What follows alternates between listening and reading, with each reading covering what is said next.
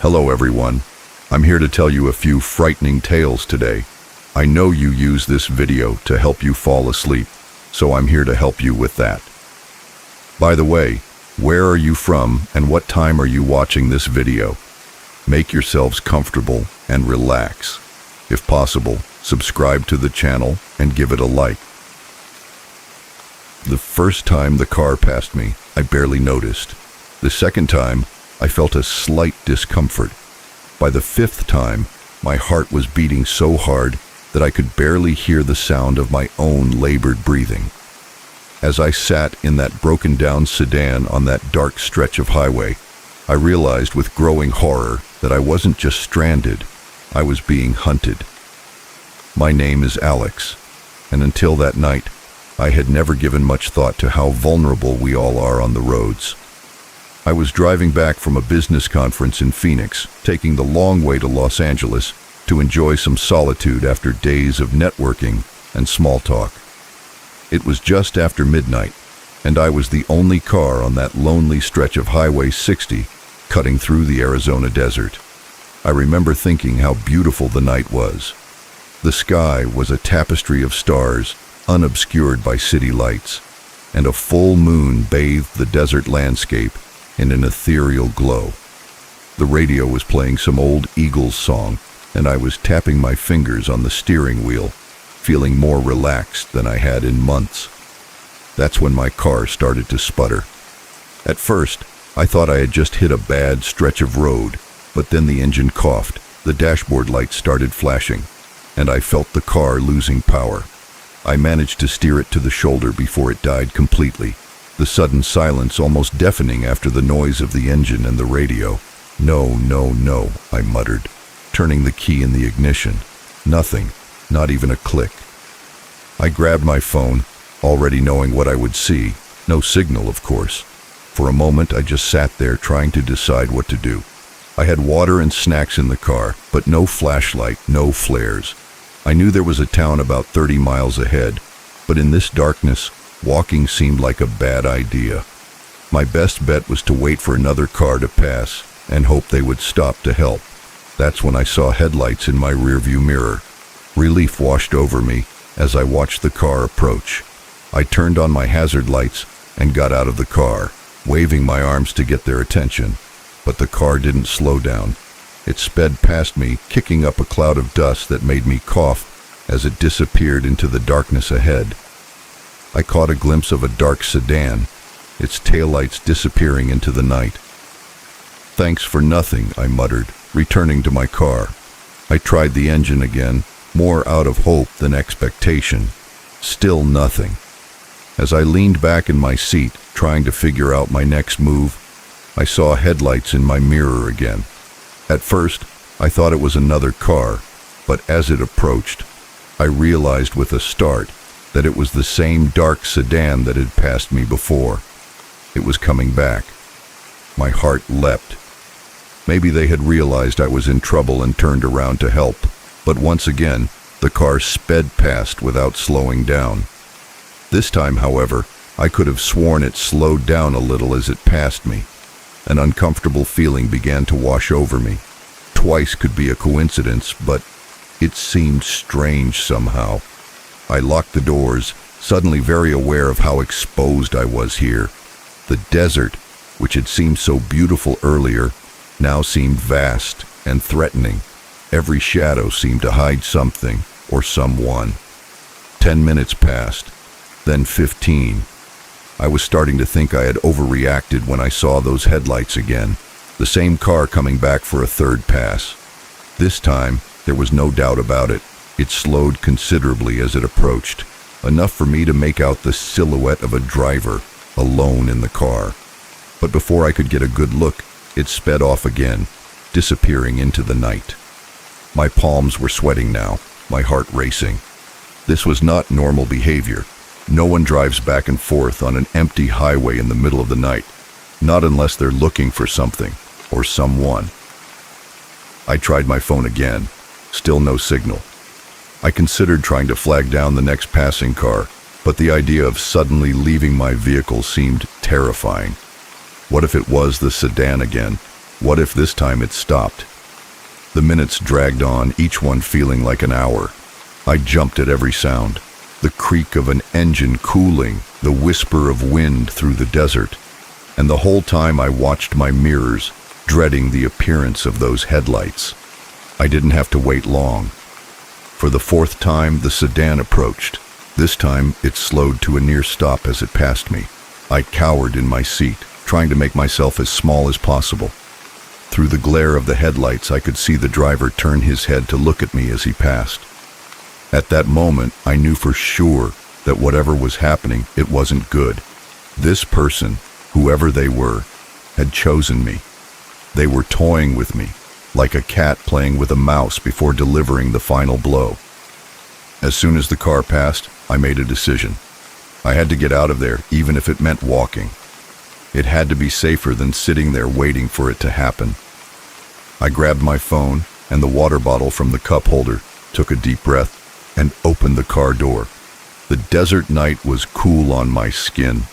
The silence, absolute. I started walking, keeping to the shoulder of the road, my eyes darting from the path ahead to the road behind me. I had walked maybe half a mile when I saw the headlights again. My stomach sank. It was coming back, faster this time. I looked frantically around for somewhere to hide, but there was nothing. Just the flat desert stretching out on both sides of the highway. The car was getting closer. In a panic, I threw myself onto the side of the road, pressing my body against a shallow ditch. I held my breath as the sedan approached, praying it would pass. But it didn't. I heard the tires screech on the dirt as it pulled onto the shoulder, right next to where I was hiding. The engine idled for a moment, then stopped. A car door opened and closed, footsteps approaching. I closed my eyes tightly, my whole body shaking. This was it. Whatever sick game this person was playing was about to end. "Hey, are you okay down there?" The voice was female, concerned, not at all what I had expected. I opened my eyes to see a middle-aged woman looking down at me, a flashlight in her hand. What?" I stammered, too shocked to form a coherent sentence. "I saw your car back there," she said, offering me a hand. "I'm with the highway patrol. We got a call about a broken-down vehicle, but it took me a while to find you. Are you hurt?" As she helped me to my feet, I saw her car properly for the first time. It wasn't a dark sedan, but a highway patrol SUV. In my panic, I had mistaken the light bar on top for a regular car roof.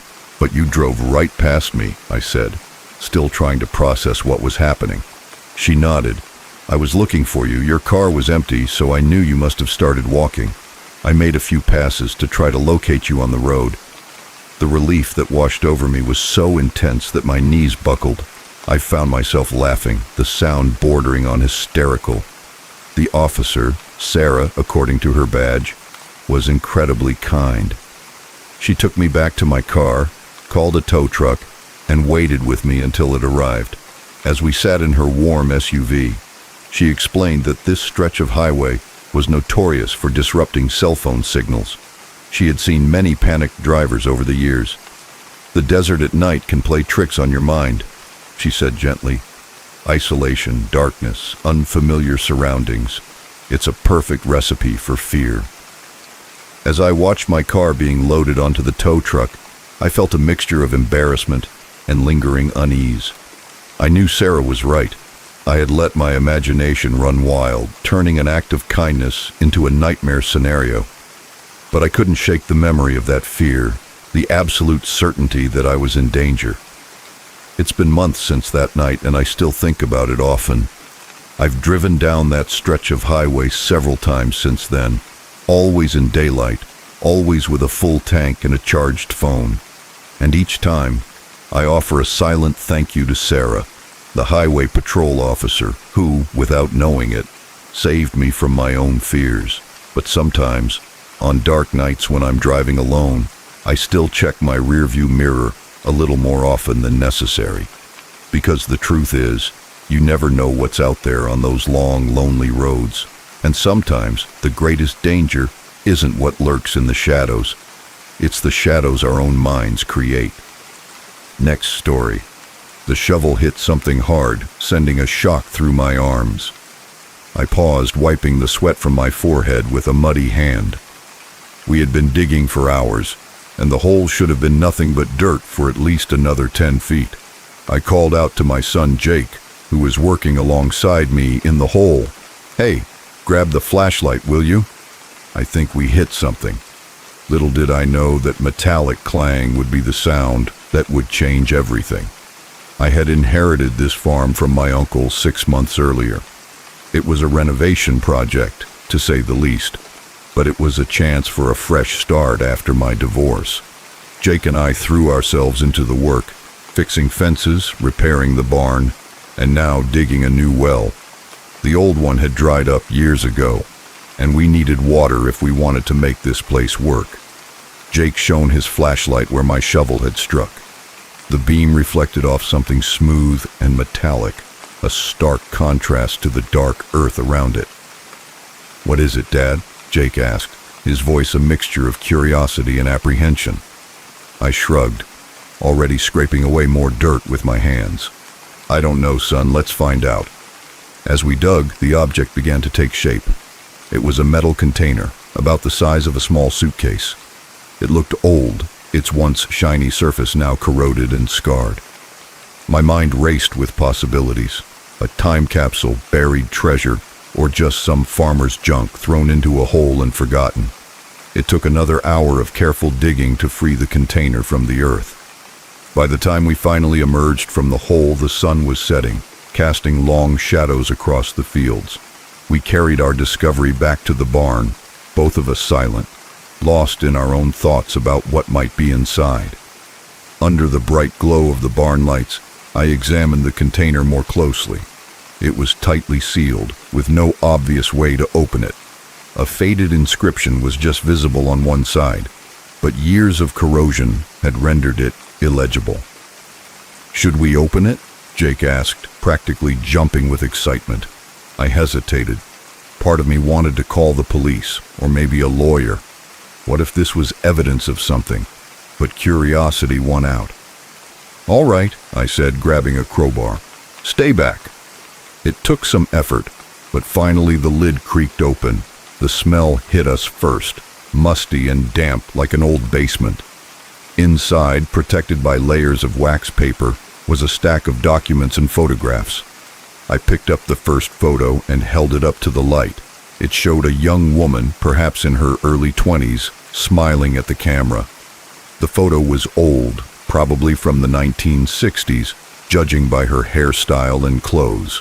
I turned it over. On the back, in faded ink, was written Sarah Milligan, 1964. Jake peered over my shoulder. "Who's that, Dad?" I shook my head. "I don't know." But as I said that, an uneasy feeling began to rise in my stomach. The name Milligan sounded familiar, but I couldn't remember why. We spent the next hour examining the contents of the box. There were more photos, all of the same young woman, Sarah, in various locations around what appeared to be the same farm. There were also letters, newspaper clippings, and a small, leather-bound diary. As I leafed through the diary, a yellowed newspaper clipping fell out.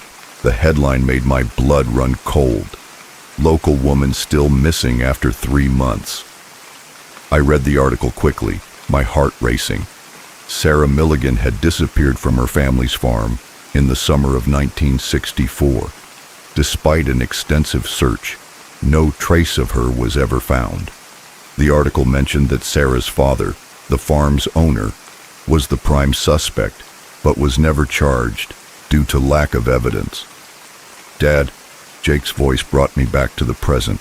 "What's wrong?" I looked at my son, trying to keep my voice steady. "Jake, I think we just found evidence in a very old missing person case." His eyes widened. "Really? Like a real mystery?" I nodded, my mind racing. "Yes, buddy, a real mystery." I began gathering the documents, careful not to disturb them more than necessary. "We need to call the police." The next few hours were a blur. Police officers arrived at the farm, followed by detectives and a crime scene unit. Our quiet little farm became the center of a whirlwind of activity. Jake and I were questioned separately, telling and retelling how we had found the box. It was past midnight when things finally calmed down. The box and its contents had been taken as evidence, and we were told not to discuss the case with anyone, as if we knew anyone to discuss it with. We were still new in town, barely knowing our neighbors. I put Jake to bed, his head full of excitement about our discovery, but sleep eluded me. I sat at the kitchen table, a cup of cold coffee in front of me, staring out at the darkening fields. What had happened to Sarah Milligan, and why did her name sound so familiar? The next morning, I drove into town, determined to do some investigating on my own. The local library was small, but it had archives of the town newspaper going back decades. I spent hours poring over microfilm, reading everything I could about the Milligan case. Sarah was 23 when she disappeared, an engaged woman about to get married. Her fiancé reported her missing when she didn't show up for a date. The last person to see her was her father, James Milligan, who claimed she had left the farm to go shopping in town. As I read, the pieces began to fall into place. James Milligan, that was the name of my uncle, the uncle who left me this farm. With a growing sense of dread, I realized why Sarah's name had sounded familiar. My mother had mentioned her once, years ago, a cousin who had disappeared before I was born. I left the library in a daze, my mind spinning. Had my uncle been involved in Sarah's disappearance? Had I inherited not just a farm, but a dark family secret? When I got home, there was a police car in the driveway. Detective Reeves, the lead investigator, was waiting for me. "Mr. Collins," she said as I got out of my truck, "we need to talk." We sat down at the kitchen table, the same one where I had spent a sleepless night. Detective Reeves didn't waste any time with pleasantries. "We've identified the DNA on some of the items in the box," she said, her eyes piercing mine. "It matches Sarah Milligan. We're treating this as a homicide investigation now." I nodded, not trusting myself to speak. "Mr. Collins, I need to ask you, did you know anything about this before you found that box?" I shook my head vehemently. "No, absolutely not. I inherited this farm from my uncle 6 months ago. I never even met him." She raised an eyebrow. "Your uncle?" I took a deep breath. "James Milligan, Sarah's father." Detective Reeves leaned back, surprised. "You're related to the Milligans?" I explained what I had learned at the library about the connection I had just discovered. As I spoke, I could see the wheels turning in the detective's mind. "Mr. Collins, I'm going to be blunt with you," she said when I finished. "This complicates things. We're going to need to do a thorough search of the property, and I'm afraid you and your son may need to find another place to stay for a while." I nodded, feeling numb. "Of course, whatever is necessary."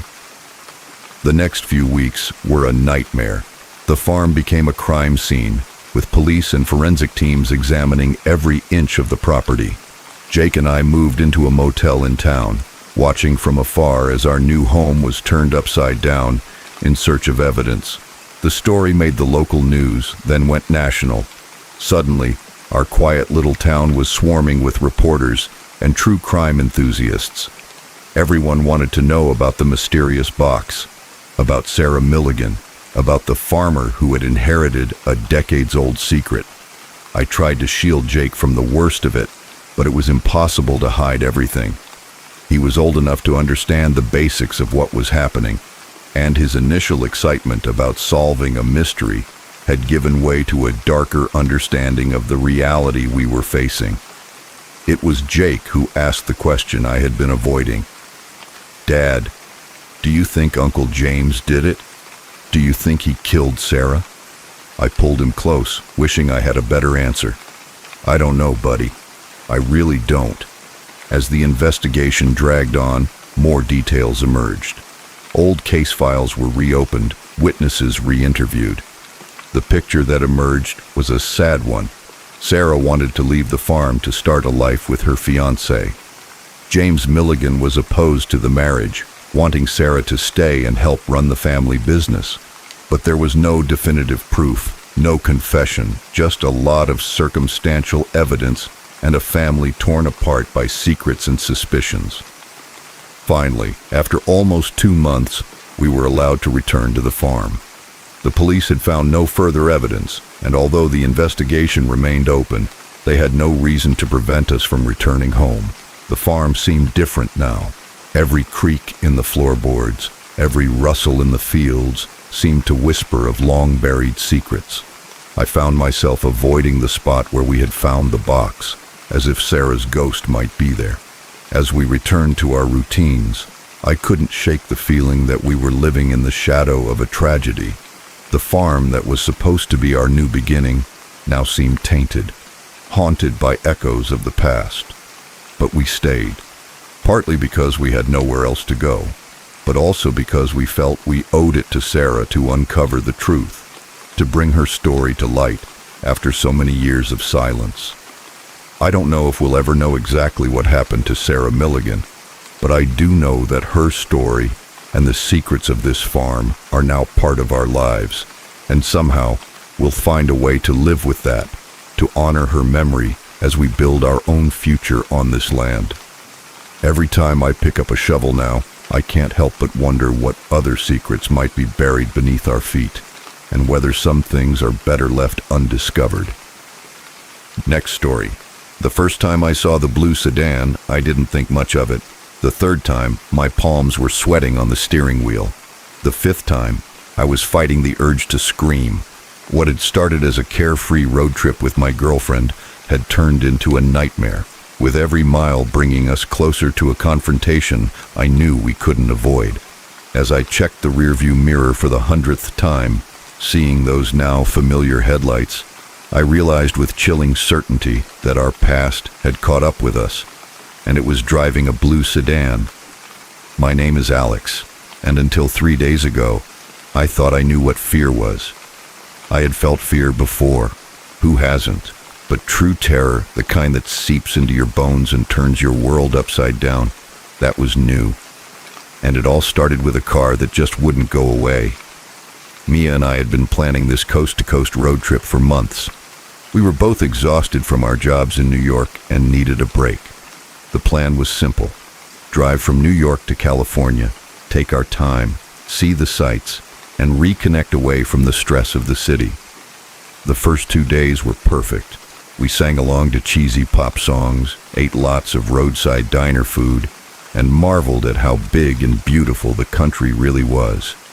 We were somewhere in the middle of Ohio when I first noticed the blue sedan. It was just a glimpse in my rearview mirror. An ordinary car, maybe a Toyota or Honda, a few cars behind us on the highway. I didn't think anything of it at the time, why would I? It was just another car on a busy highway. But then we stopped to fill up about an hour later, and I saw it pull up to a pump across from us. Again, I didn't really register it. Lots of people need gas, right? It wasn't until we stopped for lunch at a restaurant in the middle of nowhere in Indiana that the first hint of unease crept in. As we were leaving, I saw that same blue car pull into the parking lot. The windows were tinted, so I couldn't see the driver, but something about it made the hairs on the back of my neck stand up. I mentioned it to Mia as we got back on the road. "Hey, does that blue car look familiar to you?" She glanced back, then shrugged. "Maybe. It's a pretty common car, though. Probably just a coincidence." I tried to believe her, but I couldn't shake the feeling that something was wrong. I started paying closer attention, watching the car in my mirrors, and sure enough, it was always there, a few cars back, never getting too close, but never falling too far behind. By the time we crossed into Illinois, I was certain we were being followed. The blue sedan was always there, at every rest stop, every gas station, every time we stopped to stretch our legs or enjoy a view. Mia could see how tense I was getting. "Alex, you're being paranoid," she said, but I could hear the note of uncertainty in her voice. Why would anyone be following us? I didn't have an answer for her. We were just a normal couple on a road trip. Who would want to follow us?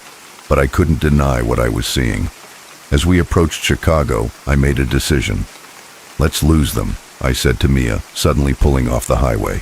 "Alex, what are you doing?" Mia asked, grabbing the dashboard, as I made a sharp turn onto a side road. "Trust me," I said, my eyes constantly checking the rearview mirror. "If they're really following us, we'll know for sure now." I drove through a maze of suburban streets, making random turns, retracing our steps. For a while, I thought we had lost them, but then, when we returned to a main road, I saw it, the blue sedan, still behind us. "Oh my God," Mia whispered. "You were right." Fear gave way to determination. I pressed down on the gas, weaving through traffic, taking random exits and side roads, but no matter what I did, the blue sedan stayed with us, always in sight. As night fell, we found ourselves on a lonely two-lane highway somewhere in western Illinois. We hadn't seen another car for miles, just us and the blue sedan, its headlights burning in our rearview mirror. "We need to confront them," I said, my knuckles white on the steering wheel. "This has gone on long enough." Mia looked at me, her face pale in the dashboard lights. "Are you sure this is safe?" I wasn't sure of anything, but I knew we couldn't keep running. We have no choice. We're almost out of gas, and we can't keep driving forever. I saw an exit ahead, a dirt road leading into a field. Without signaling, I made a sharp turn, kicking up dust as we jolted down the uneven trail. The blue sedan followed about 400 yards behind, and I stopped the car and turned off the engine.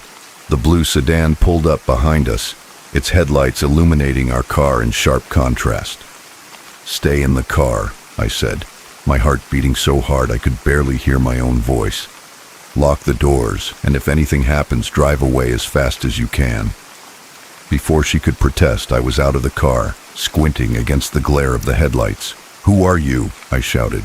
"Why are you following us?" For a long moment, nothing happened. Then, slowly, the driver's door of the blue sedan opened. A figure stepped out, illuminated from behind by the headlights, so I couldn't make out any features. "Alex," a familiar voice called, and I felt my world tilt. "Is that really you?"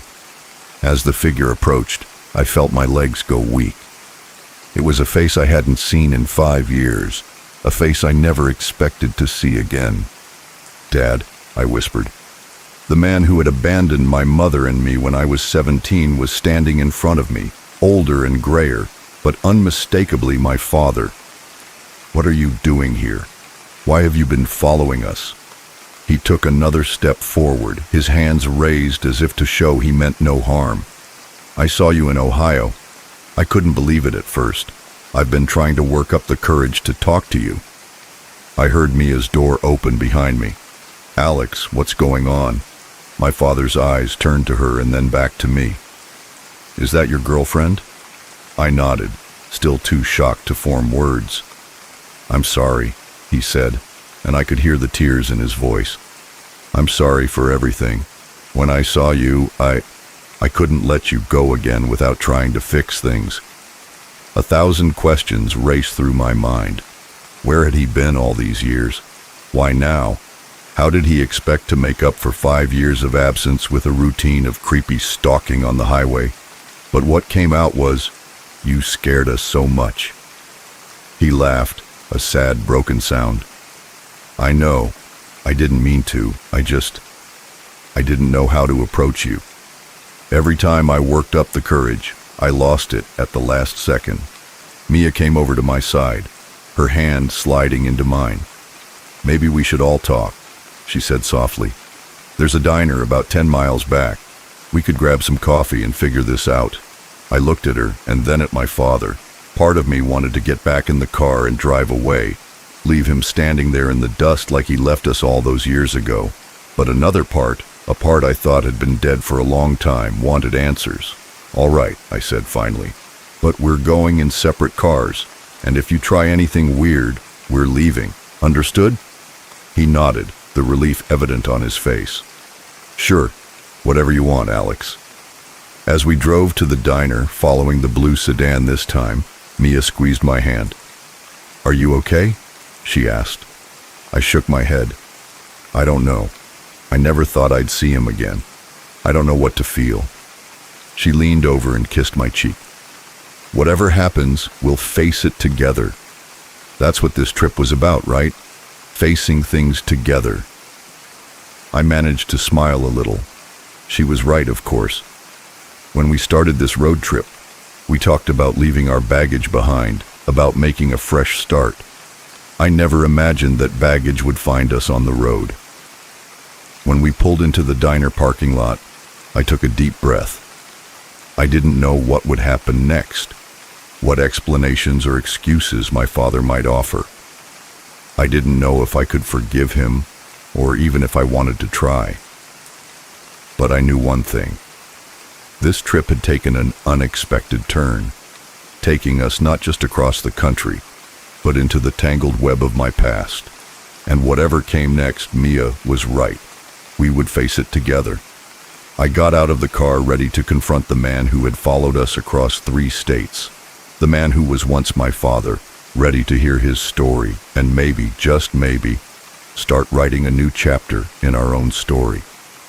As we entered the diner, the smell of coffee and the murmur of evening conversations enveloping us, I realized that sometimes the most important journeys aren't about the destinations we plan, but about the unexpected detours that force us to face the things we've been running from.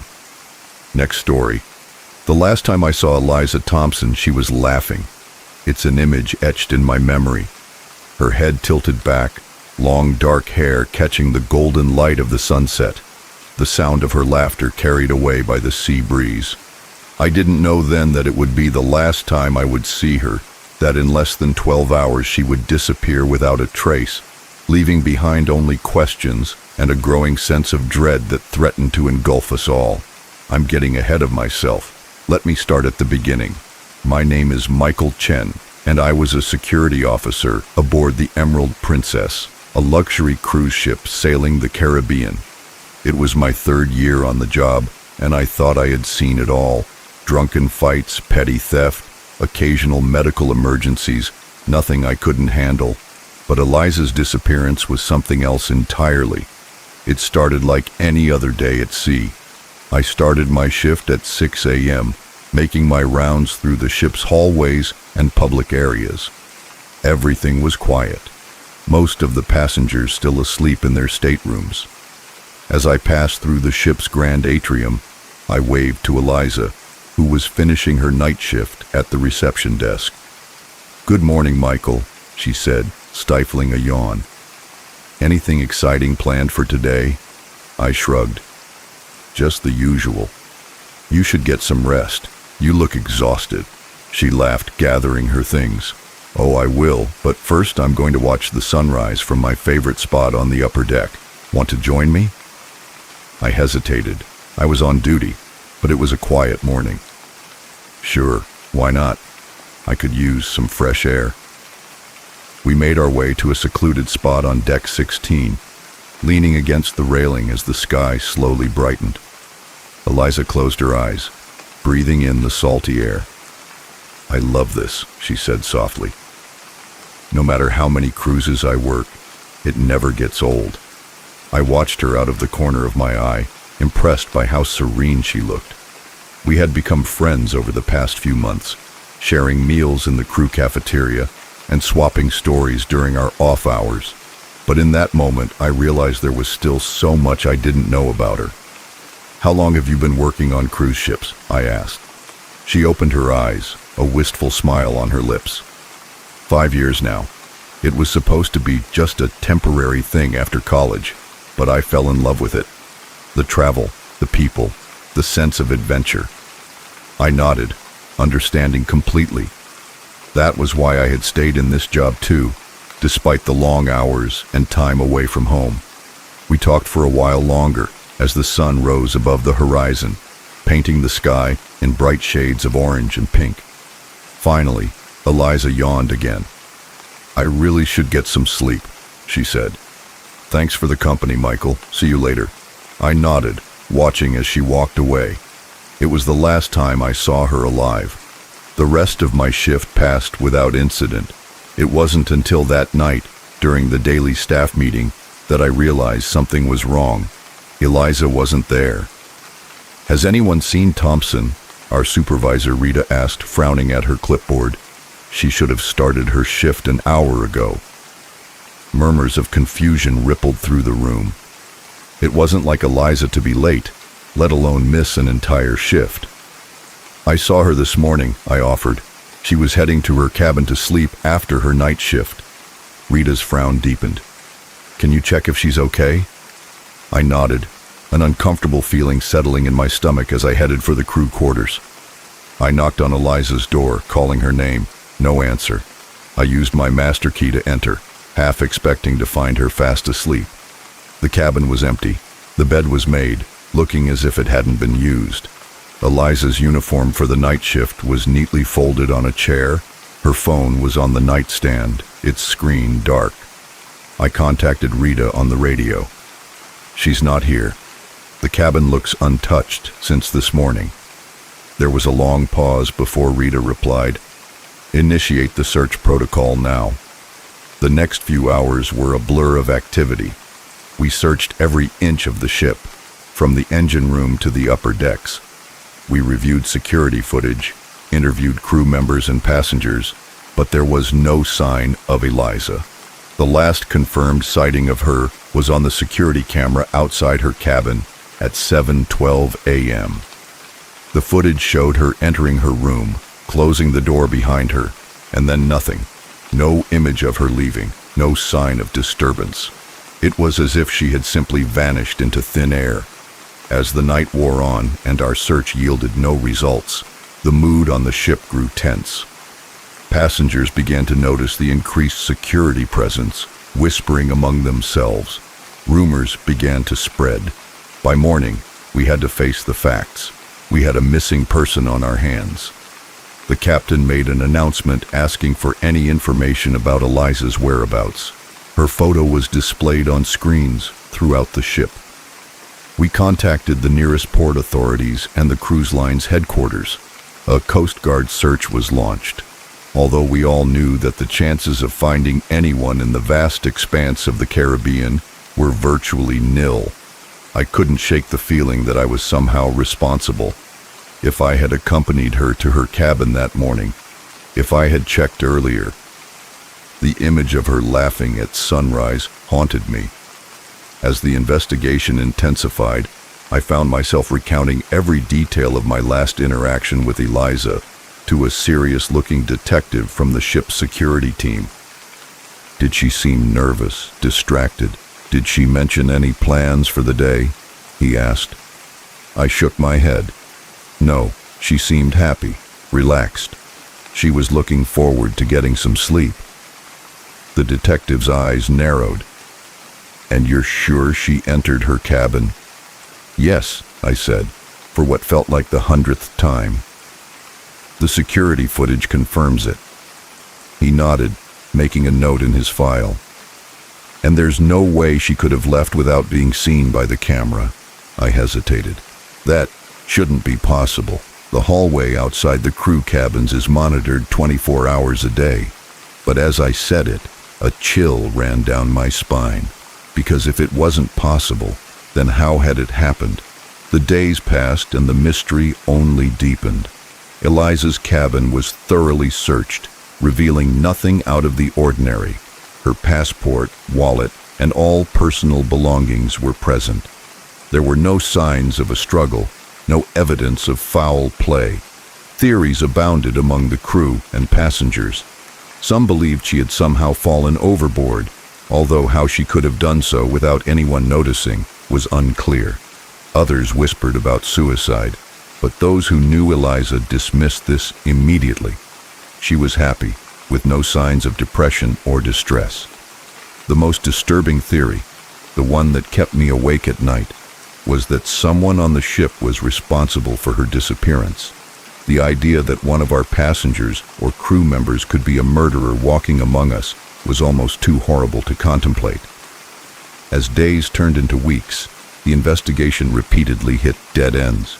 The ship completed its scheduled cruise and returned to port, where more intensive forensic work could be done. But even with all the resources of law enforcement, no new leads emerged. Eliza's family arrived, their faces marked by worry and grief. I watched from a distance as they were briefed by investigators, saw her mother collapse into sobs as the reality of the situation sank in. I wanted to go over, offer some words of comfort, but what could I say? In the end, the Emerald Princess set sail again, with a new crew member taking Eliza's place at the reception desk. Life on board returned to normal, or at least to the appearance of normal. But for those of us who knew her, who searched for her, who were left behind with nothing but questions, things would never be the same. I remained with the cruise line, unable to leave while Eliza's fate remained unknown. Each new port brought a glimmer of hope that some clue would emerge, that someone, somewhere, might have seen something. But as the months passed without any new information, that hope began to fade. Sometimes in the quiet hours of the night, I find myself on deck 16, staring out at the endless expanse of the sea. I think about Eliza, her laughter, the way she loved to watch the sunrise. I wonder where she is, if she is still out there somewhere, and I can't help but feel that the ocean knows the truth, keeping its secrets in its unfathomable depths. The disappearance of Eliza Thompson remains an unsolved mystery, a ghost story whispered among cruise ship crews. For me, it's a constant reminder of how fragile our sense of security can be, how easily a life can disappear without a trace. And every time I see a passenger enter their cabin, every time I watch a security camera feed, I can't help but wonder, could it happen again? In this floating city of steel and glass, surrounded by the vast, indifferent sea, are any of us truly safe? The Emerald Princess sails on, carrying its cargo of tourists and secrets. And somewhere out there, perhaps, Eliza is still laughing, her voice carried away by the endless ocean breeze.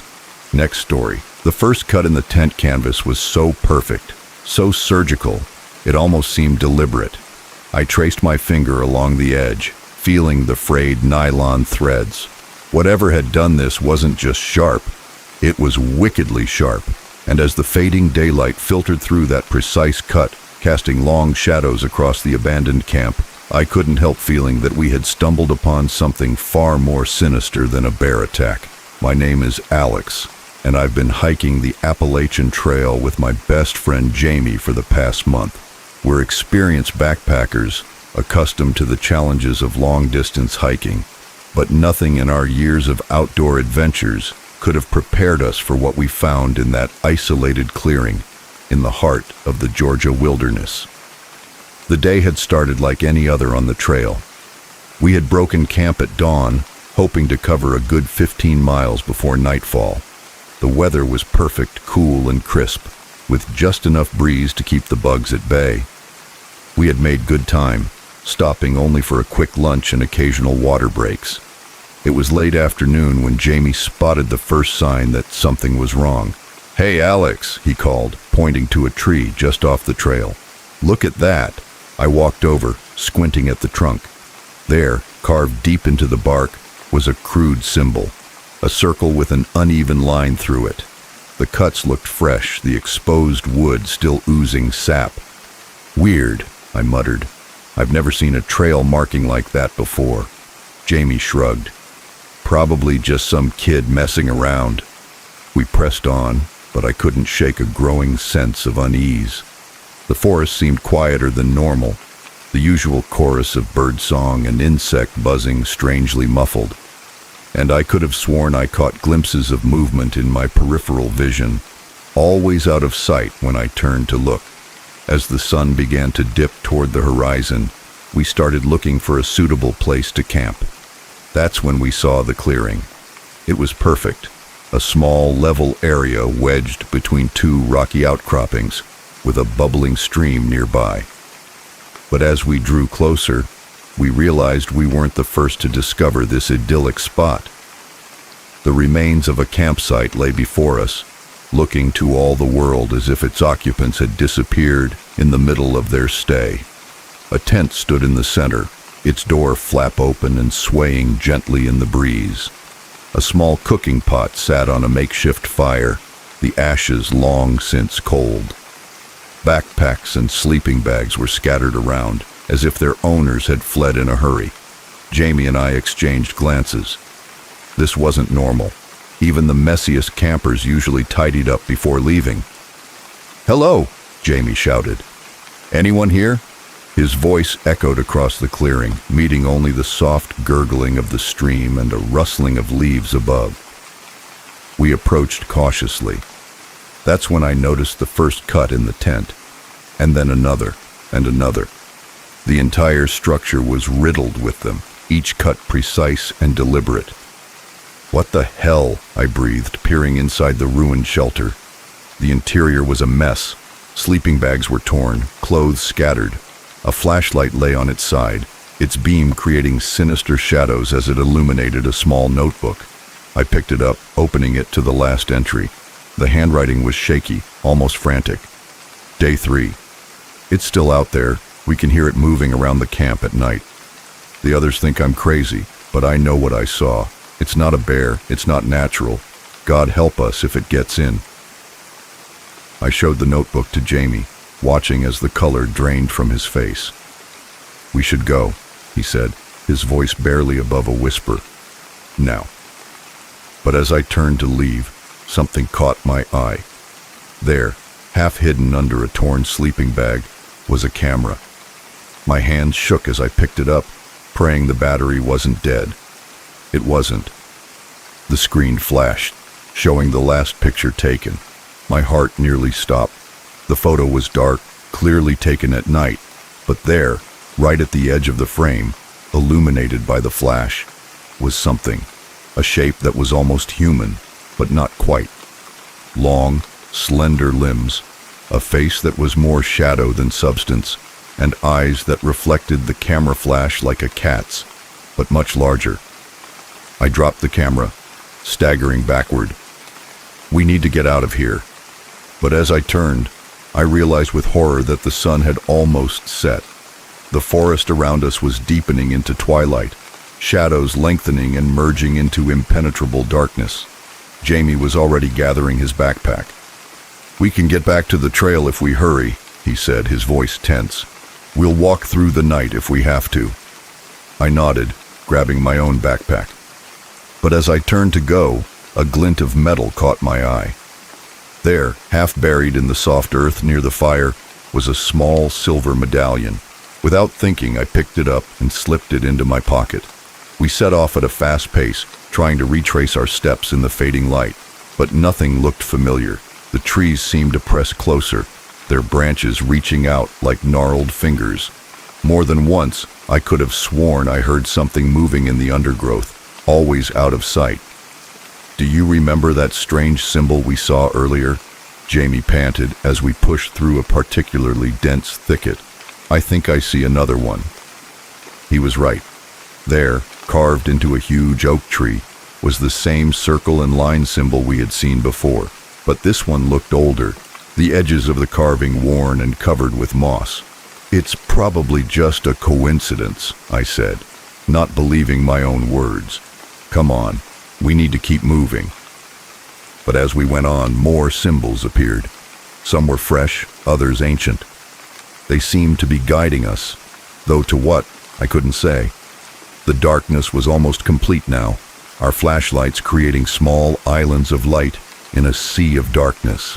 The forest had fallen completely silent, except for the sound of our boots on fallen leaves and the increasingly irregular sound of our breathing. That's when we heard it, a low, guttural sound, something between a growl and a moan. It seemed to come from everywhere and nowhere at the same time. Jamie froze. What was that? I shook my head, unable to speak. Every instinct screamed for me to run, but I knew that panicking now would only leave us more lost. We kept moving forward, moving as quietly as possible.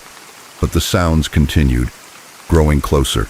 Branches snapped behind us. Something rustled in the canopy above. And then, right ahead, I saw a flash of movement.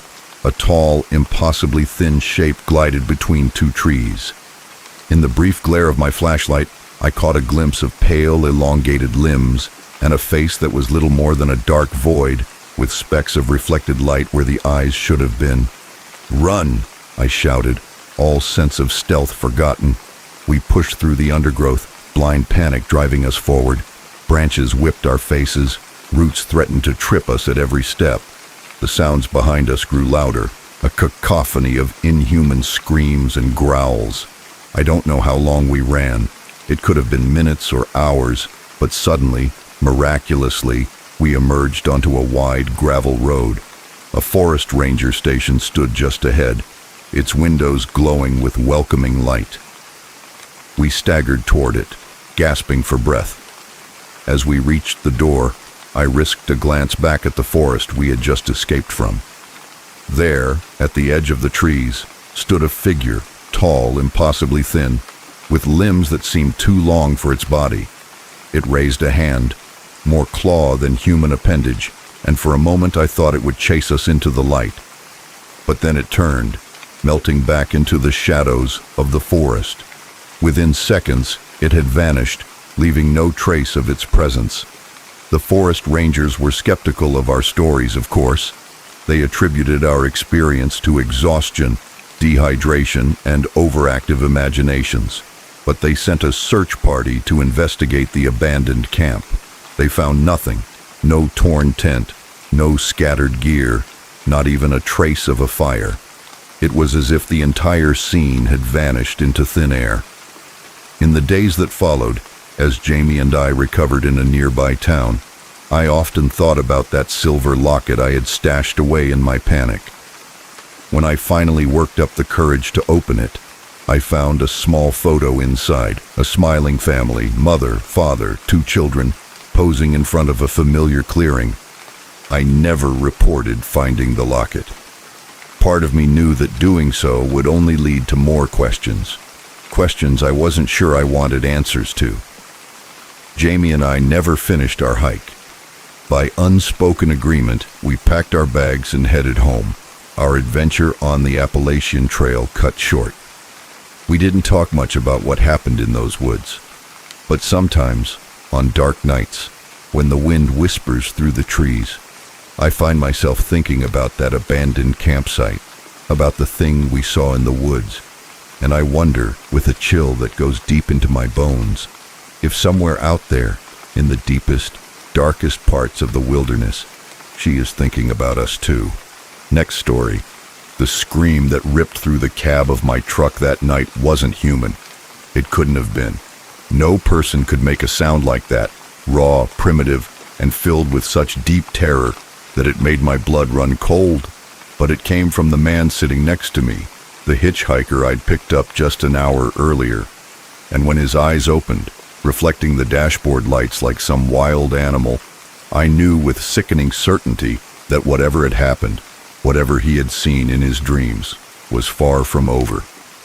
My name is Jack, and I've been driving big trucks across the country for most of 2 decades.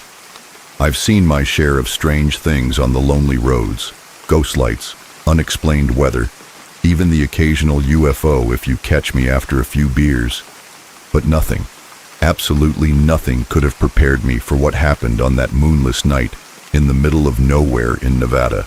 It had started out as a routine haul, Phoenix to Seattle, with a trailer full of electronics. I was making good time, the miles melting away under my wheels as I cruised through the desert night. The radio kept me company, a mix of old country songs and late-night talk shows about conspiracy theories and alien abductions. I was about halfway through Nevada when I saw him, a lone figure standing on the side of the road, thumb out. Now, I don't normally pick up hitchhikers, too many horror stories, too many risks, but something about this guy made me slow down. Maybe it was the lost look in his eyes, or the way he hugged himself against the cold desert wind. Whatever it was, before I knew it, I was pulling over. "Where are you headed?" I called as he approached. "Anywhere but here," he replied, his voice barely above a whisper. I should have driven on at that point, but instead I found myself saying, "Get in. I'm heading to Seattle, if that's okay with you." He climbed into the passenger seat, bringing with him the smell of dust and something else, something I couldn't quite place. Up close, he looked young, maybe in his early 20s, with tousled brown hair and eyes that seemed to dart nervously around the cabin. "I'm Jack," I said, pulling back onto the road. "Mike," he replied, not meeting my gaze. "Thanks for the ride." We drove in silence for a while, the only sound being the hum of the engine and the whisper of the tires on the asphalt. I tried to strike up a conversation a few times, but Mike's responses were monosyllabic at best. Eventually, I gave up, focusing on the road ahead. It was about an hour later when I noticed that Mike had fallen asleep, his head resting against the window. I turned down the radio, not wanting to disturb him. That's when things started to get weird. It started with a twitch, just a slight movement of his hand. Then his breathing changed, becoming rapid and shallow. His eyes began to move frantically beneath his closed eyelids, as if he were deep in some intense dream. I was about to wake him, worried that he might be having some kind of seizure, when he began to murmur.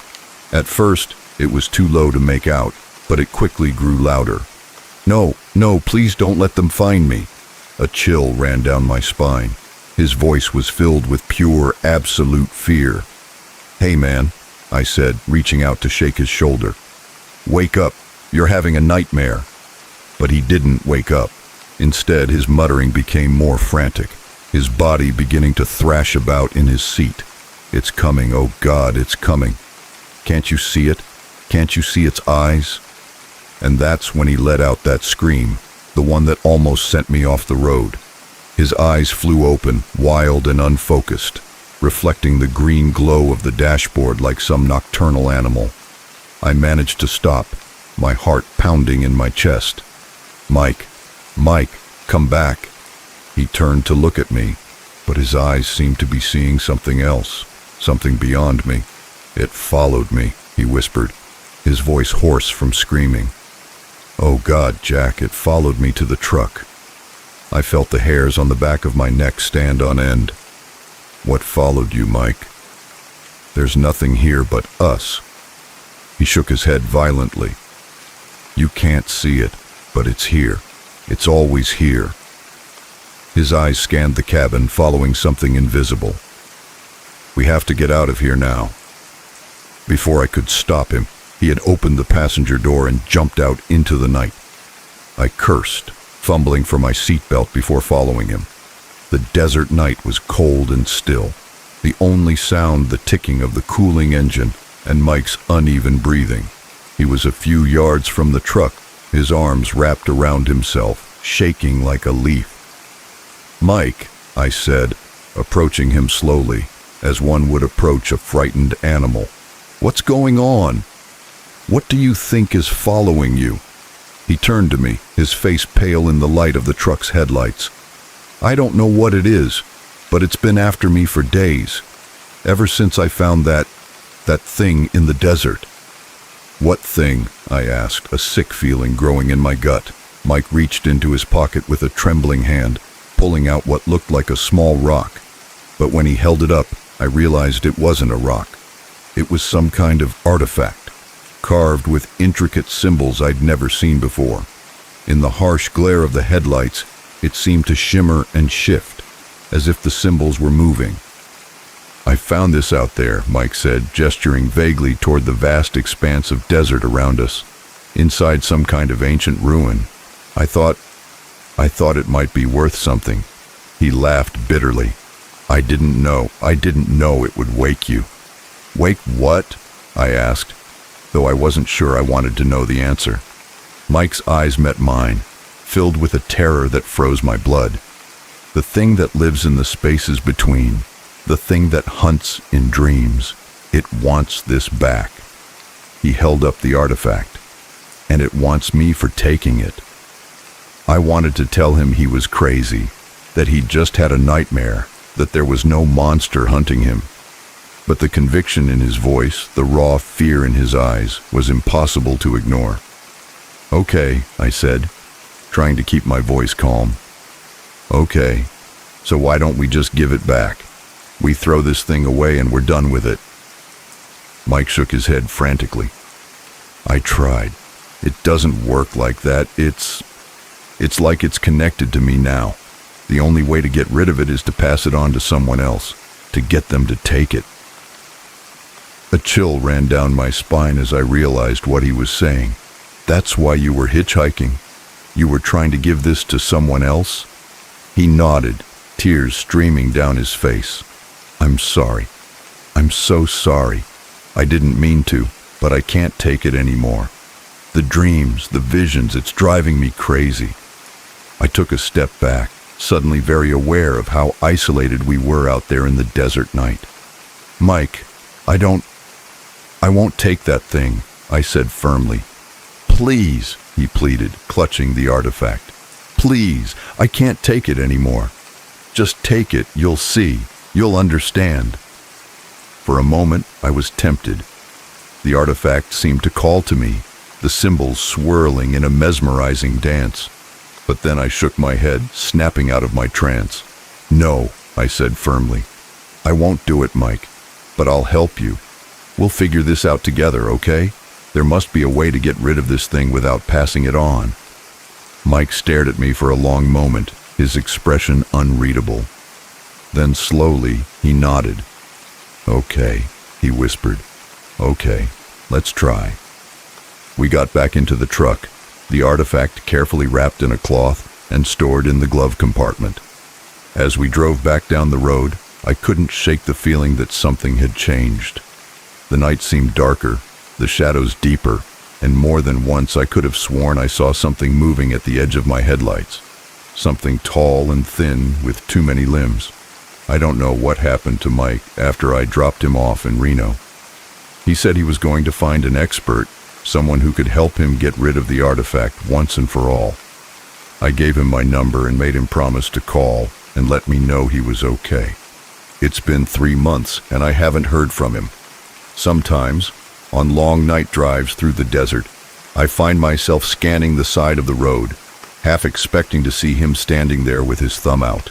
And sometimes, in the moments between sleep and wakefulness, I see shapes in the shadows of my room. Tall, distorted shapes with too many eyes. I tell myself it's just my imagination, just the lingering effects of that strange night. But deep down, I know the truth. Whatever was hunting Mike that night, whatever lived in his dreams, it's still out there, waiting, watching. And sometimes, when the night is darkest and the road stretches endlessly before me, I can't help but feel that it's watching me too. Next story. The leather-bound journal opened in my hands, its yellowed pages releasing a dusty cloud of decay. At first, I thought it was just another relic from the farm's long history, perhaps a record of harvests or cattle lineages. But as my eyes scanned the faded, uneven handwriting, my heart began to race. This was no ordinary farm ledger. The words human subject and genetic manipulation jumped out at me, and I realized, with growing horror, that I had stumbled upon something far darker than I could have imagined. Little did I know that this discovery would launch me into a nightmare that would make me question everything I thought I knew about the peaceful rural world around me. My name is Sam, and I had only been working at Willow Creek Farm for about a month when I found the diary. Fresh out of college with a degree in agriculture and dreams of one day owning my own farm, I jumped at the opportunity to work as a farmhand for old Mr. Harrison.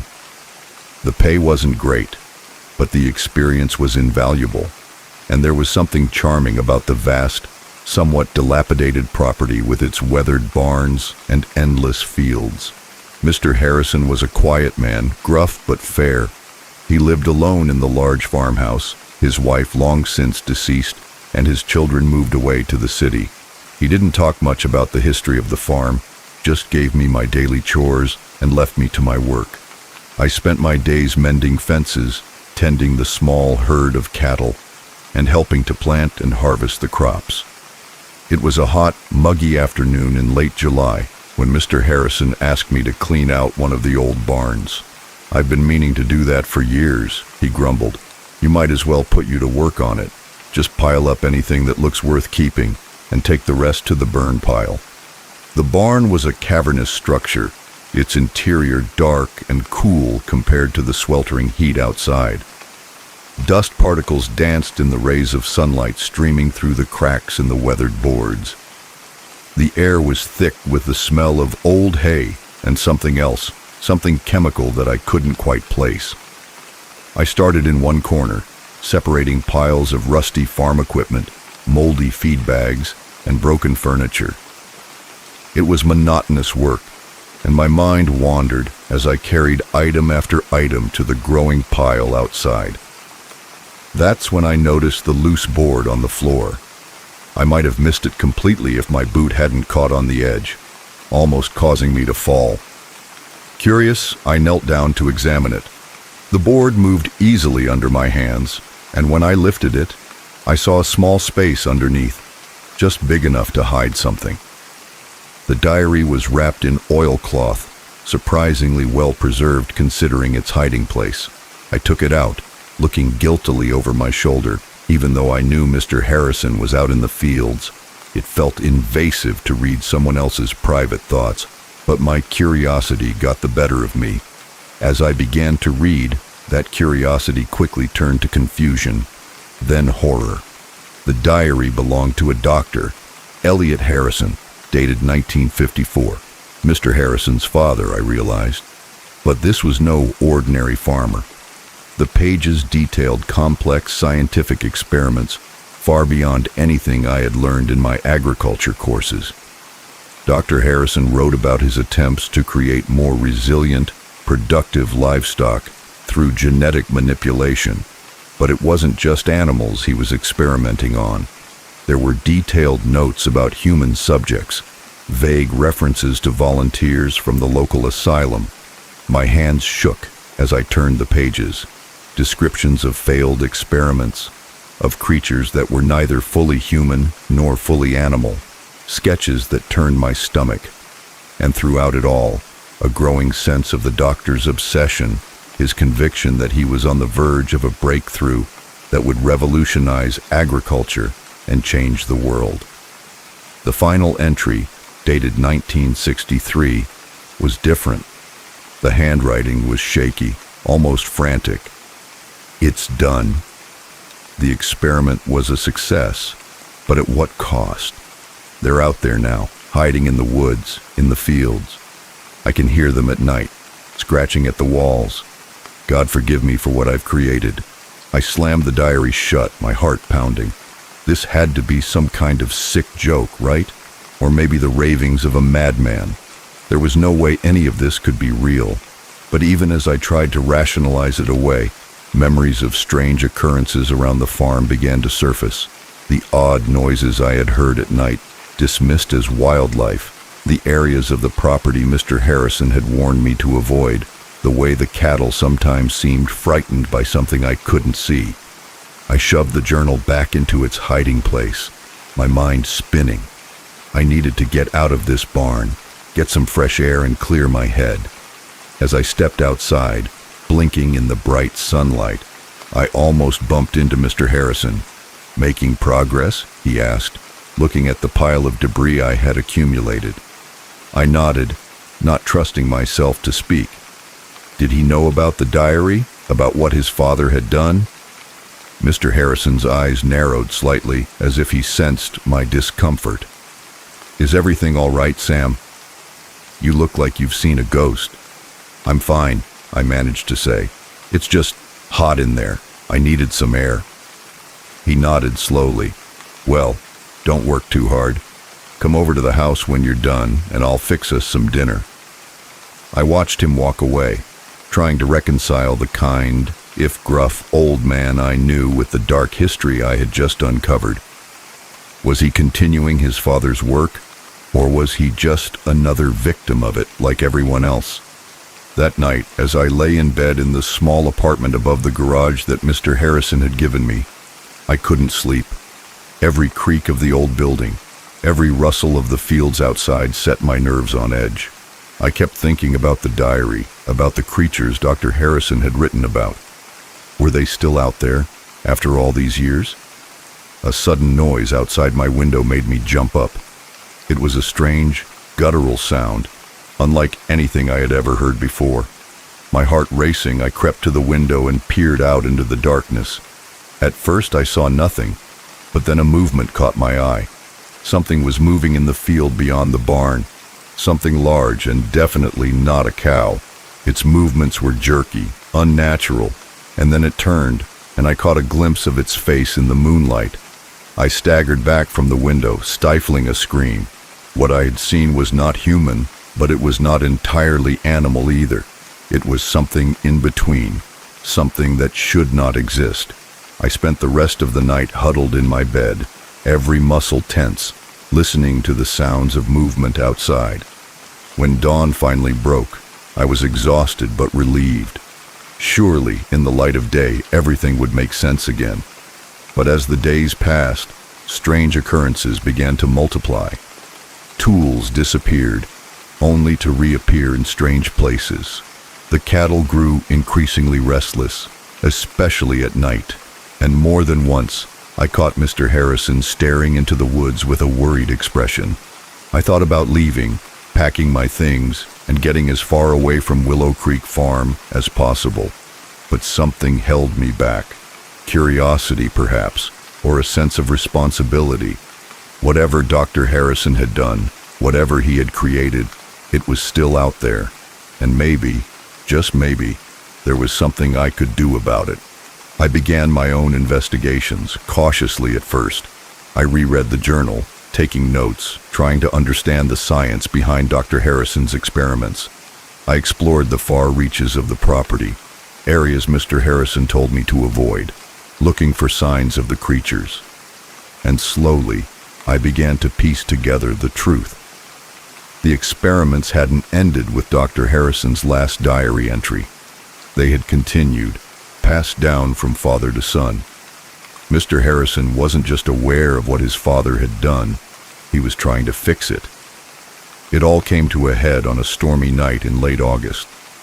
I was awakened by the sound of breaking glass and Mr. Harrison's screams. I ran to the farmhouse, rain lashing my face, to find the front door splintered and hanging off its hinges. Inside, the scene was chaotic. Furniture was overturned, claw marks lined the walls, and there, in the center of the living room, stood Mr. Harrison, facing a creature that defied description. Part human, part animal, its body a mosaic of mismatched parts, its eyes glowing with an unnatural intelligence. "Sam," Mr. Harrison shouted when he saw me. The syringe on the mantelpiece. I saw a large syringe filled with a bright blue liquid. Without thinking, I grabbed it and threw it to Mr. Harrison. In one smooth motion, he caught it and plunged it into the creature's neck. The thing let out a howl that froze my blood. It thrashed wildly for a moment, then collapsed to the floor, its body seeming to melt and reform before my eyes. In moments, all that remained was a man, very human in appearance, unconscious. Mr. Harrison fell to his knees, his face a mask of exhaustion and relief. "It's over," he murmured. "It's finally over." In the days that followed, Mr. Harrison told me everything. How his father's experiments had created a handful of hybrid creatures, how they had hidden in the forests for decades, occasionally venturing out to terrorize the farm, how he had spent his life trying to find a cure, a way to reverse what his father had done. The man we captured that night was the last of them. With him cured, the long nightmare was finally over. But the weight of it, the dark legacy of Willow Creek Farm, would stay with me forever. I still work on the farm with Mr. Harrison. We've never talked about that night with anyone else. Who would believe us? But sometimes, on quiet nights, when the wind whispers through the cornfields, I find myself scanning the tree line, wondering if we really found them all. And I can't help but think about the fine line between scientific progress and playing God, and how easy it is to cross that line with the best of intentions. The secrets of Willow Creek Farm are buried now, as they should be, but the lessons about responsibility, about the unforeseen consequences of our actions, those will stay with me forever. And I'll never look at a quiet rural farm the same way again. Next story. The footprints ended abruptly in the middle of the field. as if their owner had simply vanished into thin air. I stood there, flashlight in hand, my mind struggling to comprehend what I was seeing. 20 years on the force, and I had never come across anything like this. The car was still running, keys in the ignition, the driver's personal belongings untouched. It was as if the driver had stepped out for a moment and simply vanished. Little did I know that this seemingly routine call would lead me down a rabbit hole of unexplained events and unsolved mysteries that would haunt me for years. My name is Sarah Jennings, and I've been a Nevada state trooper for 2 decades. I thought I had seen it all: high-speed chases, horrific accidents, even the occasional UFO report from some poor soul who had been out in the desert heat for too long. But nothing could have prepared me for what happened that night on a lonely stretch of Highway 50, right in the heart of what locals call the loneliest road in America. It started out like a typical night shift. I was cruising down the highway, more rolling plants than traffic keeping me company, when the call came in. A passing motorist had reported an abandoned vehicle on the side of the road, its emergency lights flashing. Standard procedure: I would check it out, call a tow truck if necessary, and be on my way. As I pulled up behind the vehicle, a late-model sedan with nothing remarkable about it, I noticed something odd. The engine was still running. I approached cautiously, one hand on my holster out of habit. The driver's door was slightly ajar, but there was no sign of the driver. I shone my flashlight inside. Everything looked normal. A half-empty water bottle in the cup holder, a phone charging on the dashboard, a suitcase in the back seat. No signs of a struggle, no blood, nothing to indicate a crime. "Hello?" I called, sweeping my flashlight around the area. "Anyone there?" "Highway patrol." Only the whisper of the desert wind answered. That's when I noticed the footprints, a single set leading from the driver's door into the field adjacent to the highway. They were clear and purposeful, not the faltering tracks of someone injured or disoriented. I reported my situation over the radio and began to follow the footprints. The field was mostly low brush and dirt, easy to see the trail in the beam of my flashlight. I expected to find the driver relieving himself behind a bush, or perhaps having wandered off in confusion. Instead, I found nothing. The footprints stopped abruptly about 50 meters into the field. One moment they were there, clear as day, and the next, nothing, just undisturbed dirt stretching into the darkness. I stood there for a long moment, my mind refusing to process what I was seeing. People don't just disappear. There had to be an explanation. I searched the area thoroughly, widening my circle, looking for any sign of disturbance. Nothing. No scrape marks to indicate that someone had jumped or been lifted. No signs of a struggle. Just those footprints ending in the middle of nowhere. When backup arrived, I was sweating despite the cool night air. My partner Mike took one look at my face and knew something was wrong. "What do we have, Sarah?" he asked, his hand instinctively moving to his holster. I explained the situation, showing him the car, the footprints, the impossible end.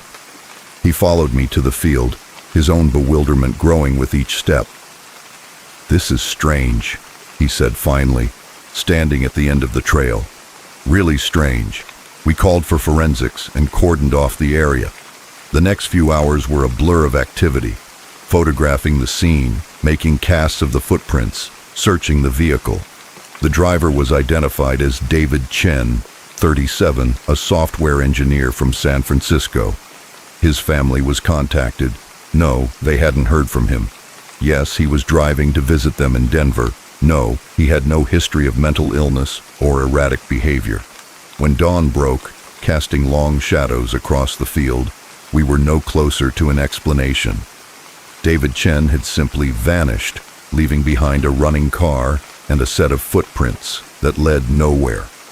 In the days that followed, the investigation intensified. Search teams combed the area. Helicopters with thermal imaging scanned for miles. David's phone records, bank statements, and internet history were examined. Missing person reports were filed in several states, Nothing, not a single clue as to what had happened to David Chen. Theories abounded, each more outlandish than the last. Some suggested he had been kidnapped by criminals, by a cult, by aliens. Others proposed that he had staged his own disappearance. There was talk of secret government experiments, of portals to other dimensions. I tried to keep my feet on the ground, to focus on the facts. But the more I investigated the case, the stranger things became. A week after David's disappearance, I received an anonymous tip. The informant, a trembling voice disguised by some kind of modulator, told me to investigate something called the Highway of Tears. At first, I dismissed it as another crazy lead, but something about the informant's urgency stayed with me. That night, unable to sleep, I began to research. What I found chilled me to the bone. The Highway of Tears, I discovered, was not just a highway. It was a phenomenon reported in several states, even in several countries. Lonely stretches of road where people had disappeared without a trace, often leaving behind vehicles in perfect working order. In some cases, there were reports of strange lights in the sky. In others, witnesses described a sense of lost time, of the world around them seeming to shift and change. The deeper I dug, the more cases I found that mirrored David's. A woman in Alaska, whose car was found running, her purse still on the seat. Footprints leading into the snow before stopping abruptly. A truck driver in Australia who disappeared while making a routine delivery, his truck found idling on the side of an outback highway. I began compiling a file, cross-referencing cases, looking for patterns. Most of the disappearances happened at night. Many occurred in remote areas. In several cases, witnesses reported electronic malfunctions, radios cutting out, phones losing signal, shortly before the disappearances. As my off hours became consumed by this research, I could feel myself changing. I became agitated, paranoid. Every time I patrolled that stretch of Highway 50, I found myself scanning the horizon, half expecting to see strange lights or shadowy figures. My colleagues noticed the change. Mike confronted me about it one night over coffee at the station. "Sarah, you have to let this go," he said, his eyes filled with concern. "The Chen case is cold. It's consuming you." I wanted to tell him everything, about the Highway of Tears, about the patterns I'd discovered, but I knew how that would sound. I'd be taken off active duty, sent for psychological evaluation. So I nodded, promised to take some time off to clear my head, but I couldn't let it go. The next night, I found myself back on Highway 50, off duty, my personal vehicle loaded with cameras and scanning equipment I borrowed from a friend in the UFO watcher community. I don't know what I was hoping to find. Evidence, perhaps. Something to make sense of what didn't make sense, to explain the unexplainable. What I got was something completely different. It was shortly after midnight when my radio began to crackle with static. At first, I didn't think much of it. Reception was spotty around here at the best of times. But then I noticed the lights on my dashboard flashing. My headlights dimmed, then flashed, then dimmed again. My heart racing, I pulled over to the side of the road. This was it. The electronic interference reported in other cases. I grabbed my camera, ready to document whatever came next. That's when I saw it. A light in the field beside the highway. Not a flashlight or vehicle headlight, but something different. It pulsed with a soft blue glow, hovering about 2 feet off the ground. I got out of the car, camera forgotten in my hand. The light seemed to be calling me, pulling me forward. I took one step, then another. Somewhere in the back of my mind, a voice screamed at me to stop, to get back in the car, to drive away as fast as I could. But it was drowned out by an overwhelming sense of curiosity, of desire. I had to know what the light was. I had to understand. I don't know how long I walked. Time seemed to lose all meaning. The light remained just ahead, always out of reach. I was vaguely aware of my feet moving, of the brush scratching my legs, and then suddenly, the light was gone. I blinked, disoriented, the spell broken. I found myself standing in the middle of the field with no idea how far I had come. I turned back toward the highway, hoping to see my car's headlights. There was nothing. No car, no highway, just empty desert stretching in all directions, silvery in the light of a moon I didn't remember seeing before. Panic set in. I spun around, trying to get my bearings. That's when I saw them. Footprints in the dirt. My footprints leading back to where I was standing. And beyond them, another set of footprints, familiar footprints I had seen once before, ending abruptly in the middle of nowhere.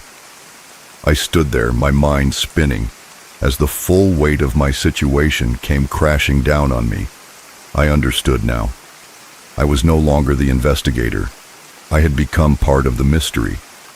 As the first light of dawn began to creep across the horizon, I made a decision. I would follow those footprints, the footprints of David Chen. Whatever had happened to him, whatever existed beyond that impossible end, I would find out. I took a deep breath, preparing myself for what was to come. Then I took a step forward, leaving my own trail of footprints in the desert sand. Somewhere out there, in the empty vastness of the Nevada desert, there is an abandoned car with its engine still running, and a set of footprints that lead nowhere. The highway of tears had claimed another victim, and I had become just another unsolved mystery on America's loneliest road. Next story. The first footprint appeared like a ghost in the morning dew, its shape unmistakably human, but too large to belong to any of us. I stared at it, my coffee mug forgotten in my hand, as the rising sun cast long shadows across our devastated camp. Our food was scattered, tents torn, and an eerie silence hung in the air where birdsong should have been. But it was that single giant footprint that sent chills down my spine. Whatever had visited us that night was no ordinary animal, and I had a sickening feeling that it wasn't done with us. My name is Alex, and this camping trip was supposed to be a chance for my family to reconnect, to escape the constant buzz of technology and remember what it was like to just be together. My wife Sarah, our 2 children, Lily and Max, and I had spent months planning this getaway to Blue Pine Campground, a remote spot nestled deep in the mountains. We had arrived late yesterday afternoon, the kids buzzing with excitement as we set up our tents and gathered wood for the campfire. As the sun set, we roasted marshmallows and told scary stories, our laughter echoing through the trees. It seemed perfect, as if we had finally found a way to pause the hectic pace of our lives and just breathe. If only I had known then how quickly our idyllic retreat would turn into a nightmare. The first sign that something was wrong came in the middle of the night. I woke up to the sound of noises outside our tent, too loud to be a raccoon or any of the small wild animals we had been warned about. Grabbing my flashlight, I unzipped the tent flap and peered outside. The beam of light caught a flash of movement at the edge of our camp. Something large hid behind a tree, too fast for me to make out its shape. My heart racing, I zipped the tent shut and lay awake for hours, listening to the sounds of something large moving around our camp. When morning came, the full extent of the intrusion became clear. Our cooler had been overturned, its contents scattered across the ground. Claw marks gouged the sides of our tents, and there, on a patch of bare ground, was that huge footprint. "Alex, what's going on?" Sarah's voice snapped me out of my stupor. She stood at the entrance to our tent, her eyes wide as she took in the scene. I tried to keep my voice calm for her. "Looks like we had a visitor last night, probably a bear." But even as I said it, I knew it wasn't true. Bears don't leave footprints like that. As Sarah woke the kids and we began to clean up the mess, I couldn't shake the feeling that we were being watched. The forest around us seemed too quiet, the shadows between the trees too deep. "Dad, can we go home now?" Lily asked, her voice small and scared as she clutched her stuffed rabbit. I wanted nothing more than to say yes, grab our things and drive back to the safety of civilization. But when I tried to start the car, my blood ran cold. The engine coughed and died, refusing to start no matter how many times I tried. "It's okay," I told my family, trying to project a confidence I didn't feel. "It's probably just the battery. I'll walk to the forest ranger station and get help." Sarah grabbed my arm, her eyes wide with fear. "You can't go out there alone. What if whatever did this is still out there?" I hesitated. She was right, of course, but what choice did we have? In the end, we decided to stick together. We gathered some supplies and started down the trail toward the forest ranger station. It was only 5 miles, an easy walk under normal circumstances. But with every crackling branch and rustling in the underbrush, our nerves frayed a little more. We were halfway there when Max saw it. Another footprint, this one imprinted in a patch of mud beside the trail. It was even bigger than the first one, and fresher. "It's following us," Sarah whispered, pulling the children close. I wanted to reassure her, to say it was probably just a coincidence, but the words stuck in my throat. Because deep down, I knew she was right. We quickened our pace, the children whimpering as branches scratched their arms and legs. The sun was beginning to set, the forest growing darker by the minute, and yet the ranger station didn't seem any closer. That's when we heard it, a low growling sound that seemed to come from everywhere and nowhere at the same time. Lily screamed and Max burst into tears. "Run!" I shouted, picking Lily up while Sarah grabbed Max's hand. We sprinted down the trail, blind panic driving us forward. Branches whipped our faces. Loose rocks caused us to stumble, but we didn't dare stop. I could hear something moving through the forest beside us, something large breaking branches and crushing the undergrowth in its haste. "There," Sarah shouted, pointing ahead. "I see lights." She was right. Through the trees, we could see the faint glow of the forest ranger station lights. We gathered our last strength and ran toward them, the creature still chasing us. We burst into the clearing where the station stood, screaming for help. The cabin door flew open and a forest ranger came running out, shotgun in hand. "Get inside! Quick!" he shouted, gesturing frantically to us. We threw ourselves through the door, and he closed it behind us, locking it. Then he looked at us, our faces scratched and sweaty, the children crying. "You saw it, didn't you?" he asked calmly. "The creature." I nodded, unable to speak. Sarah hugged the children, trying to calm them down. The forest ranger, his badge said Jensen, sighed heavily. "This isn't the first time this has happened. There's something in these mountains, something that shouldn't be here." That night, while the children finally slept on a makeshift mattress, Jensen told us the stories. Stories of missing campers, of giant footprints, of something that walked upright like a man, but was much larger, much stronger, and definitely not human. "Some call it Bigfoot," Jensen said, "but this isn't Bigfoot. It's something older, more dangerous. The Native Americans in this area had a name for it in their language. Loosely translated, it means he who hunts in the darkness." I listened in silence, Sarah holding my hand so tightly that her knuckles were white. All I wanted was to get my family out of there, back to the safety of our home. "We'll leave here first thing in the morning," Jensen said, as if reading my mind. "I have a radio. I've already called for help. A jeep will come pick us up as soon as the sun comes up." I relaxed a little, feeling the tension leave my shoulders. We would survive this. Just one more night, and we would be on our way home. But when the sun rose, we discovered that the creature had other plans. The jeep that was supposed to save us was destroyed, turned on its side, its doors ripped off, and in the mud around it, those familiar footprints. "It's not going to let us go," Jensen said, his face grim. "It's not usually this aggressive, but something has made it angry, and now it's hunting us." "What are we going to do?" Sarah asked, her voice trembling. Jensen checked his shotgun. "We're going to have to fight, or at least give you a chance to escape." I looked at Lily and Max, their little faces pale and frightened, and made a decision. We're not splitting up. We're getting out of here together. Jensen nodded reluctantly. There's an outpost about 10 kilometers east. If we can get there, we'll have more help, more weapons. So began our desperate journey through the forest. Jensen led the way, rifle at the ready. I brought up the rear with an axe from the ranger station, Sarah and the children between us. Every sound made us stop. Every shadow seemed to move. We were halfway to the outpost when the creature attacked. It was so fast I barely had time to react.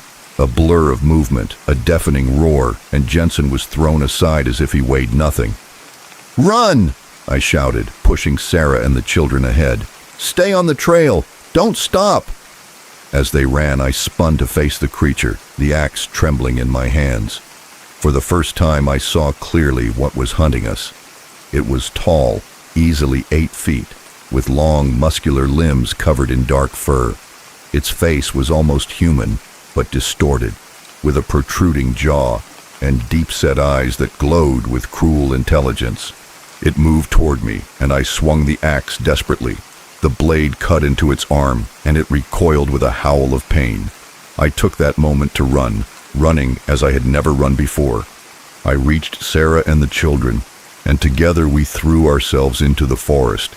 We could hear the creature behind us, its furious roar echoing through the trees. But then, ahead of us, we saw the lights of the outpost. "We're almost there," I shouted, encouraging them. "Just a little further." As we approached the outpost, the door swung open and several armed forest rangers rushed out. The creature hesitated, then retreated into the darkness of the forest. We fell into the arms of the rangers, exhausted and traumatized, but alive. The next few hours were a blur of questions, statements, and a helicopter ride out of the mountains. They never found Jensen. Now, months later, I still have nightmares about that thing in the forest.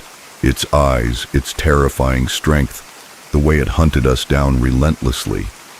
My kids are still afraid of the dark, and Sarah and I jump at every strange sound outside our house. We never went camping again. We never went back to those mountains, but sometimes, when I'm alone, I find myself staring at the horizon, at the distant forests, and I wonder if it's still there, waiting. And I wonder how many others have ventured into those mountains, only to become prey to something most of us would rather believe doesn't exist. We never found an explanation for what happened to us at Blue Pine Camp. The official reports speak of a bear attack, an unfortunate tragedy, but we know the truth. There is something in those mountains, something ancient and relentless, and honestly, I hope I never encounter it again. Roots threatened to trip us at every step, and all the while that growl grew louder, closer. I risked a glance behind me and immediately wished I hadn't. Something was moving through the trees behind us, something massive and dark. I caught a glimpse of glowing eyes and a flash of teeth before I turned and ran faster than I had ever run in my life. We burst into a small clearing, panting, and there, like a miracle, was a cabin. It wasn't the forest ranger station we were looking for, but at that moment it seemed like salvation. I didn't stop to question our luck. We ran to the door, praying it wasn't locked. The handle turned under my grip and we fell inside, slamming the door behind us. For a long moment we just stood there, our chests heaving, listening to the sounds of something large circling the cabin. Scratching noises came from the walls and a low, frustrated growl echoed through the night. "What is it, Daddy?" Lily whimpered, burying her face in my shoulder. "I don't know, sweetheart," I said, stroking her hair, "but we're safe in here. It can't get us." As our eyes adjusted to the dim light, we began to make out our surroundings. The cabin was small, just one room with a fireplace, some rustic furniture, and shelves lined with canned food and supplies. It looked like some kind of emergency shelter or hunting cabin. Sarah found some flashlights and turned them on, casting a warm glow across the room as the children huddled on a worn couch. She pulled me aside. "Alex, what are we going to do?" she whispered, her voice trembling. "What if it doesn't go away?" I took a deep breath, trying to think rationally. We have shelter, and there seems to be enough food here to last us a while. Let's wait. Someone will surely come looking for us eventually. But as the night wore on, that confidence began to waver. The creature outside showed no signs of leaving. We could hear it moving around the cabin, testing the walls and the door. Occasionally, it let out a growl that made the windows rattle. The children finally fell into a restless sleep, exhausted from the terror of the day. Sarah and I took turns keeping watch, peering through the windows into the darkness. It was during my watch, in the darkest hours of the night, that I saw it clearly for the first time. The moon had come out from behind the clouds, illuminating the clearing in front of the cabin, and there, standing at the edge of the trees, was a creature that shouldn't have existed. It was massive, easily 8 feet tall, with a body that looked like a patchwork quilt of animal parts. Thick fur covered most of its body, but I could see patches of scales and what looked like feathers. Its face was a terrifying mixture of bear and something almost human, with eyes that glowed an unnatural yellow in the moonlight. As I watched, frozen in horror, it turned those glowing eyes directly at me, and then impossibly smiled, revealing rows of razor-sharp teeth. I staggered back from the window, my heart beating so hard I thought it might explode out of my chest. This couldn't be real. Creatures like this couldn't exist, but the growl that echoed through the night was very, very real. I don't know how long we stayed in that cabin. The days blurred together, marked only by sunrise and sunset, and by the constant presence of the creature outside. We rationed our food carefully, knowing we could be in for a long wait.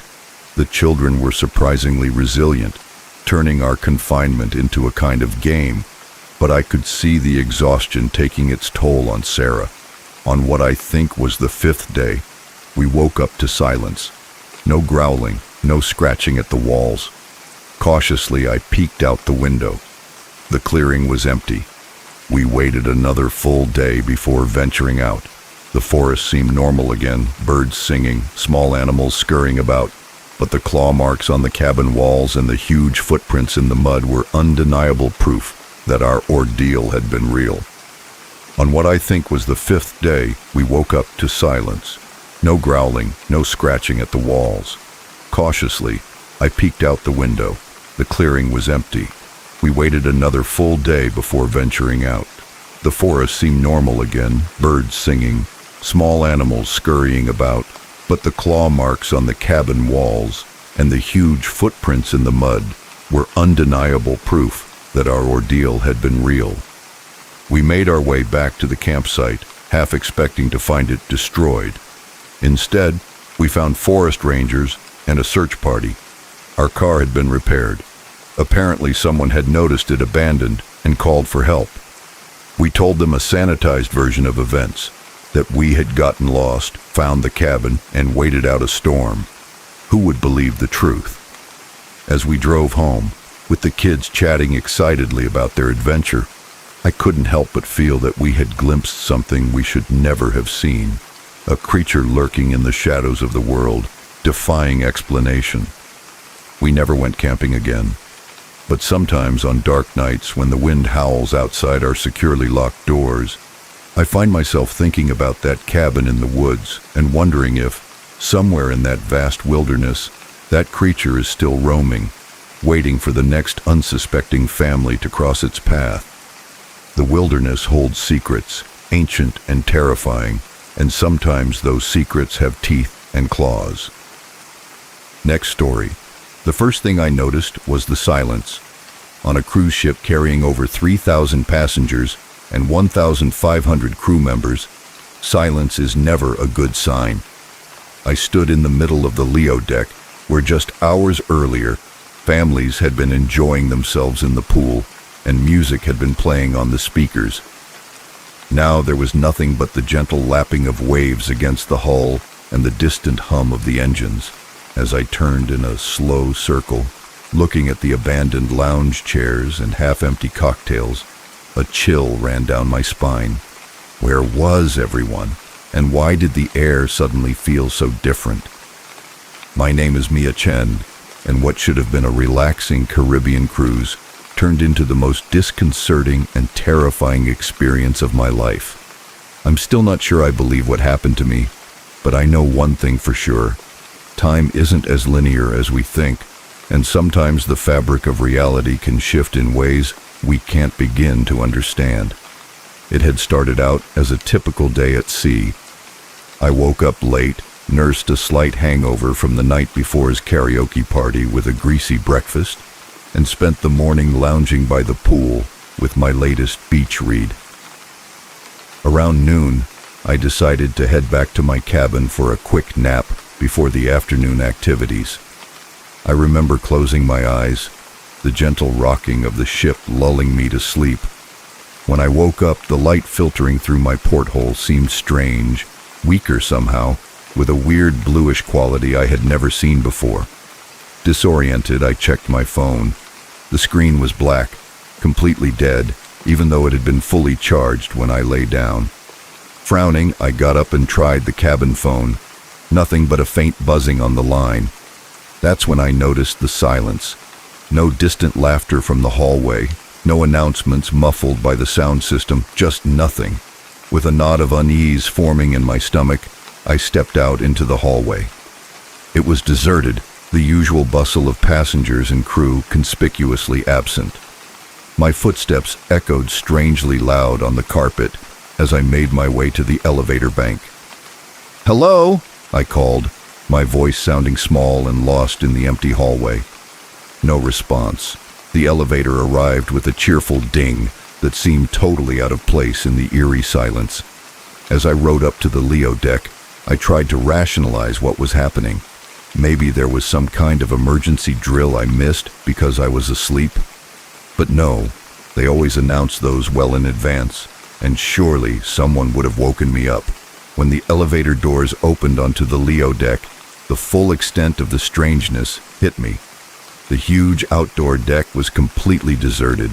Empty lounge chairs, some with towels and books still hanging on them, as if their occupants had just stepped away for a moment. The bars were unattended, rows of colorful cocktails abandoned on their counters. I walked slowly across the deck, my heart racing. "Hello," I called again, louder this time. "Is anyone here?" Only the sound of the waves answered me. As I completed my tour of the deck, I noticed something that made my blood run cold. The lifeboats were all still in their places. If there had been some kind of emergency evacuation, they would surely have been launched.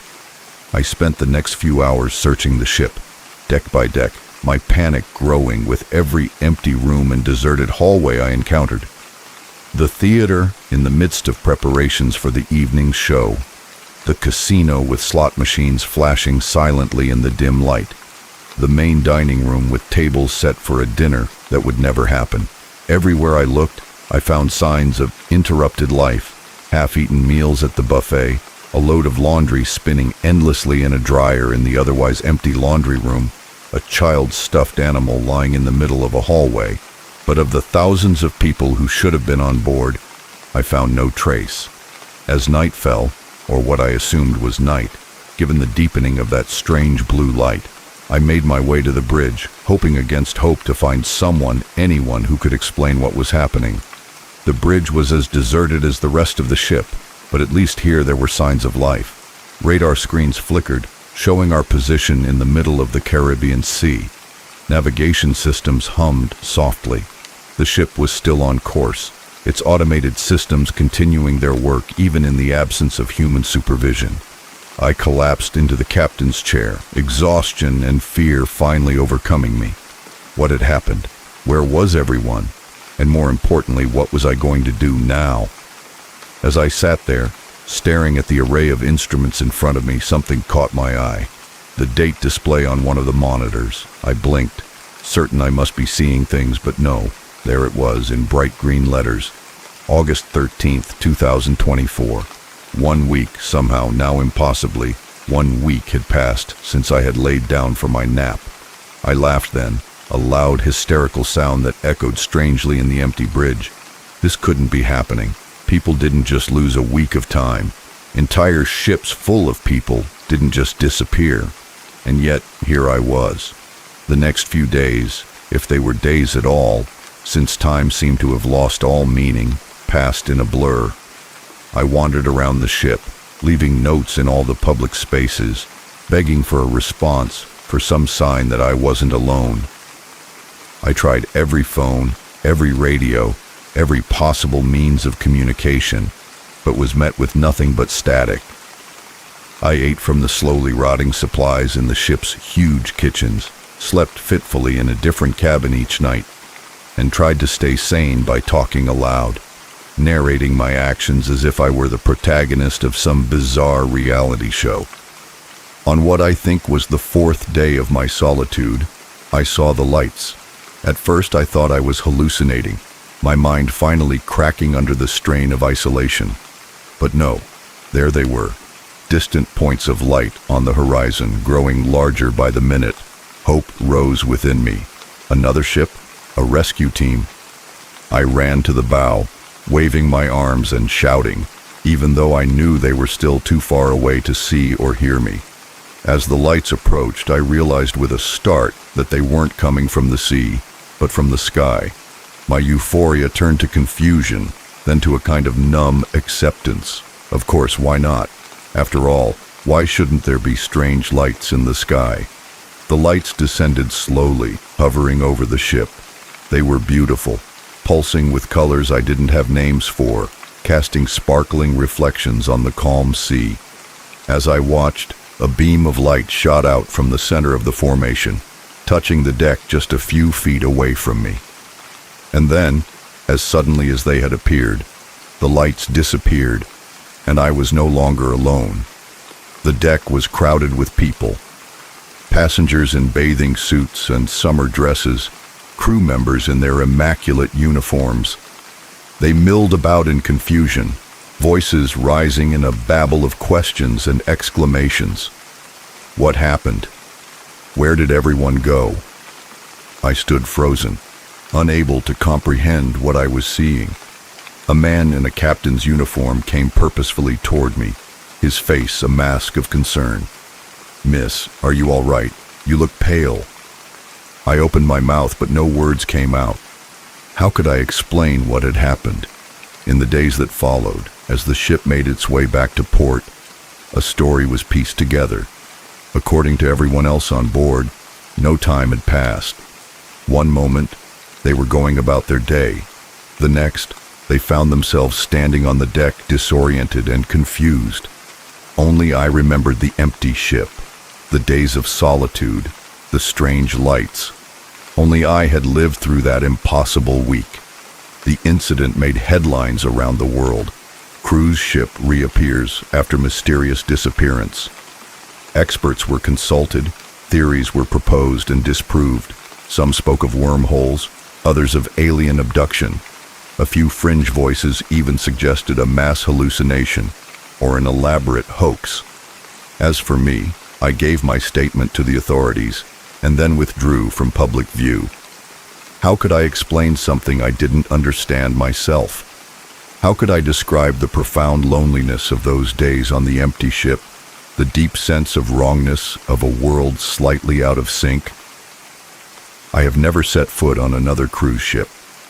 The sight of the ocean fills me with an unnamable dread, and sometimes, in the dead of night, I wake up in a cold sweat, convinced that I am back there, alone on an empty ship, adrift in a sea of time.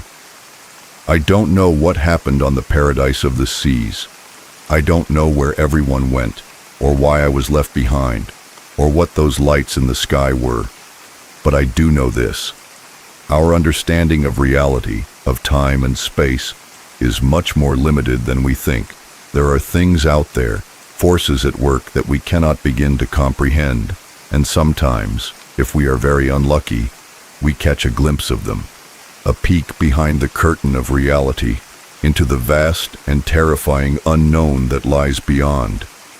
I had that glimpse, and it changed me forever. So the next time you're on a cruise ship, or any ship for that matter, and you feel a sudden chill, or notice that the quality of light has changed ever so subtly, or find yourself alone in a place that should be crowded, Remember my story and hope with every fiber of your being that you don't slip through the cracks of time like I did. Because, believe me, once you've experienced that kind of impossible loneliness, you're never the same person again. Next story. The scratching started on the first night, a faint, persistent sound that could have been tree branches against the wooden walls of the cabin, if not for the absolute stillness of the air outside. I lay awake, Emily's steady breathing beside me, and listened as the noise grew louder, more deliberate. It wasn't until I heard a distinct knock on the bedroom window that I realized, with a chill that ran deep into my bones, that whatever was out there wasn't a tree, and it knew my name. My name is Daniel, and what was supposed to be a romantic getaway with my girlfriend turned into a nightmare that I'm still trying to understand. We had been dating for a year, and with both of us drowning in work stress, a week in a secluded cabin seemed like the perfect escape. No cell phone signal, no Wi-Fi, just us and nature. If only we had known what was waiting for us in those woods. We arrived at the cabin late Friday afternoon. It was exactly as advertised, a cozy wooden structure with 2 bedrooms nestled in a clearing surrounded by towering pine trees. The nearest neighbor was miles away, and the dirt road leading to the property had been rough enough to make us question our decision more than once. But as we stepped out of the car, the fresh mountain air and absolute silence washed away our doubts. It was exactly what we needed. The owner of the cabin, an older, gruff man named Bill, met us with the keys. As he gave us a quick tour, I couldn't help but notice how his eyes darted nervously, never settling on one spot. "Now, a few things to remember," he said as we stood on the porch. "Don't go wandering around in the woods after dark. There's a lot of wildlife out there, and it's easy to get lost. And if you hear any strange noises at night, just ignore them. It's probably just raccoons or something." I nodded, not thinking much of it at the time. Every cabin owner had their quirks and warnings. "Oh, and one more thing," Bill added, his hand on the door. "Whatever you do, don't open any doors or windows at night, no matter what you hear. Got it?" Before we could ask what he meant, he was gone, his pickup truck kicking up dust as it sped down the dirt road. Emily and I exchanged glances. "Well, that was weird," she said with a nervous laugh. I shrugged. "He's probably just trying to scare the city folks. Come on, let's unpack." The rest of the day was perfect. We hiked a nearby trail, cooked dinner on the old wood stove, and spent the evening cuddled on the porch swing, watching the stars come out, unspoiled by light pollution. It wasn't until we were getting ready for bed that I noticed the scratches. They were on the inside of the doors and around the windows, long, deep marks in the wood that looked like they had been made by something with very sharp claws. Come look at this," I called. She came over, frowning as she ran her fingers over the marks. "Weird. Do you think a bear tried to get in or something?" "Maybe," I said, though something about the scratches made me uneasy. They seemed very deliberate, very purposeful. We went to bed joking about ghost bears to lighten the mood, but as the night wore on and the scratching began, those jokes didn't seem so funny anymore. I lay there, every muscle tense, listening to the sound move around the cabin. Scratch, scratch, pause. Scratch, scratch, pause. Then the banging on the window, as if something was testing the glass. Emily stirred beside me. "Dan, do you hear that?" I nodded, not trusting my voice. We lay there, barely breathing, as the tapping moved from window to window. Finally, after what seemed like hours, it stopped. Eventually, we fell into a restless sleep as dawn began to break. The next morning, we tried to rationalize what had happened. Raccoons, we decided, or maybe a particularly persistent owl. We spent the day hiking and swimming in a nearby lake, the bright sun making the terrors of the night seem distant and silly. But when night fell and we returned to the cabin, that feeling of unease crept back in. We checked all the locks twice, closed the curtains tightly, and tried to distract ourselves with board games and wine. The scratching started earlier that night, more insistent than before, and this time it was accompanied by something else. A low, guttural sound that was almost, but not quite, a voice. "Daniel," Emily whispered, her face pale in the lamplight. "That's not an animal." I wanted to reassure her, to say it was just the wind or our imaginations playing tricks on us, but as the voice almost but not quite grew louder, forming sounds that were almost words, I couldn't lie to her or to myself. We huddled together on the bed, watching the shadows under the door, listening to whatever was out there circling the cabin repeatedly. At one point, something heavy slammed against the front door, causing the entire cabin to shake. I thought about running to the car, but the keys were in the living room, and the idea of opening any door seemed impossible. So we waited, clinging to each other, as the night stretched on endlessly. Just before dawn, in that darkest hour when hope seems most distant, we heard a new sound, footsteps on the porch, then a knock on the door. A human knock. "Hello? Is anyone there?"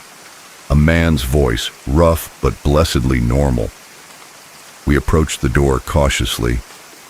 Through the peephole, I could see Bill, the cabin's owner, standing on the porch with a flashlight. I opened the door, relief flooding over me.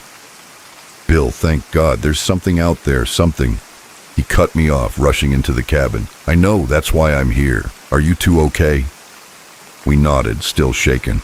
Bill made a quick circuit of the cabin, checking the windows and doors. When he was satisfied, he turned to us with a grim expression. "I owe you an apology," he said. "I should have told you the whole truth when you got here, but I was afraid you'd leave, and to be honest, I need the money." "Tell us what?" Emily demanded. "What the hell is going on here?" Bill sighed, suddenly looking much older. "This land, it's not right. It never has been as far back as I can remember. Things live in these woods, things that aren't natural. Most of the time they keep to themselves, but sometimes, especially when there's new blood around, they get curious." I felt a chill run down my spine. "What kind of things?" He shook his head. "I'm not sure. I've never seen them clearly, but I've heard them, felt them watching. They're intelligent, whatever they are. Intelligent and hungry." "Why don't you leave?" Emily asked. "I can't," Bill said simply. "This land has been in my family for generations, and besides," he added, his voice dropping to almost a whisper, "I don't think they'd let me go." We spent the rest of that night huddled in the living room with Bill, listening to his stories about the things that lived in the woods. Tales passed down through his family, of people who had disappeared over the years, of nights when the barriers between our world and something else seemed to thin. As the sun rose, casting long shadows through the trees, Bill stood up. "They'll be gone now. They can't stand the daylight. You two should pack your bags and go. I'll give you your money back." We didn't argue. Within an hour we were in our car, speeding down the mountain road, the cabin shrinking in our rearview mirror. We never talked much about what happened that weekend. How could we explain it to anyone? Even between ourselves, we found it easier to let the memory fade, to focus on our normal, safe lives in the city. But sometimes, on dark nights, when the wind blows just right, I find myself listening for that scratching sound, and in my dreams I still hear that voice almost forming words that I hope I'll never understand. I don't know what lives in those woods. I don't know why it was so interested in us, or what it might have done if it had gotten in. But I do know this. There are places in this world where the veil between realities is thin, where things we cannot comprehend lurk just out of sight.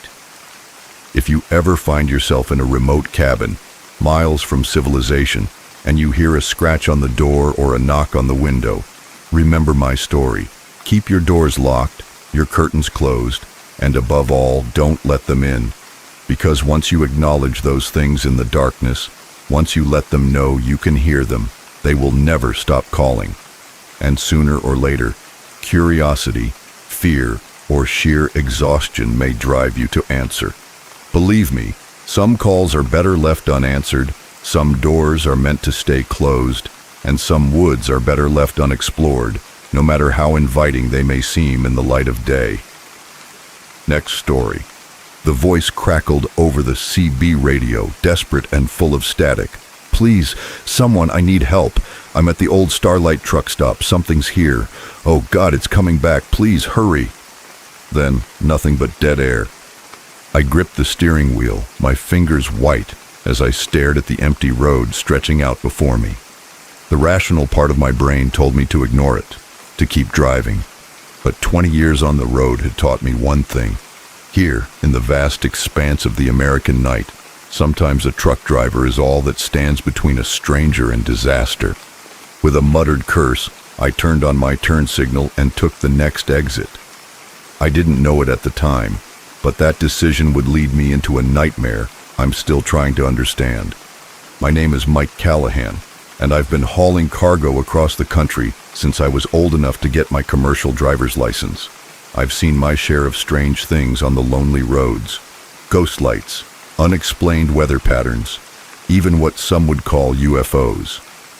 But nothing in all my years prepared me for what I found that night at the abandoned Starlight truck stop. It was a typical trip, Seattle to Miami with a trailer full of electronics. I was making good time, the miles melting away beneath my wheels as I crossed the New Mexico desert. The radio kept me company, a mix of old country songs and the occasional chatter of other truckers. It was just after 2 a.m. when the distress call came in. At first, I thought it was just some kids playing on the channel. It wouldn't have been the first time. But something in that voice, the raw fear, the desperation, made me think twice. I tried to respond to get more information, but there was no answer, just that eerie static. I knew Starlight. It had been a popular stop back in the day, a small oasis of neon and greasy food in the middle of nowhere. But it had closed years ago, another victim of the new highway bypass.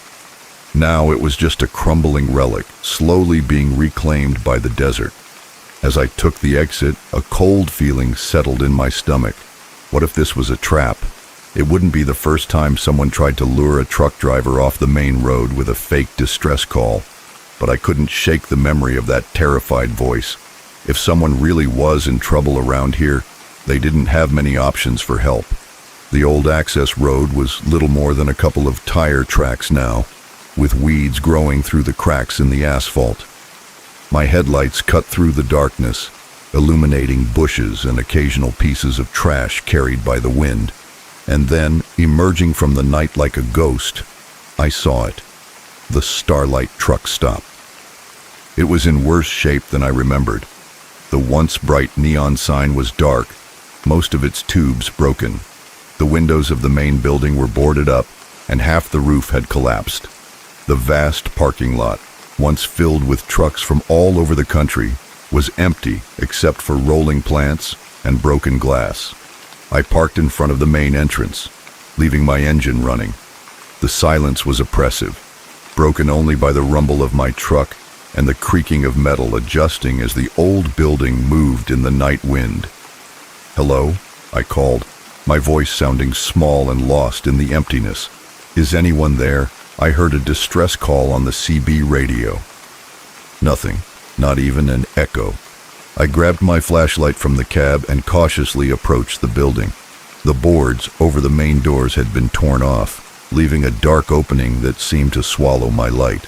Every instinct screamed at me to get back in my truck and drive away, but I couldn't forget the memory of that desperate voice. What if someone was hurt inside, unable to call for help? I entered. The beam from my flashlight revealed a scene of decay and abandonment, overturned tables, broken dishes, layers of dust covering everything. It looked as if the place had been completely ransacked by scavengers years ago. "Hello?" I called again, my voice echoing in the empty space. "Is anyone here?" A sound coming from the back of the building made me jump. A scratching noise like something heavy being dragged across the floor. "Hey, are you okay back there?" I moved toward the sound, my heart pounding as I turned the corner into what used to be the kitchen. The beam from my flashlight fell on something that made my blood run cold. There, leaning against an old stove, was a CB radio. It looked brand new, completely out of place in the decaying ruin around it. I approached slowly, my mind racing. Had the person who called for help left this here? But why? And where were they now? That's when I noticed something else. On the floor around the radio were strange markings, curved lines and symbols, drawn in what looked horribly like dried blood. I took a step back, suddenly very aware of how quiet it was. Even the wind seemed to have died, and then I heard it, a low, guttural sound coming from somewhere behind me. It was almost, but not quite, a voice. The hairs on the back of my neck stood on end as I slowly turned around. There, in the doorway, was something. In the brief moment before terror overwhelmed me, my mind tried to make sense of what I was seeing. It was vaguely humanoid, but too tall, too thin. Its limbs bent at impossible angles, and its face was just an empty expanse of pale skin, with a mouth that split it from top to bottom. I'd like to say that I fought, or that I at least had the presence of mind to run, but the truth is that I froze, rooted to the spot as that thing unfolded, growing taller as it flowed into the room like smoke taking shape. It reached out to me with hands that were more like claws, and I felt my consciousness slipping away. The last thing I remember is the CB radio crackling to life, that same desperate voice calling for help. I woke up in my truck, parked on the side of the road. For a moment, I thought it had all been a vivid nightmare, but then I noticed the dust covering my clothes, the scratches on my arms, and there on the passenger seat was the CB radio from the abandoned gas station. My logbook showed that I had lost almost 6 hours. 6 hours of which I had no memory. I drove to the nearest town in a daze, checked into a motel, and tried to make sense of what had happened. Had I really seen what I thought I had seen? Or had my mind conjured up some impossible horror to fill in the gaps in my memory? I thought about going to the police, but what would I say? That I was lured to an abandoned gas station by a ghost on the CB radio, and then attacked by some kind of monster. They would laugh me out of the station if they didn't lock me up for my own safety. In the end, I did the only thing I could do. I got back on the road and finished my trip. But things were different after that night. I started to be frightened by shadows, to jump every time the CB crackled with static. I started taking routes that avoided long stretches of empty road, even if it meant longer trips. And that CB radio, I couldn't get rid of it, but I couldn't stand having it in my truck. It's in a storage unit now, wrapped in chains and locked in a box. Some nights, I swear I can hear it calling. That same desperate voice begging for help. I've tried to find out more about the Starlight gas station since then. Turns out it has quite a history.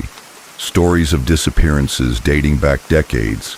Truckers who stopped there and were never seen again. Local legends about ancient burial grounds and portals to other worlds. I don't know what to believe anymore. I don't know if what I experienced was real, some kind of hallucination, or something in between. But I do know this.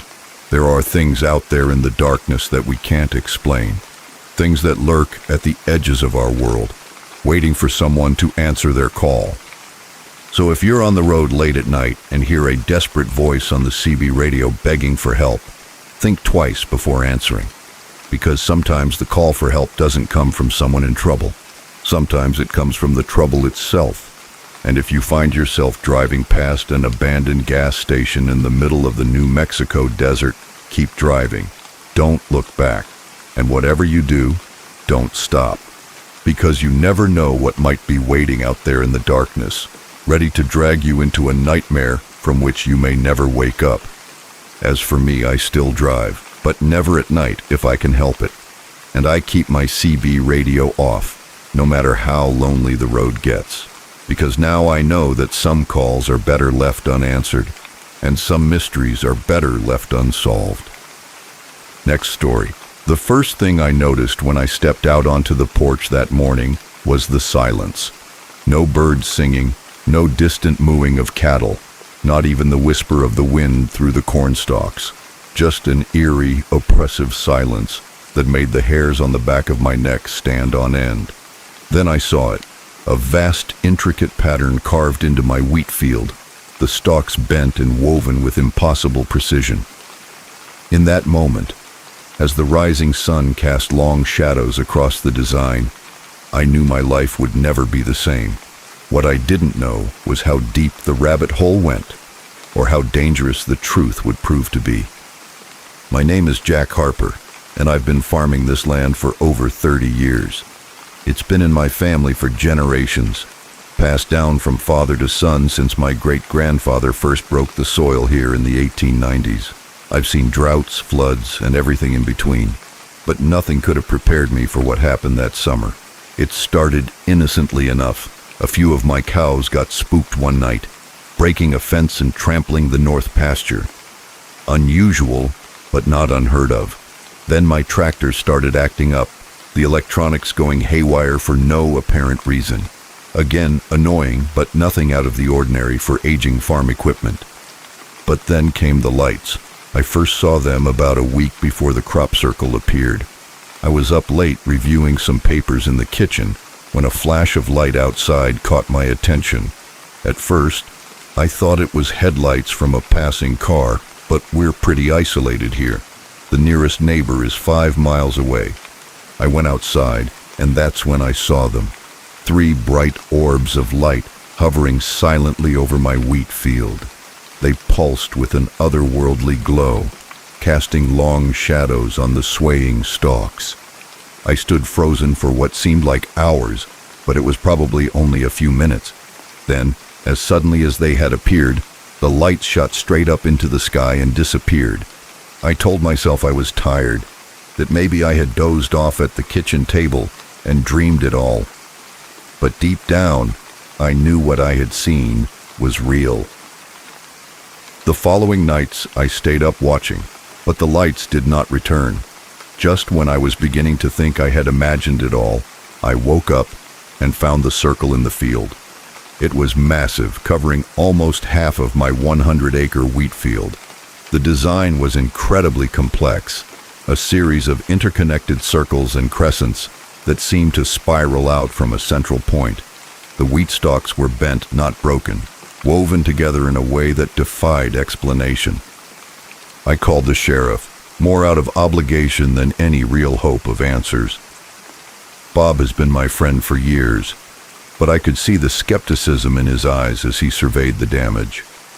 It could be pranksters, he suggested, not sounding very convinced. You know how young people get in the summer, looking for thrills. I shook my head. Bob, that would have taken a team of people all night to do, and they would have left traces. Look at the ground.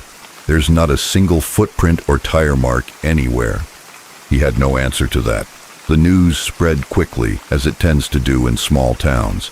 By noon, my driveway was congested with onlookers, amateur paranormal investigators, and local news crews. I did my best to keep them off my property, but it was like trying to hold back the tide. That's when things started to get really strange. It started with the animals. My dogs, usually friendly to a fault, became aggressive, growling at anyone who approached the circle in the field. The cattle refused to graze anywhere near that field, huddling at the far end of their pasture and mooing restlessly throughout the night. Then the equipment failures intensified, not just my tractor now, but every piece of electronic equipment on the farm. Cell phones died minutes after being fully charged. The TV emitted only static, occasionally interrupted by bursts of what sounded like voices speaking in an unknown language. And the dreams, God, the dreams. Every night I found myself wandering through that wheat field, the stalks whispering around me in voices on the edge of comprehension. Something was always in front of me, always out of sight. I would wake up in a cold sweat with the taste of metal in my mouth and the feeling that I was on the verge of understanding something vast and terrible. About a week after the circle in the field appeared, I had a visitor. He introduced himself as Dr. Alan Fredman, an astrophysicist from the State University. He was different from the other investigators who had come snooping around, quieter, more serious.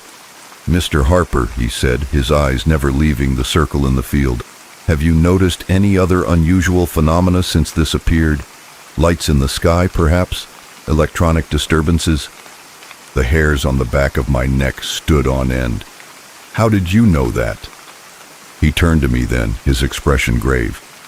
"Because this isn't the first time this has happened. There's a pattern, Mr. Harper. These events, they're intensifying." Over the next few hours, Dr. Fredman told me things that shook me to my core about other crop circles, all following a similar design, appearing across the country in recent years, about increased UFO sightings in these areas, and about people who had disappeared, always in the weeks following the appearance of a circle. "We believe," he said quietly, "that these are some kind of testing grounds, that whatever intelligence is behind this is preparing for something bigger." I wanted to dismiss it all as crazy talk, but I couldn't, not after what I had seen, what I had experienced. "What do they want?" I asked, my mouth dry. Dr. Fredman shook his head. "We don't know, but we think you may be in danger, Mr. Harper. These sites seem to have a strange effect on the people closest to them.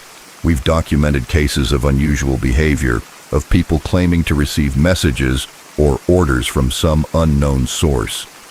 As he spoke, I felt a chill run down my spine. I thought of my dreams, of the whispers on the edge of comprehension. "What should I do?" I asked.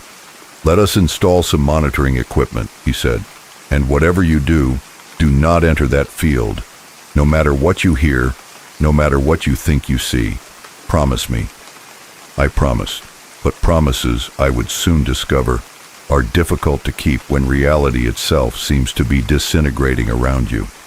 The next few days were a blur of activity. Dr. Fredman and his team installed cameras and sensors around the perimeter of the circle in the field.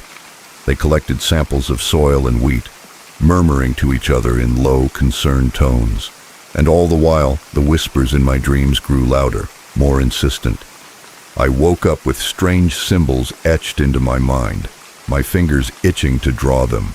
The urge to walk out to that field, to reach the center of the circle, became almost overwhelming. It all came to a head on the 7th night after the circle appeared. I was awakened by a sound I had never heard before, a low vibration that seemed to come from everywhere and nowhere at the same time. I staggered to the window and felt my heart stop. The circle in the field was glowing, pulsing with a soft blue-white light that seemed to beat in sync with the vibrating sound. And there, hovering above it, were the lights I had seen before, but this time they were descending. I don't remember deciding to go outside. One moment I was at the window. The next I was running across the yard in my pajamas, drawn to the circle by a force I couldn't resist. Dr. Friedman's warning echoed in my head, but it seemed distant, unimportant. All that mattered was reaching the center of the circle, finding whatever was descending from the sky. I was at the edge of the wheat field when a hand grabbed my arm, pulling me back. It was Dr. Friedman, his face pale in the unnatural light. "Harper, no!" he shouted over the vibration. "If you go in there, we'll lose him." I fought against his grip, the whispers in my head drowning out everything else, but he held fast, and slowly, painfully, I felt the compulsion begin to fade. We watched, mesmerized, as the lights descended toward the center of the circle in the field. There was a flash so bright, it left dancing spots in my vision. And then, nothing. The lights were gone. The vibration stopped. The circle in the field remained dark and motionless. In the days that followed, government agents descended on my farm. The circle in the field was excavated, every grain of soil tested and retested. I was interrogated for hours, as were Dr. Fredman and his team. They found nothing, no radiation, no unexplained elements, nothing to prove that anything out of the ordinary had happened. The official story became that it was an elaborate hoax, despite the lack of any evidence to support that theory. But I know what I saw, I know what I felt. It's been 5 years since that night. I still farm the land, but things are different now. The wheat no longer grows in that field, no matter what we plant. On quiet nights, I sometimes think I can still hear those whispers at the edge of my mind. And sometimes when I look up at the stars, I can't help but feel that something up there is looking back, watching, waiting. I don't know what would have happened if I had reached the center of that circle.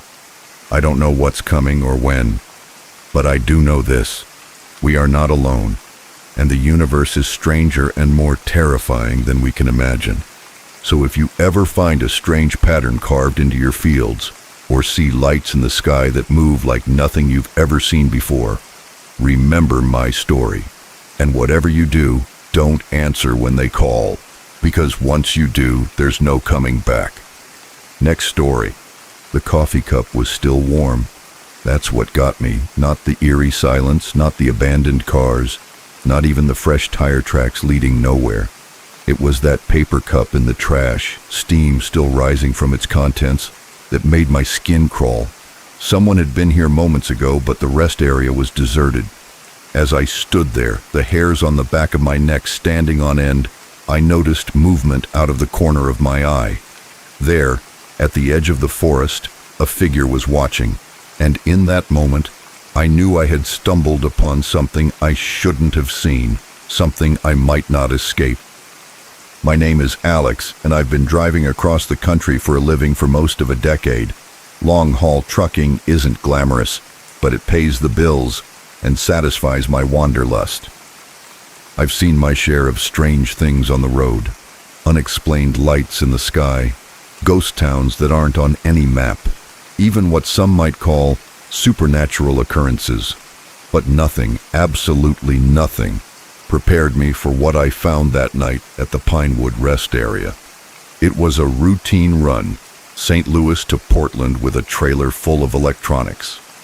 I had been driving hard, trying to make up time after a delay at my last stop. The night was moonless, the road a ribbon of blackness stretching endlessly ahead of me. I had been fighting sleep for the last hour, my eyes gritty and my mind foggy, when I saw the sign for the rest area. I almost cried with relief. Just a quick stop, I told myself. Splash some water on my face, grab a coffee, and I'd be good for a few more hours. The rest area emerged from the darkness like an island of light. It was one of the older ones, with a small building housing restrooms and vending machines, and a separate area for truck parking. As I pulled in, I noticed a few cars in the lot, but no one in sight. I parked and got out of my vehicle, stretching muscles that had been cramped for hours of sitting. The air was unnaturally still, no breeze, no sounds of insects or distant traffic, just silence. That should have been my first warning. I made my way to the building, my footsteps echoing loudly on the concrete. The door creaked as I pushed it open, the sound jarring in the silence. Inside, fluorescent lights hummed softly, casting a harsh glow over the empty space. I headed for the men's room, splashing cold water on my face and letting it run down my neck. When I looked at my reflection, tired and pale in the mirror, I saw something that made my heart skip a beat. In the mirror, reflected in the partially open door behind me, I caught a glimpse of movement. Just a shadow, really, but distinctly human in shape. I spun around, but the doorway was empty. "Hello?" I called, my voice sounding thin and nervous even to my own ears. No response. Dismissing it as a trick of my tired mind, I left the bathroom and headed for the vending machines. That's when I noticed the other oddities: a jacket hanging on a chair, as if its owner had just walked away, a smartphone on the table, its screen still lit, and there, in the trash can near the door, that steaming cup of coffee. My skin prickled. Where was everyone? I stepped back outside, scanning the parking lot. The cars I had seen earlier were still there, some with their doors ajar. I approached the nearest one, a blue sedan. The keys were in the ignition, the engine ticking as it cooled. "Hey!" I shouted, my voice echoing across the empty parking lot. "Is anyone here?" The silence that answered me was deafening. That's when I saw the tire marks, fresh, leading from one of the parking spaces and stopping abruptly at the edge of the lot, as if the car had simply vanished into thin air. My heart was racing now, adrenaline clearing the fog of exhaustion from my mind. Something was very, very wrong here. I turned, intending to run back to my truck and get out of there when I saw it. The figure at the edge of the woods. It was human in shape, but somehow strange. Too tall, too thin, its proportions not quite right. It stood perfectly still, half hidden behind a tree, watching me. I froze, locked in its gaze like a rabbit before a wolf. For a long moment, neither of us moved. Then slowly it raised a hand, waving. Terror shot through me like an electric shock. I ran, sprinting back to my truck with a speed I didn't know I possessed. I fumbled with the keys, cursing when I dropped them, groping in the gravel to retrieve them. As I pulled myself up into the cab, I risked a glance back. The figure was closer now, no longer hiding behind the trees.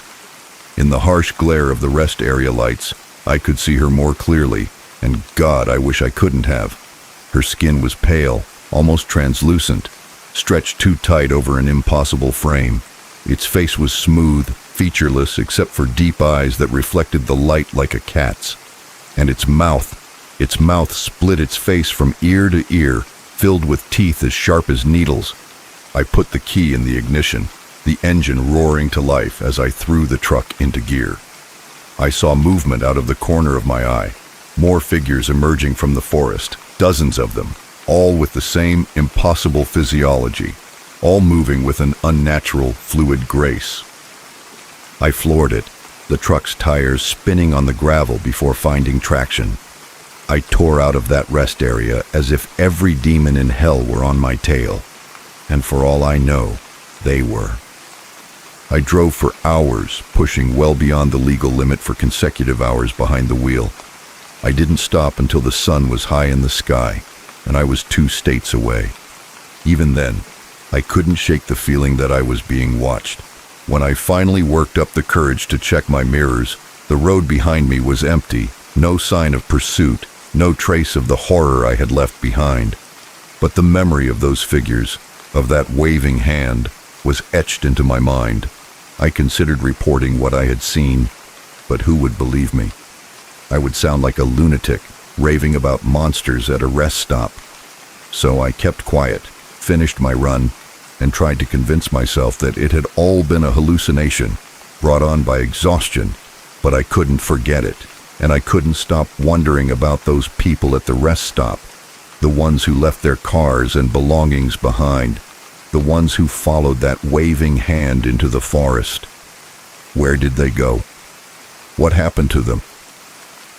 In the weeks that followed, I did some investigating. It wasn't easy. I'm no detective, and I had very little to go on. But what I found chilled me to the bone. There were stories, tales whispered among long-haul truckers and night travelers. Stories of rest areas where people disappeared without a trace, of figures seen at the edge of the forest, always at night, always waving. Some called them aliens, others said they were interdimensional beings. Some spoke of ancient, forgotten gods awakening in our modern world. I don't know what they are. I don't know what they want. But I know they're out there, waiting on the edges of lonely highways, in the shadows of nighttime rest areas. I still drive, but never at night if I can help it. I avoid rest areas, forcing myself to go from one big city to another without stopping. And I never ever stop if I see a lone figure standing at the edge of the forest. Sometimes, on long trips, when the night is dark and the road seems to go on forever, I think I see them in my mirrors. Tall, thin figures keeping pace with my truck despite its speed, watching, waiting. And sometimes I wonder if I really got away that night, or if somehow I'm still out there, stuck somewhere in between, living a life that isn't quite real. So if you're ever driving late at night and you see a rest area looming out of the darkness, think twice before you pull in. Check your gas gauge, your caffeine levels, your fatigue. Ask yourself, is it worth the risk? because you never know what might be waiting out there in the shadows. You never know who or what might be beckoning you into the forest. And once you go in, you may never find your way back out. Remember my story and keep driving no matter how tired you are. Because some rest areas aren't meant for resting. Some are portals to places we should never go. And once you cross that line, there's no turning back. Next story. The first photo showed nothing but trees. The second captured a blur of movement at the edge of the frame, but it was the third image that froze my blood. There, emerging from the shadows between two ancient pine trees, was a figure, humanoid, but wrong in some way. Too tall, too thin, its proportions distorted in a way that defied natural laws, and it was looking directly at the camera, at me. I lowered the viewfinder with trembling hands, my eyes darting to the deepening shadows around my camp. Night was falling, and I was no longer alone in these woods. My name is Maggie Chen, and I've been a nature photographer for most of a decade. I've hiked through rainforests, climbed mountains, and waded through swamps to get the perfect shot.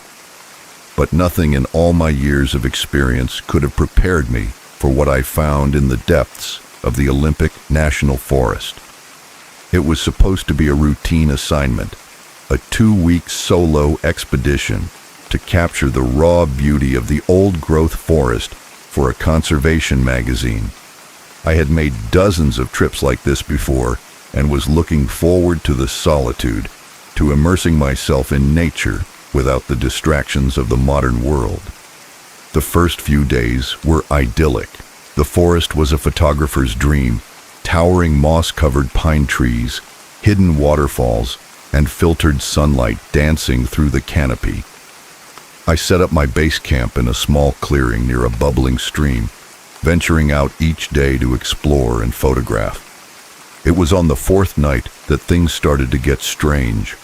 I was reviewing the day's photos on my camera when I noticed something odd in the background of one image, a shape only vaguely visible in the shadows between two trees.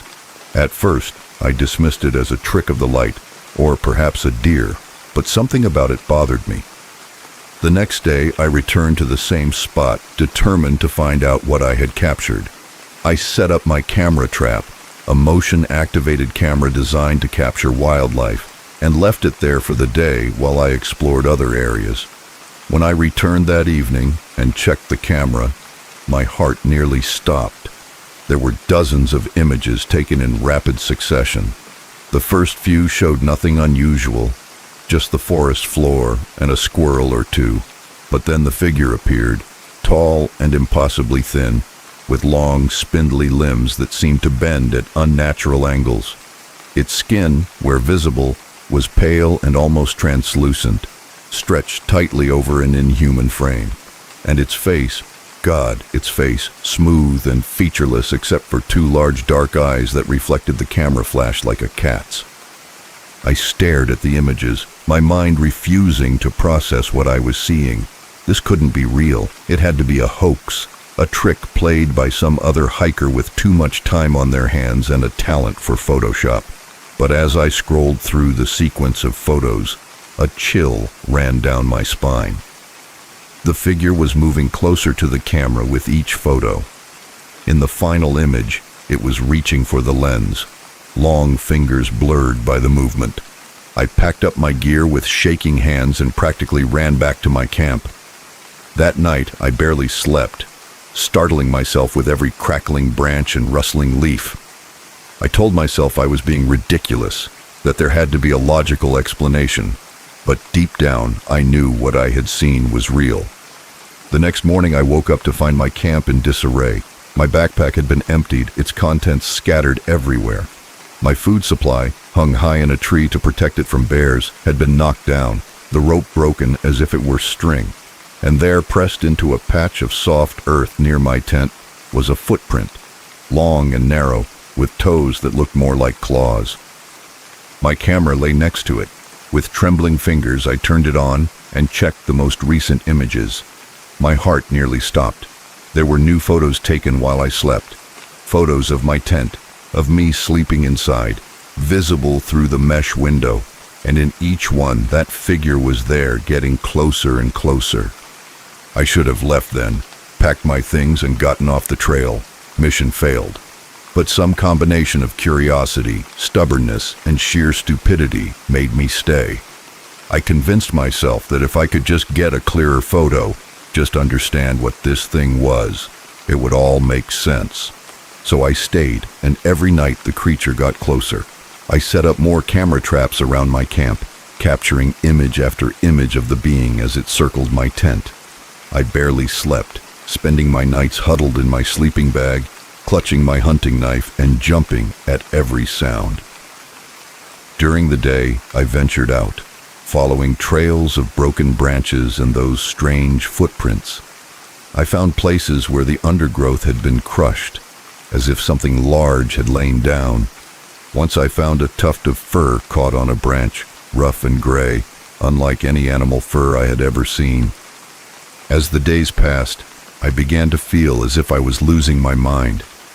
The forest, once beautiful and inviting, now seemed threatening. The trees towered over me, their branches reaching out like claws. I couldn't shake the feeling that I was being watched, even in broad daylight. And yet I stayed. The need to understand, to document what I was seeing had become an obsession. It all came to a head on what should have been my last night in the forest. I was planning to leave in the morning, my mission accomplished, and my sanity hanging by a thread. I had set up my cameras for one last night of observation, hoping against hope for that clear photo that would prove I wasn't crazy. I must have dozed off despite my fear, because I woke up suddenly in the total darkness of my tent. Something had changed. The omnipresent sounds of the forest, the rustling of leaves, the chirping of insects, had fallen silent, and there was something outside my tent. I could hear it moving softly but unmistakably, circling, sniffing. I stood there, paralyzed with terror, as it completed its circuit. Then, to my horror, I saw the zipper of my tent begin to move slowly, agonizing inch by inch. The opening of my tent widened. I wanted to scream, run, do anything, but my body wouldn't respond. I could only watch, my eyes wide in the darkness, as a long, pale, multi-jointed hand slid through the opening. The hand paused, as if sensing my fear, then deliberately reached for my camera, which was next to my sleeping bag. At that moment, my survival instinct finally overcame my paralysis. I lunged for the camera, snatching it from that terrible hand. In the same movement, I kicked the wall of the tent, tearing the fabric and stumbling into the night. I ran blindly, desperately, clutching the camera to my chest. I crossed the undergrowth, tripping over roots, branches whipping my face. Behind me, I could hear him chasing, not running, but moving with terrifying speed, flowing through the forest like smoke. I don't know how long I ran or how far. My lungs burned, my legs ached, but terror propelled me forward. Finally, mercifully, I saw lights ahead, the forest ranger's station at the trailhead, a beacon of civilization in the wilderness. I burst out of the line of trees, gasping and sobbing. The guard on duty, startled, looked at my wild eyes and torn clothes and led me inside, locking the door behind us. The rest of that night is a blur. I remember telling my story, the skeptical looks on the guards' faces turning to concern as they saw the raw fear in my eyes. I remember the police arriving, taking my statement, and I remember the moment they asked to see my camera. With trembling hands, I turned it on and started scrolling through the images. But where there should have been dozens of photos of that otherworldly being, there was nothing. Just trees and shadows and normal scenes from the forest. Even the photos from that final night, the ones I was sure I had taken of the hand reaching for my tent, were gone. In the harsh fluorescent light of the guard station, surrounded by the trappings of civilization, my entire experience began to feel like a nightmare. Had I imagined it all?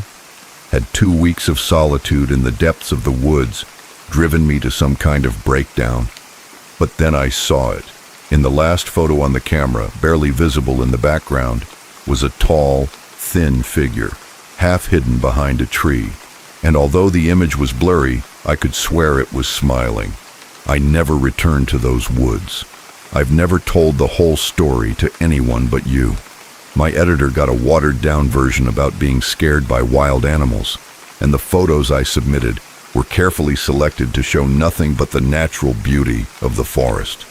But sometimes, on dark nights, when the wind whispers through the trees outside my window, I find myself thinking about what's out there in the depths of the woods, about the things that lurk beyond the reach of our cameras and our understanding. And I wonder, with a chill that runs down my spine, if it's still out there, watching, waiting for the next unsuspecting photographer to venture into its domain. So, if you're ever in the forest, setting up your camera for that perfect shot of untouched nature, pay attention to the shadows between the trees. And if you see something moving there, something that doesn't quite fit, don't try to photograph it, just run. Run and don't look back, because some things in this world were not meant to be captured on film, and once they realize you've noticed them, they never forget. They never stop watching, and sooner or later, they come for you. Next story. The first time I saw her, I thought I was looking in a mirror. Same shoulder-length brown hair, same green eyes, even the same small scar above my left eyebrow from a childhood accident. But this wasn't a reflection. It was a living, breathing woman who could have been my twin. Our eyes met across the crowded dining room, and I felt a chill run down my spine when she smiled and waved. I knew, with an uncanny certainty, that my relaxing Caribbean cruise had just taken a turn into uncharted waters. My name is Sarah Mitchell, and until that moment, I was enjoying a much-needed vacation aboard the Majestic Dream, a luxury cruise ship making its way through the turquoise waters of the Caribbean. I'm a 32-year-old software engineer from Seattle, and this was my first real vacation in years. I was looking forward to 10 days of sun, relaxation, and maybe a little romance, if I was lucky. The first few days were everything I had hoped for. I lounged by the pool, indulged in plenty of fruity cocktails, and even started flirting with a handsome guy named Mike, who was traveling with a group of friends. It was on the fourth night, at the captain's dinner, that everything changed. I had dressed up for the occasion, wearing a new blue dress I bought specifically for the cruise. As I made my way to the grand dining room, I caught sight of myself in one of the large decorative mirrors and stopped to fix my hair. That's when I saw her.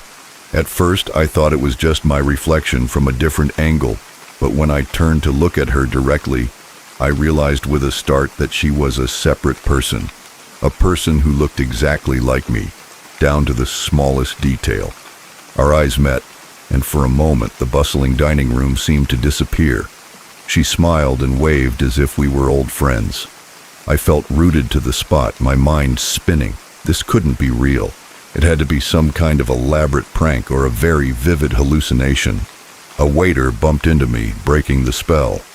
When I looked back, she was gone, lost in the sea of passengers making their way to their tables.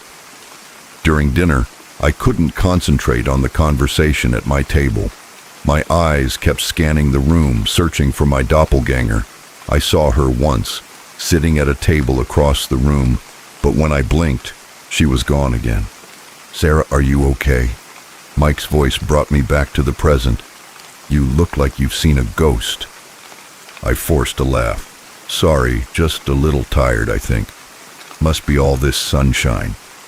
But as the evening wore on, I couldn't shake the uncomfortable feeling that had settled over me. Who was she, and why did she look exactly like me? The next morning, I was determined to find her and get some answers.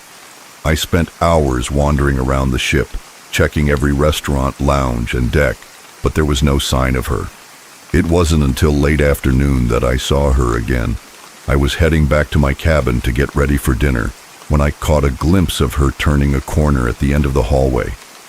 I started running, but when I turned the corner, the hallway was empty. That night, I couldn't sleep. Every time I closed my eyes, I saw her face, my face, smiling at me across the dining room.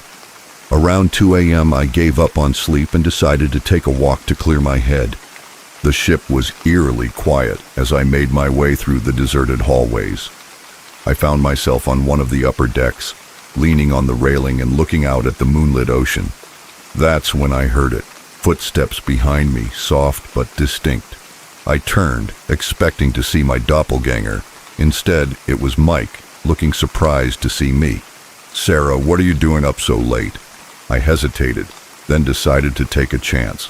"Mike, this is going to sound crazy, but have you seen anyone on the ship who looks like me? I mean, exactly like me?"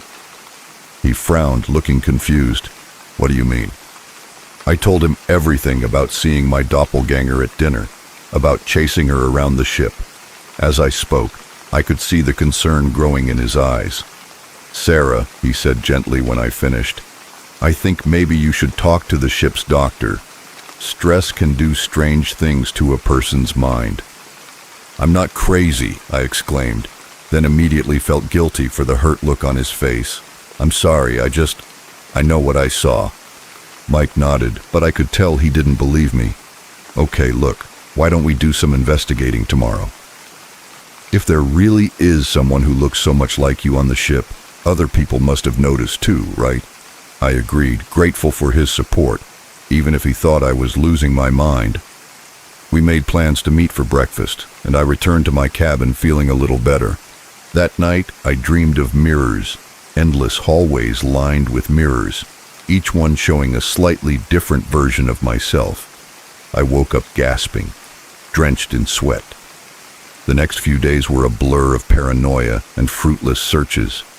Mike and I questioned other passengers, checked passenger lists, even bribed a junior crew member to let us look at the security camera footage, but there was no sign of my mysterious doppelganger. Other passengers began to give me strange looks. I heard whispers as I walked by, saw people pointing and talking in hushed tones. More than once, someone approached me insisting they had just seen me in a completely different part of the ship. Mike stayed by my side, but I could tell his patience was wearing thin. "Maybe it was just someone who looked a lot like you," he suggested one afternoon as we sat by the pool. "And now you're just seeing what you expect to see." I wanted to believe him, but deep down I knew what I had seen, and I was becoming increasingly convinced that something very strange was happening on this ship. It all came to a head on the 8th night of the cruise. I was returning to my cabin after a late-night movie when I saw her again. She was standing at the end of the hallway watching me. This time, I was determined not to let her get away. I ran toward her, shouting, "Wait! Who are you? Why do you look like me?" She turned and ran, and I chased her through the winding corridors of the ship, upstairs, down hallways, through lounges and restaurants. It was like a maze, and more than once I found myself in parts of the ship I had never seen before. Finally, I cornered her in a dead-end hallway. She stood with her back to me, her shoulders rising and falling as if she had been running too. "Please," I gasped, breathless, "just tell me who you are." Slowly, she turned to face me, and when she did, I felt the world tilt sideways. Her face was mine, yes, but it was wrong somehow. The proportions were slightly off, the eyes a little too big, the smile a little too wide. As I watched in horror, her features seemed to ripple and shift, like a reflection in troubled water. "Who am I?" she said, and her voice was a distorted version of mine. "I am you, Sarah. Or rather, I am who you could be, who you can become."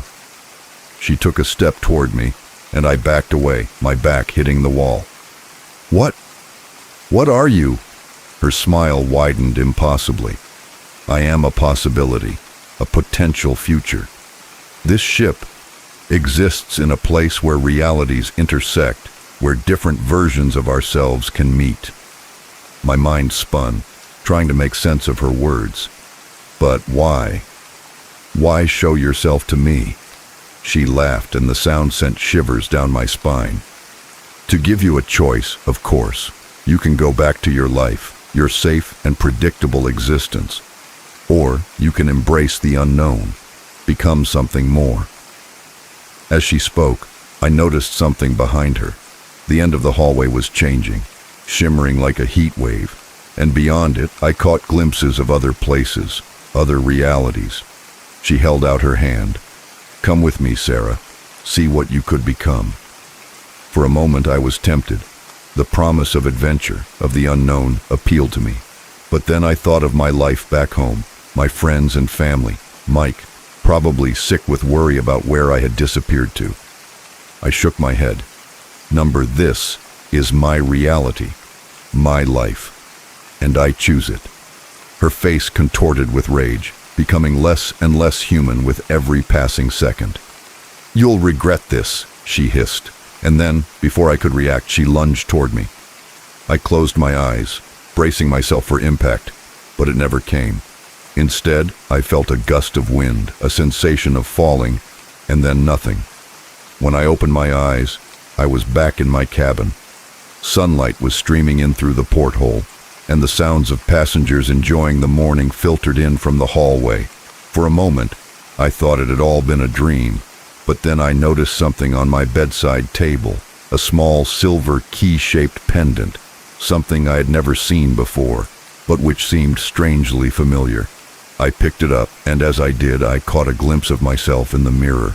For just a second, I could have sworn that my reflection smiled at me with a mouth that was a little too wide.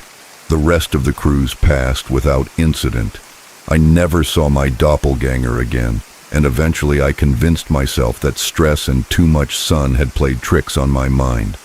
Mike and I grew closer, and by the time we docked, we were making plans to see each other again in the real world. But sometimes, late at night, I find myself staring at that silver key, and I wonder about paths not taken, about other versions of myself and other realities. And I can't help but think that somewhere out there, on a ship sailing through the spaces between worlds, another Sarah made a very different choice. So if you ever find yourself on a cruise and catch a glimpse of someone who looks exactly like you, remember my story and think very carefully about the choices you make. Because sometimes our doubles are more than just reflections. Sometimes they are glimpses of who we can become, for better or for worse. Next story. The words were whispered with such urgency, with such raw fear, that I felt my blood turn to ice. "Whatever you do, don't be here at midnight." The aging truck driver who had uttered them was already walking away, leaving me frozen in my seat, the half-eaten hamburger cooling on the plate in front of me. I glanced at my watch, 11:37 p.m. As I scanned the restaurant, noticing the tense faces and furtive glances of the other customers, I realized with growing dread that I had stumbled upon something far more sinister than a late-night stop. My name is Jack, and up until that moment, I was on a routine coast-to-coast trip from New York to Los Angeles. I'm a freelance photographer and had taken a last-minute job that required me to transport some sensitive equipment that couldn't be entrusted to shipping companies. The pay was good, and I figured the road trip would give me a chance to snap some interesting photos along the way.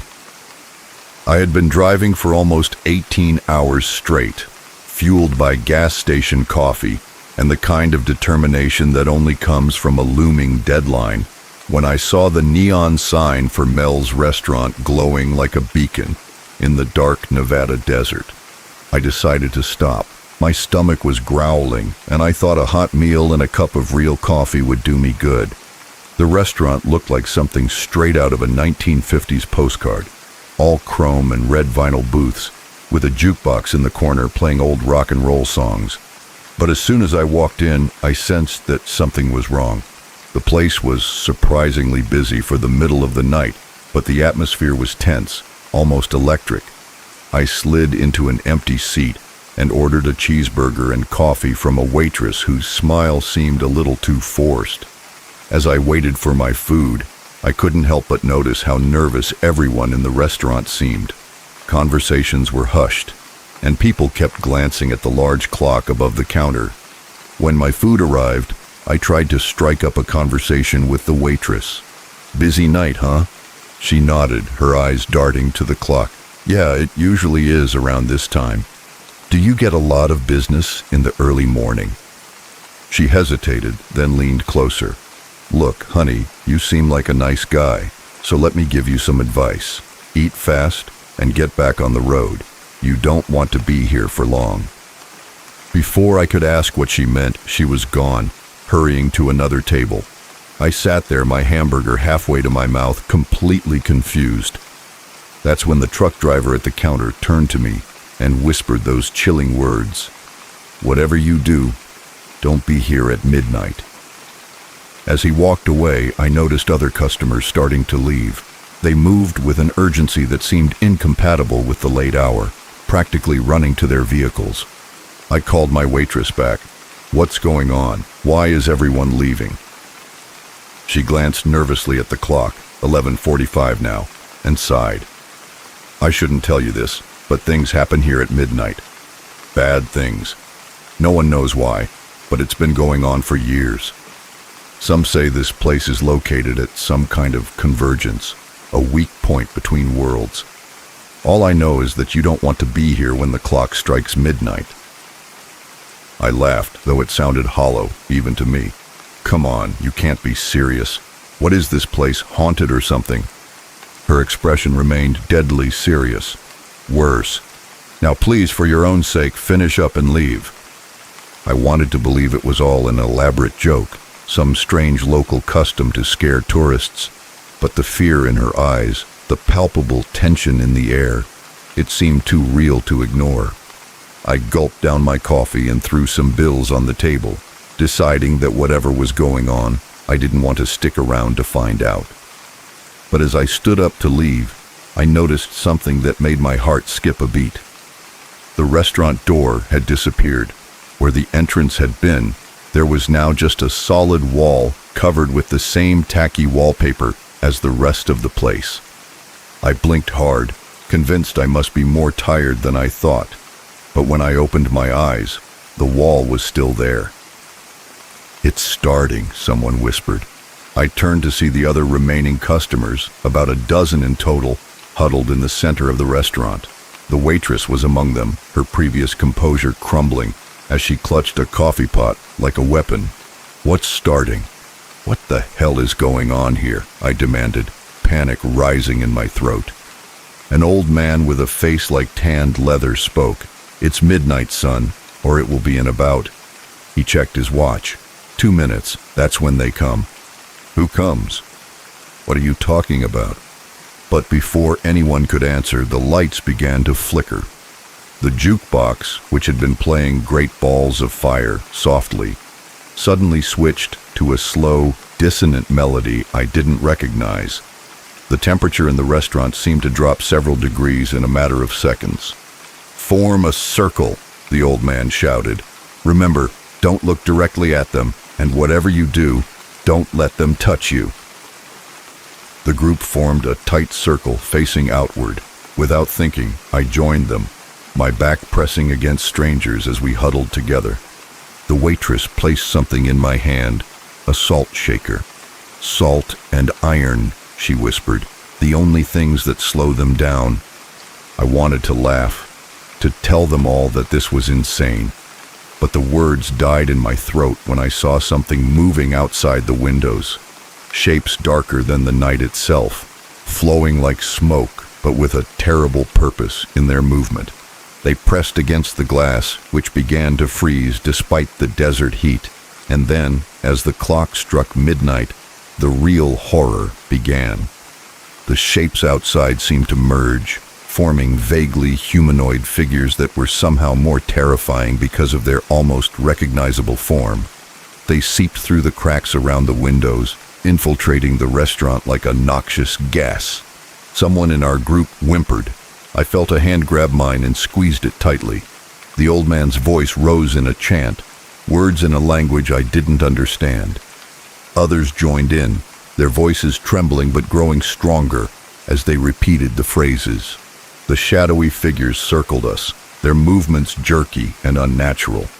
I caught glimpses of limbs that were too long, of faces that changed and shifted like smoke. The air grew thick with the smell of ozone and something rotten. One of the creatures lunged toward our group.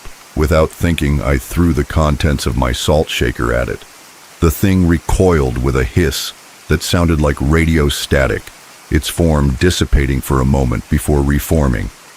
Time seemed to stretch and distort. I couldn't tell if we had been surrounded for minutes or hours. My arm ached from holding it out, salt shaker at the ready. My throat was raw from chanting words I didn't understand. Just when I thought I couldn't take it anymore, when the pressure of the bodies and the suffocating presence of the shadow creatures became too much, something changed. The old man's chant reached a fever pitch, and suddenly the very air seemed to ripple. The shadowy figures began to recede, their shapes becoming less distinct. They flowed back through the windows, which shattered outward in a spray of glass. A wind whipped through the restaurant, carrying with it the last strands of the creatures and the lingering smell of decay. And then, as suddenly as it had begun, it was over. We stood there in stunned silence for a long moment, the only sound our ragged breathing and the crackling of broken glass beneath our feet. Slowly, our circle broke. I saw tears on some faces, empty shock on others. The waitress was the first to speak. "Is everyone okay? Was anyone touched?" There was a general murmur of agreement.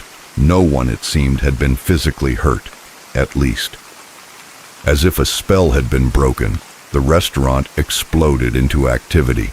People began sweeping up glass, straightening overturned chairs, trying to restore some semblance of normality. I stood there, the salt shaker still clenched in my hand, trying to process what I had just experienced. The old man approached me, his eyes kind but tired. "First time, huh? You did well, son." I finally found my voice. What were those things? Why here? Why at midnight?" He shook his head.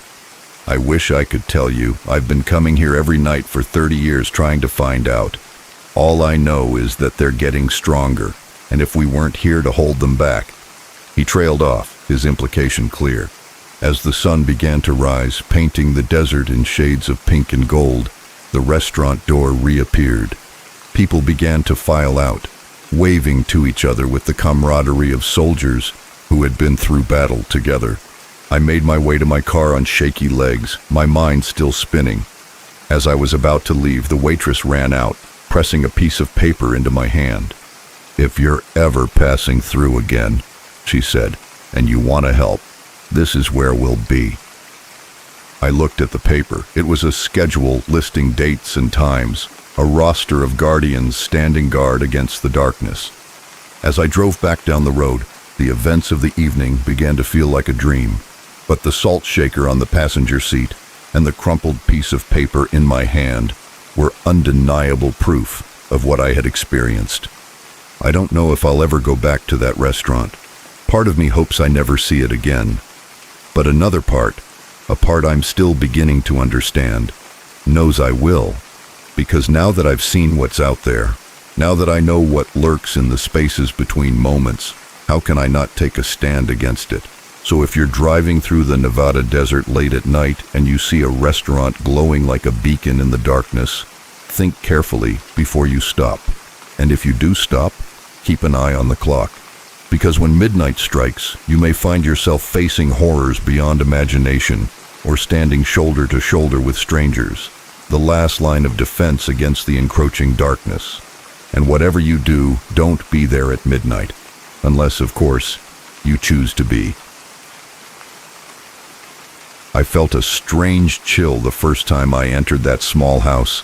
That place was different. It was so quiet that it made me uneasy. The owner mentioned that there was an attic, but didn't say much else.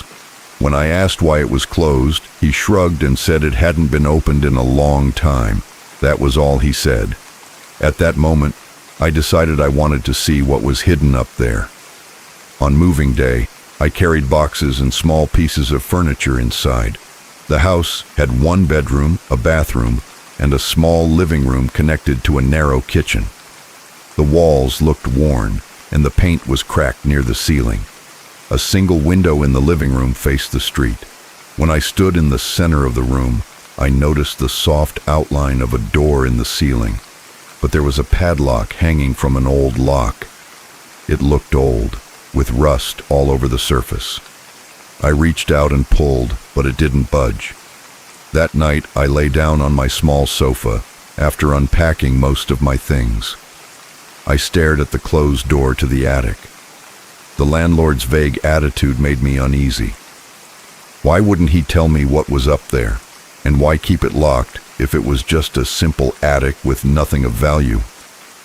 I tried to distract myself by turning on the TV, but my eyes kept wandering back every few seconds. I ended up falling asleep there in the living room with the TV on low. The next morning, I couldn't ignore my curiosity. I decided to go buy a screwdriver. The nearest hardware store was about 5 blocks away. It was a hot, sunny day, and I remember sweating as I walked along the cracked sidewalks. The neighborhood seemed old and a little run down, with faded store signs and peeling paint on the houses. But there was something about it that I also found appealing. It was quieter than I was used to. I found the store, picked out a sturdy screwdriver, and headed back. When I got home, I climbed onto a chair and tried to force the lock open. The metal of the lock was brittle and made a squeaky noise when I applied pressure. I spent a few minutes jiggling and pushing the tip of the screwdriver into the opening. Suddenly, the lock popped open with a loud bang that echoed throughout the room. My heart raced, and I felt a small surge of triumph. I lowered the folding ladder that was attached to the trap door and climbed up. Immediately, there was a musty smell, like old cardboard and stagnant air. The attic was darker than I had expected. A single dusty window on the opposite side let in a faint ray of light. I turned on the flashlight on my cell phone and examined the space. I saw boxes stacked against the walls, all covered in thick layers of dust. Cobwebs hung from the low beams. I noticed a large shape leaning against one of the walls. It was a large mirror with an ornate metal frame. The glass looked old and had smudges on it. I approached and pointed the light from my cell phone at it. My reflection looked blurry, and I couldn't see my face clearly. The floorboards creaked under my feet, and suddenly I felt uneasy. I couldn't hear anything but my own breathing. I looked around, checked some boxes, but most of them were empty. I didn't find anything strange. After a few more minutes, I went downstairs, closed the trap door, and locked it again. Over the next few days, I focused on my usual routine. I tidied up my room, set up my computer on a small table, and found a decent place for my TV. I had to get used to the quieter environment at night. In my old apartment, there was always some background noise. Here, everything was completely silent after 9 o'clock. On the third night, I woke up to a noise right above me. It was faint, like soft footsteps, or maybe something sliding across the floor. I sat up in bed and held my breath, trying to figure out what I was hearing. It lasted about 10 seconds, and then stopped. My heart was pounding, but after a while I calmed down and told myself I was probably imagining things. Maybe the house was settling, or a branch was brushing against the ceiling. But my gut told me it wasn't just the house settling. The next day, I decided to check the attic again. When I went up, I saw the same boxes, the same dusty window, and the same large mirror. But this time I noticed some faint marks on the surface of the mirror. They looked like handprints, or finger-shaped smudges. My first thought was that I might have accidentally touched it when I was there before. I rubbed the glass with an old rag and saw that the marks disappeared, leaving only streaks of dust. I didn't see anything else suspicious, so I closed the trap door and went back downstairs. The noises didn't stop. They occurred randomly, sometimes late at night, sometimes early in the morning. It always sounded like someone was walking around in the attic. I would jump out of bed, turn on the lights, and stare at the ceiling. My heart would race, and I could feel sweat beating on my forehead. Each time, I told myself to stay calm and go check it out, but every time I went upstairs, the attic was empty. No footprints, no signs of movement, and no clues. By the end of the first week, I was sleeping very poorly. I would wake up at the slightest noise. My shoulders were tense, and my stomach was in knots. One morning, after a restless night, I went upstairs once more. The beam of light from my flashlight illuminated the mirror, and I saw some new marks. They were larger and clearer, like two handprints pressed hard against the glass. The shape of the fingers was almost perfect, and you could see where the dust had been wiped away. I felt a wave of fear wash over me. I wiped them again, this time pressing them with my hand to compare the size. These prints seemed slightly larger than mine, and the spacing between the fingers was different. This discovery made my pulse race. I began to think of possible explanations. Maybe someone had broken in, maybe the owner had a key to the house, or maybe there was another entrance to the attic. However, it didn't make sense. Nothing else had been disturbed, no boxes had been moved, and nothing was missing from my room. I checked the doors and windows for signs of forced entry, but found none. A few nights later, I was watching television around midnight. I heard the attic floorboards creak again, this time louder than before. They sounded like slow, deliberate footsteps above my head. My chest tightened. I turned off the TV and listened. The footsteps continued for a few seconds. Then there was a scratching noise. It reminded me of metal being dragged across wood. I got up, grabbed the flashlight, and went upstairs. My hand was shaking on the step as I pushed myself up. I shone the light around. Everything was silent. I walked over to the mirror and crouched down in front of it. My reflection looked strange, but I couldn't identify why. It looked like the glass was distorted, or maybe dust was creating a strange pattern. My breathing was shallow, and I could hear my heart beating. I tried tapping the surface of the mirror, hoping it would move or rattle, but it remained in place. Then I heard a loud thud behind me. I turned around, pointing the flashlight at the boxes, but I didn't see anything moving. The noise came from near the stairs. I ran to check the area, but the attic was empty. My stomach was in knots and my hands were clammy. I went downstairs, closed the trap door, and sat on the sofa, feeling tense. Over the next few days, I felt more determined to find out what was going on. I examined every inch of the house, looking for hidden doors or cracks. I found none. I stayed up late with the lights off, waiting to hear the sounds. They came and went, always unpredictable. Sometimes they were faint, other times louder. My mind began to play tricks on me, but I tried to stay sane. One night, I decided to record the sounds from the attic.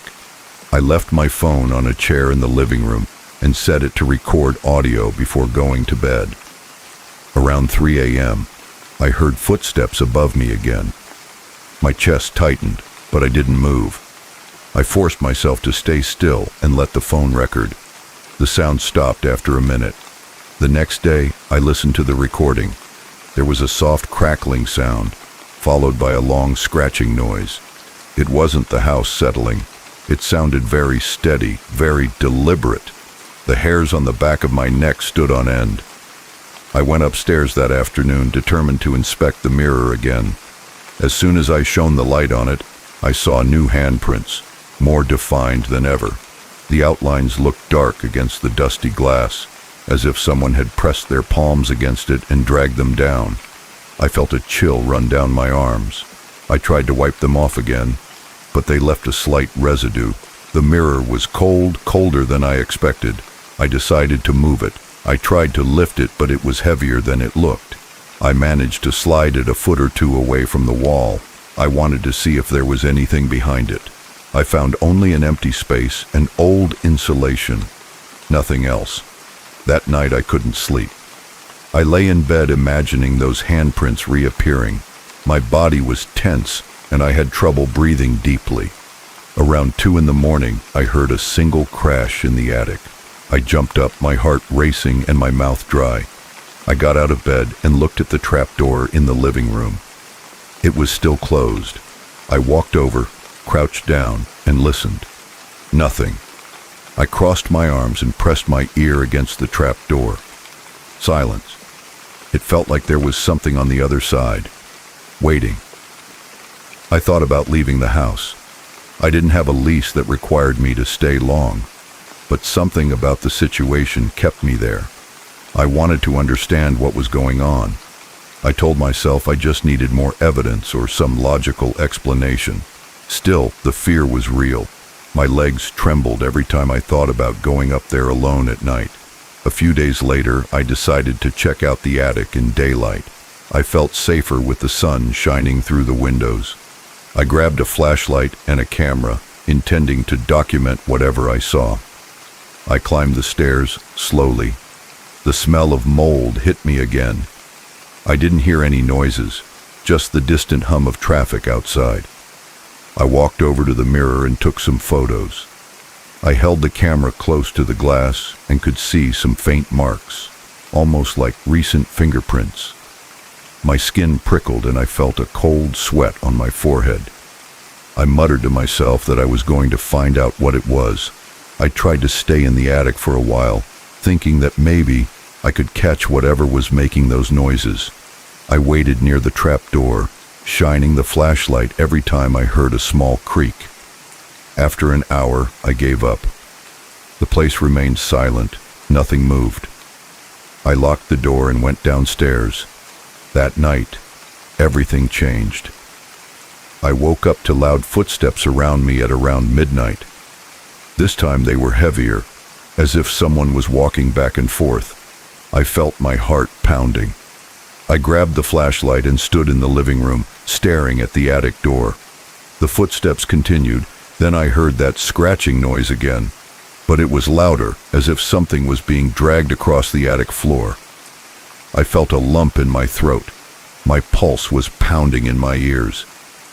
I climbed the stairs slowly, every muscle tense. When I opened the trap door, the attic was dark. The beam of light from my flashlight trembled in my shaking hand. I called out, "Hello?" My voice echoed. There was no answer. I climbed up completely, stepping on the floorboards. I illuminated the space. Nothing moved. Then the beam of light fell on the mirror and my stomach turned. I saw two large handprints right in the center of the glass, shiny and fresh. It looked like someone had just pressed their hands there. The dust around them was disturbed and the outlines were clear. My mind raced. There was no one else in the attic. I was alone. I felt a chill run down my skin. I took a step forward, sweat running down both sides of my face. The air felt thick and stagnant. My flashlight flickered for a moment, and my heart almost stopped. I tapped it to keep it on. Then I heard a slight scratching sound on the other side of the attic, near the stacked boxes. I turned, shining the light in that direction. The boxes were still, but the noise continued for a few more seconds before stopping. I forced myself to breathe slowly. I walked around the attic, looking between the boxes. There was no sign of anything. My nerves were on edge. I knew I couldn't stay up there any longer. I ran back to the trapdoor and climbed down. I locked it and then inserted a small metal bar through the lock to secure it further. My whole body was shaking. I spent the rest of the night sitting on my sofa with the lights on, staring at the ceiling. My eyes were burning with fatigue, but I couldn't relax. It's been almost 2 weeks since then. I still hear those noises at odd times. The mirror still shows new handprints every time I look at it. I've taken pictures, but they just look like smudges on the glass. I can't prove there's anything up there, and I can't sleep well. I'm about to confront the landlord. I want answers. Part of me wants to keep investigating. Part of me wants to run away. But I won't leave until I understand what's going on in that attic. There's something about this place that refuses to let me rest until I get some clarity. I'll keep climbing those stairs, even though my heart races every time I grab the flashlight and open the trap door. I don't know what I'm going to find, but I can't ignore it anymore. Next story. I got out of the car and felt a brief sense of relief when I saw the small summer house I had rented. I wanted peace and quiet. I wanted to escape the traffic and crowded sidewalks.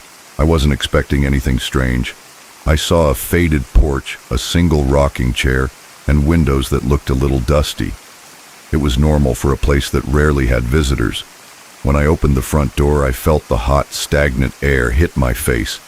It smelled like old furniture and slightly damp wood. I shrugged and went inside with my bags. I left them near a small sofa in the living room and turned on the ceiling light. I saw some simple furniture, a coffee table, some chairs, and a sofa with worn cushions. I was tired, so I decided to leave most of the unpacking for the next day. That's when I noticed a radio on a shelf on the wall. It looked old, with a bulky plastic case and a cracked handle on top. It was the kind of battery-powered radio you used to find decades ago. There was dust on the speaker grill. It looked like it hadn't been turned on in a long time. I wasn't interested in it, so I left it there.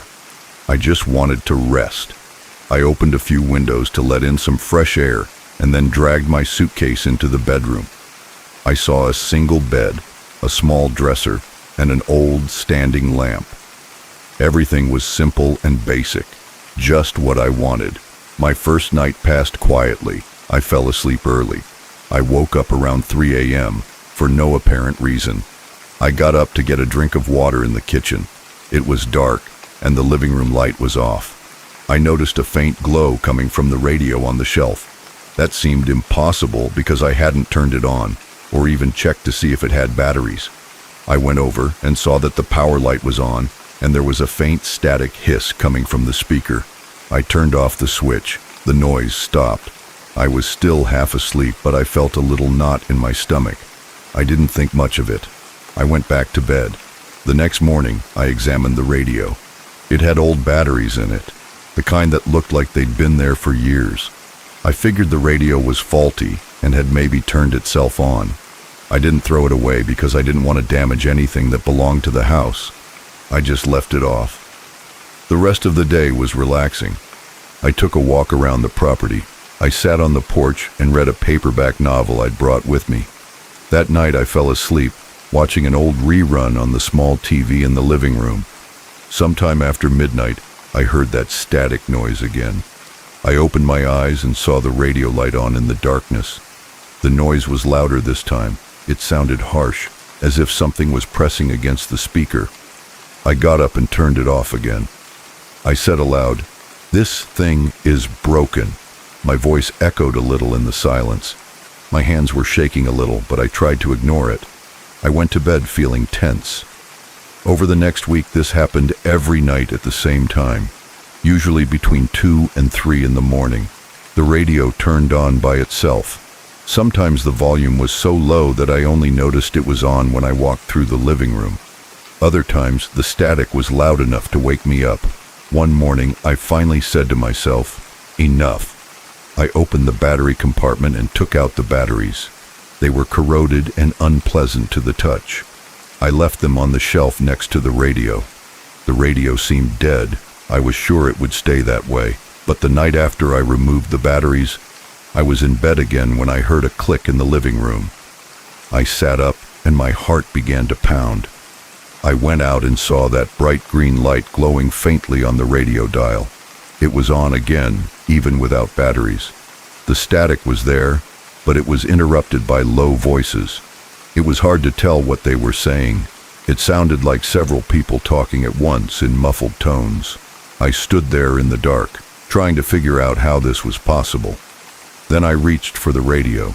Just as my fingers touched the plastic, the station changed. I heard a deep voice say something like, "You are ignoring the signs." I froze. This wasn't a normal broadcast. It sounded like a direct statement about me. My neck tensed, and a chill ran down my arms. I turned off the radio, but my hand was shaking so much that I dropped it onto the shelf. I backed away, unable to take my eyes off it. I hardly slept that night. The next day, I tried to stay calm. I told myself there could be a logical explanation. Maybe the radio had some residual charge, or was picking up strange transmissions. I decided to stay up after midnight to see if I could catch it on. I sat in the living room with all the lights on. I had a cup of tea and tried to watch TV, but I couldn't concentrate on anything. My eyes kept drifting back to the radio. Every little creak in the house made me jump. Around 2:30 in the morning, I started to feel sleepy. My eyelids were heavy and my head was spinning. I woke up to a subtle scratching sound. I looked over at the radio. The dial needle moved slightly, even though no one was touching it. I leaned forward and watched as the needle slid to the right on its own. The power light came on, and then there was static. At first it was the usual crackling, but then I heard something that sounded like my name. It was faint, but I recognized the shape of the sound. Mike. My throat tightened. I turned off the switch and pulled the radio's plug out of the wall socket. I had forgotten that it could run on batteries as well as AC power, but I had already removed the batteries, so that meant it had switched to AC power on its own. I didn't even remember plugging it in. That confused me and made me feel shaky. I left it unplugged and put it in a closet. I closed the door and told myself that was the end of it. I tried to get on with my vacation. I read more, cooked simple meals, and sat outside in the evenings. But something seemed wrong. Every day as night fell, I noticed little things. The air seemed heavier at night. The house creaked more than usual. When I sat on the couch, I thought I heard soft clicks in the corner where the radio used to be. It reminded me of someone slowly turning a dial. I looked around and saw nothing. I got up and checked the closet, but the door was still closed. The radio was still inside. That didn't stop the feeling that something was nearby, playing with it. One night, halfway through my second week, I was in the living room with the TV on low. I was lying on the couch, almost asleep, when I heard the closet door creak. I got up and saw that it was open. It wasn't fully open, just a few inches, but I was sure I had closed it. My heart raced. I walked over and found the radio on the closet shelf. It was still unplugged with no batteries, but the power light flashed once and then went out again. I felt a wave of panic wash over me. My hands started to sweat and my mouth went dry. I closed the closet door and stood there. My mind raced. I decided to lock the closet door. If it had a lock, it did. I turned the small knob on the door handle and tried it. It was still locked. I tried to calm down. I drank a glass of water in the kitchen and watched the back door, waiting for something else to happen. I kept seeing shadows out of the corner of my eye. I turned my head, and the shadows didn't match any of the furniture. Sometimes I thought I saw a shape standing near the radio shelf, but when I blinked, it was just the edge of the sofa or a curtain. My forehead was cold. The hairs on my arms were standing on end. I couldn't stop thinking about the worst-case scenarios. But there was no one else around, and I saw no signs of forced entry. I told myself I had to stay calm. It was just me and some strange electrical glitch. I tried to watch TV until I fell asleep, but every 10 minutes I would wake up from a light sleep thinking I had heard static. The day before I left, I decided to keep myself busy and get out of the house as much as possible. I drove to the nearest supermarket. I walked around for a while, picked up random items, and avoided thinking about the radio. When I returned, I noticed a slight chill in the living room, even though it was a warm afternoon. The house seemed to be at a standstill again, and the smell of mold was stronger. I checked the thermostat, but it was set to a normal temperature. My nerves were on edge. I put some music on my phone to distract myself and started packing my things. I wanted to leave early the next morning. That night, I sat at the kitchen table with a sandwich and a glass of water. I stared at the closet door, which was still locked. I felt a strange tension in my chest. After eating, I sat down on the sofa. I turned on the TV to watch whatever was on. It was around 11 p.m. The house was dark, except for the lamp next to me and the TV screen. At some point, the static started again. I realized it wasn't coming from the TV because the volume was low. It was coming from behind the closet door. It sounded muffled but loud enough to be heard through the door. I got up and walked toward it. My legs were shaking and I was breathing heavily. I pressed my ear against the door. I heard a strange voice. It was speaking in a low, distorted tone. It said a few words that sounded like my name again. followed by what sounded like incomplete sentences. "He's gone. He's locked it. You mustn't." Then it stopped. I stood there, my heart pounding, feeling sweat running down my neck. I tried the door handle, but it was still locked. I backed away. The static noise subsided. I waited in the living room, my eyes fixed on the closet. I felt like running to my car and driving away, but I also felt trapped. After a few minutes, I walked slowly toward the closet with my hand trembling on the doorknob.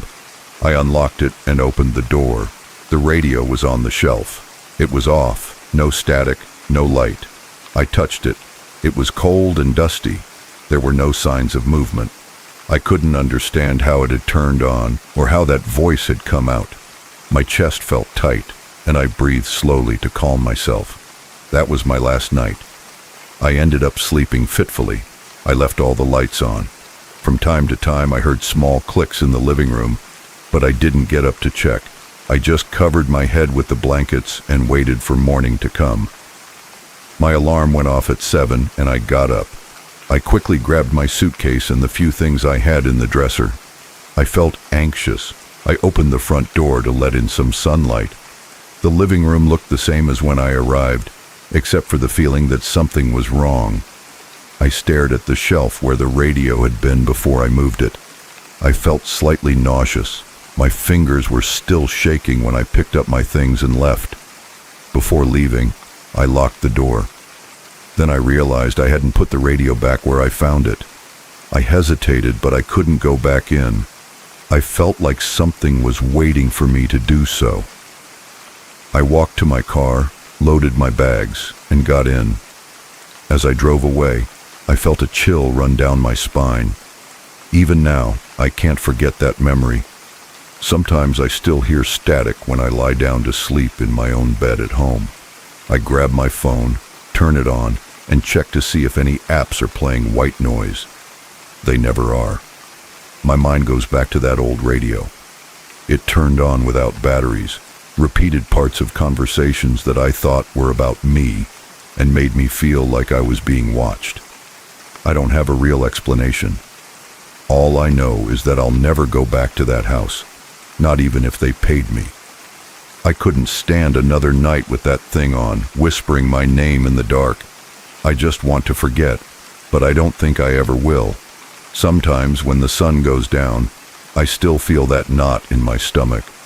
I remember that voice, and I remember how the radio moved on its own. That's enough to keep me awake at night. I'm done with summer rentals. I'd rather stay home, even if it means putting up with the noise of the city. At least that noise is normal. Static and low voices at 3 a.m. are not. They stick with you. They get under your skin. I can't ignore them anymore. That house gave me more than just a bad vacation. It made me question every strange noise I hear when I'm alone, and it's a feeling I can't shake, no matter how many nights go by. I moved in on a Thursday afternoon. The building looked old on the outside, with peeling paint around the windows and a rusty fire escape attached to the side. I entered the lobby, carrying 2 boxes of kitchen utensils. The floor tiles were cracked, and there was a musty smell that reminded me of damp clothes. I saw a small pile of envelopes stacked near a row of mailboxes, all addressed to a guy named Marcos. At first, I didn't think much of it. People get mail after they move, but something about that pile made me stop. It looked like it had been there for quite some time. The edges of the envelopes were curled and yellowed. Still, I was focused on getting settled in. I took the keys out of my pocket and climbed the stairs to the 3rd floor. When I reached my new door, I noticed fresh scratch marks on the threshold. It looked like someone had dragged heavy shoes or boots across it. I didn't think much of it. I set the boxes on the floor, put the key in the lock, and entered the apartment. Inside, the air felt stagnant, heavier than in the hallway. The living room had an old sofa, a wooden coffee table, and some dusty bookshelves. The kitchen was small, with an outdated refrigerator and a stovetop with dents on the sides. I remember checking the cupboards and seeing some cans of food that someone had left there. They were expired. I threw them in the trash. A little later, I met a woman named Donna Vera. She lived across the hall. She was short, with curly hair and a cautious expression. She saw me carrying another box and asked if I was the new tenant. I told her I was. She looked at the envelopes I was holding and frowned. Then she told me that the previous tenant had left in a hurry. "He just disappeared," she said. "He left most of his things here and left one night. We never saw him again. He didn't even say goodbye." His voice trembled a little. I asked him if he knew where he had gone. He said no. He added that he had never mentioned any travel plans and hadn't hired a moving company. He hadn't even bothered to change his address. At the time, I shrugged it off. I had other things on my mind. I wanted to unpack and assemble my bed. I spent the rest of the night organizing my clothes and trying to ignore a faint creaking sound that kept coming from the living room. I figured it was just the building settling in. I was tired and tried to go to bed early. The first night was quiet, but I remember feeling restless. My mattress was on the floor because I hadn't finished assembling the bed frame. Around 2 a.m. I heard the bathroom sink dripping. It wasn't a big deal, so I rolled over and forced myself back to sleep. The next morning, I got up and found the bathroom faucet dripping more than before. I turned the knob hard and it stopped. I noticed a faint smell of men's cologne in the bathroom. It wasn't mine, and it wasn't the kind I had left on the shelves. I sniffed around and then checked the ventilation. I figured it might be coming from another apartment. The walls were thin, and I could hear water running through the pipes upstairs whenever someone took a shower. After brushing my teeth, I walked into the living room. The front door was open. I was sure I had locked it the night before. My keys were still on the kitchen counter. I felt a jolt in my stomach, but I figured maybe I had forgotten to turn the lock. I made a mental note to be more careful in the coming days. Little things kept happening. I saw smudged footprints in the dusty hallway near the bedrooms. They weren't mine. My foot size is different, and I recognized the shape as something completely different. The footprints continued partially down the hallway and then disappeared. I started to question myself. Was I dragging dust around without realizing it? I checked the soles of my shoes. They were clean because I usually wipe them on the doormat. Besides, the footprints were larger, maybe 1 or 2 sizes bigger than mine. On the third night, I woke up around 1 a.m. to the sound of water dripping again. This time it wasn't just a drip. I heard a brief gush of running water, as if someone had turned on the tap for a few seconds. I sat up. My heart was pounding. I got out of bed, grabbed my phone, and walked carefully to the bathroom. The door was closed. I pushed it gently. The light was off, but I smelled that same cologne scent. Now it was stronger. When I turned on the light, the sink was wet and the faucet was dripping. I turned it off and wiped the counter with a towel. Then I heard a light tapping in the hallway. It sounded like wet footsteps on the floor. I followed the sound with my phone flashlight pointed ahead. I saw small puddles of water coming out of the bathroom, running down the hallway and into the living room. They stopped near the front of the couch. When I looked at the floor at that point, the water was gone. The wood wasn't wet, and there was no trace beyond that point. My hands were shaking a little, and my stomach was in knots. I felt exposed in my own home. I checked the front door. It was still locked. I stood there for a while, gripping the doorknob and breathing rapidly. Finally, I forced myself back to bed, but I didn't sleep well. The next day, I tried to talk to another neighbor, a middle-aged man named Jorge. I asked him if he remembered the guy who used to live in my apartment. He said he hardly ever spoke to him, but he remembered loud arguments through the walls. Jorge said Marcos would talk on the phone for hours, sometimes yelling.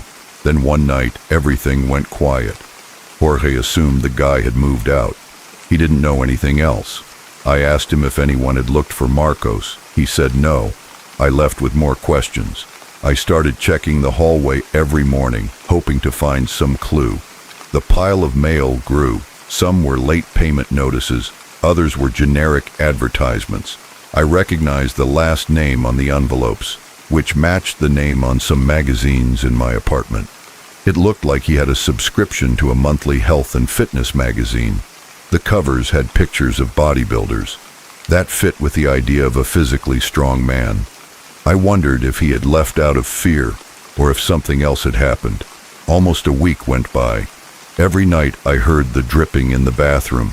Sometimes it smelled like cologne, sometimes it didn't. I would wake up startled because it felt like someone was standing over my bed or sitting on the edge. I never saw anyone.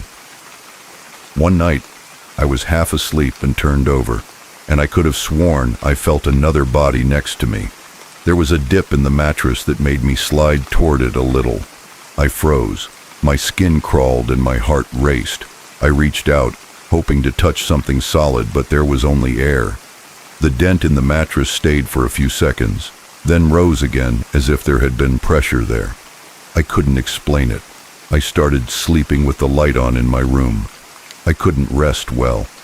In the morning, my eyes were red and I felt nervous. I checked the locks twice every night. Even so, I would wake up and find the door open or slightly ajar.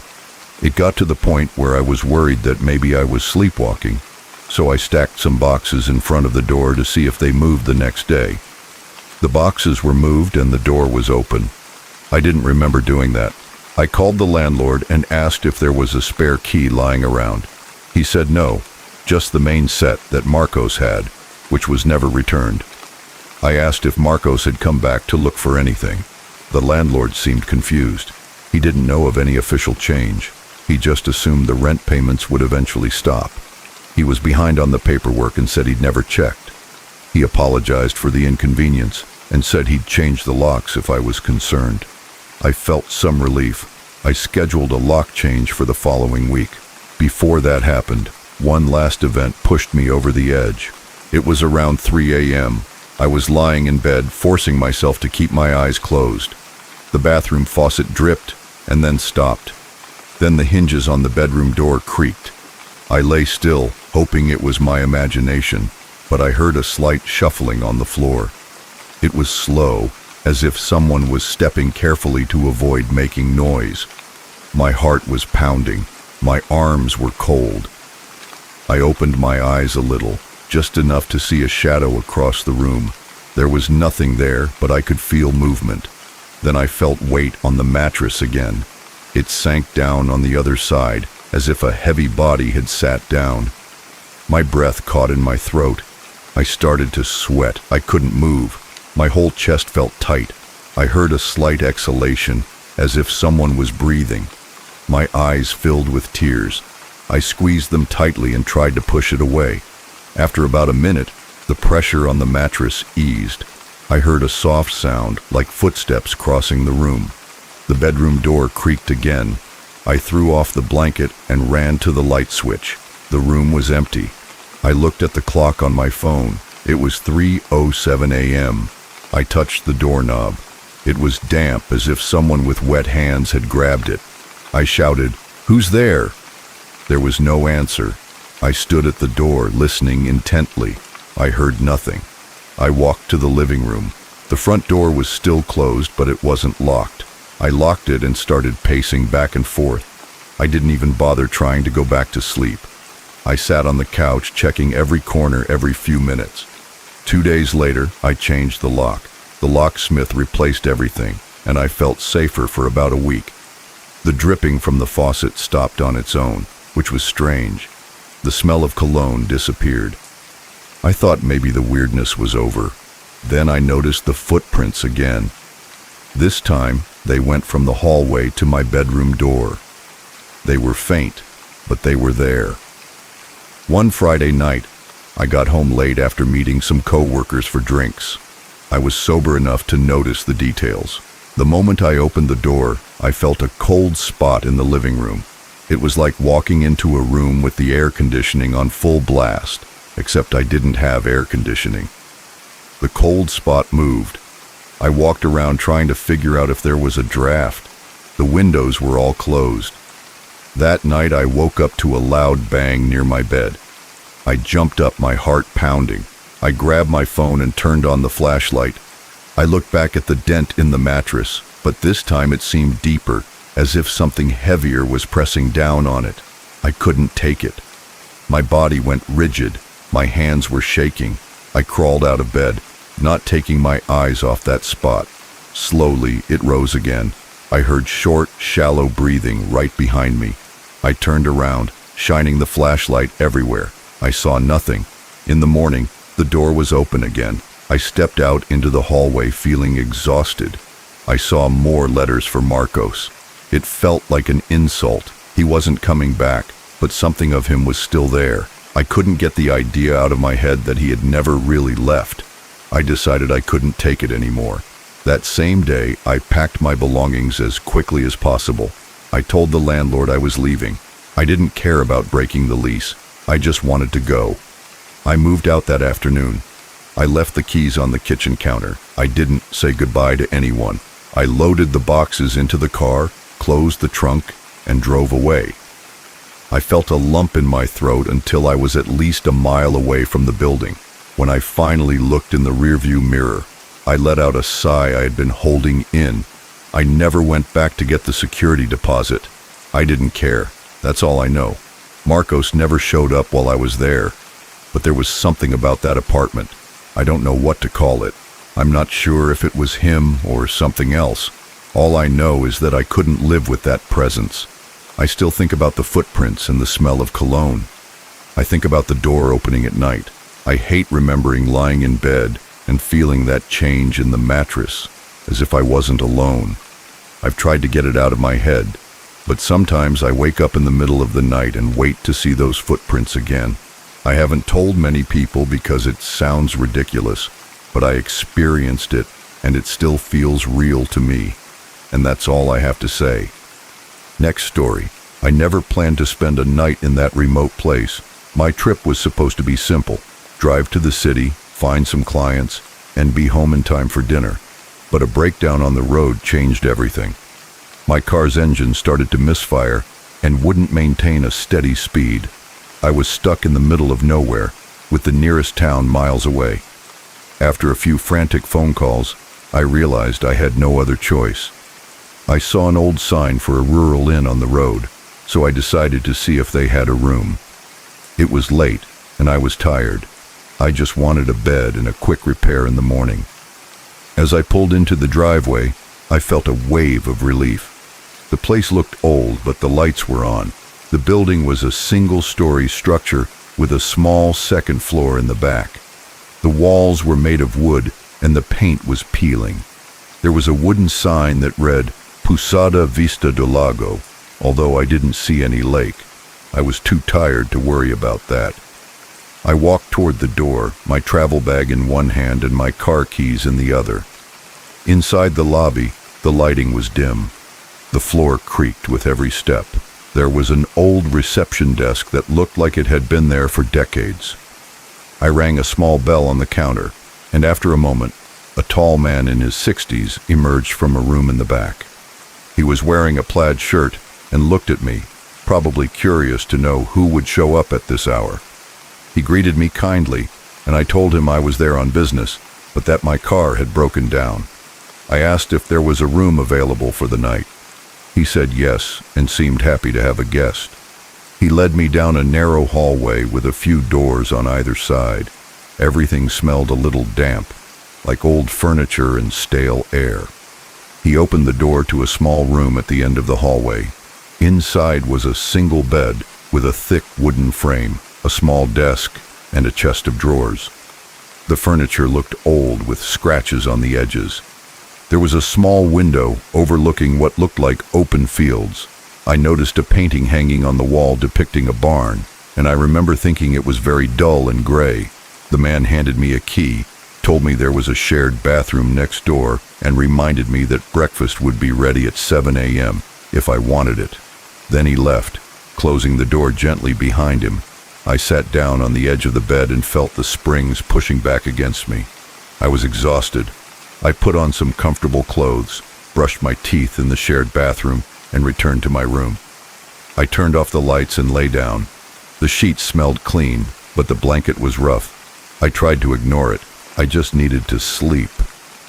After tossing and turning, I was about to fall asleep when I heard footsteps in the hallway. They were loud, heavy footsteps. They moved up and down, slow and deliberate. At first, I assumed it was the owner checking on something. Maybe he was carrying supplies or just walking around, but the noise didn't stop. They kept coming and going. I looked at my phone. It was almost 3 a.m. The footsteps seemed too steady for someone just going to the bathroom. They went from one end of the hallway to the other and back again. I thought about getting up to see what was going on, but I was exhausted and didn't want to intrude on the landlord's business. I figured it might be a quirk of the place. Maybe the man had a habit of walking around at night. I tried to cover my ears with my pillow. That helped a little, but I could still hear the creaking on the floor. Then I heard the footsteps stop right outside my door. The floor creaked, and I felt a wave of anxiety wash over me. I stared at the door. My heart began to pound. It was a feeling of anxiety that tightened my chest. The handle turned. The metal clicked.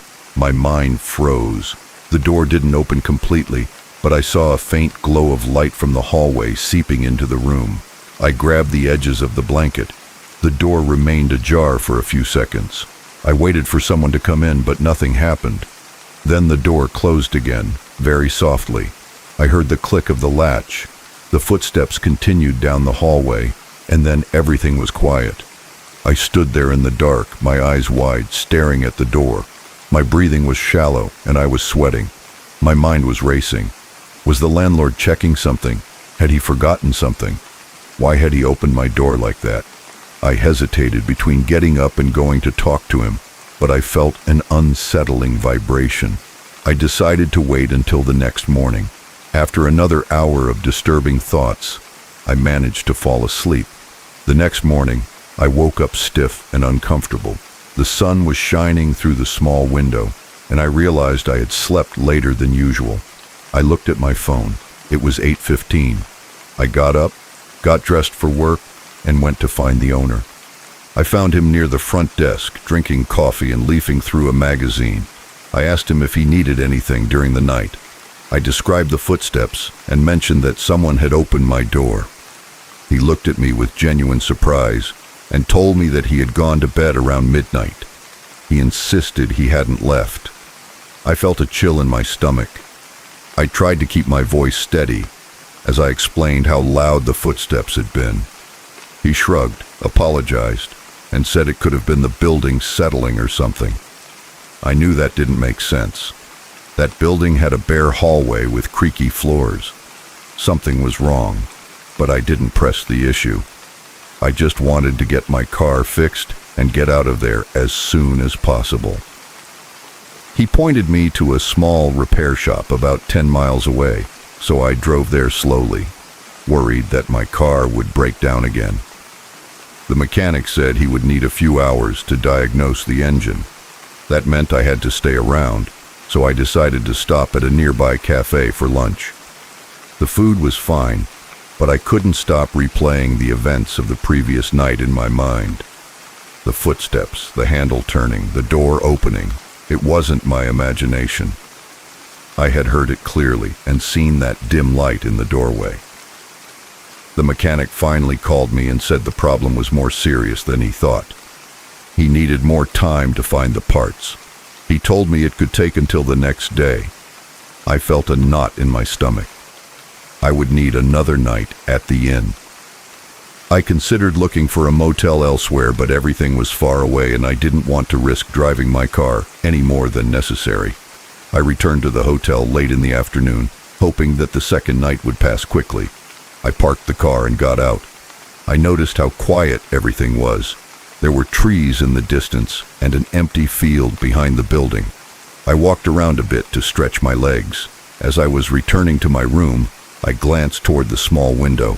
My heart skipped a beat. I saw someone standing there. It was a silhouette, just a dark shape. I couldn't see any details, but it looked like a person standing in front of me. My body tensed up. I dropped my keys. When I picked them up and looked back, The figure was gone. I ran inside, took the hallway to my room and opened the door. There was no one there. The bed was untouched, the desk was the same, and the window was closed. My bag was where I had left it. I felt a tingling sensation on my neck. My stomach was churning. I searched every corner. I opened the closet. It was empty. I looked under the bed. There was only dust. I felt ridiculous, but I knew what I had seen. Someone was at the window. I closed the door behind me and locked it from the inside. I went to talk to the owner again. He was reading in a worn armchair near the lobby. I told him I had seen someone at my window. He seemed intrigued. He said there were no other guests and that he had been in the kitchen until recently. His tone was calm, but he seemed uncomfortable. I wondered if he knew something he didn't want to share. I didn't press him. I felt tired and tense. I asked if I could have an extra lamp or something for my room.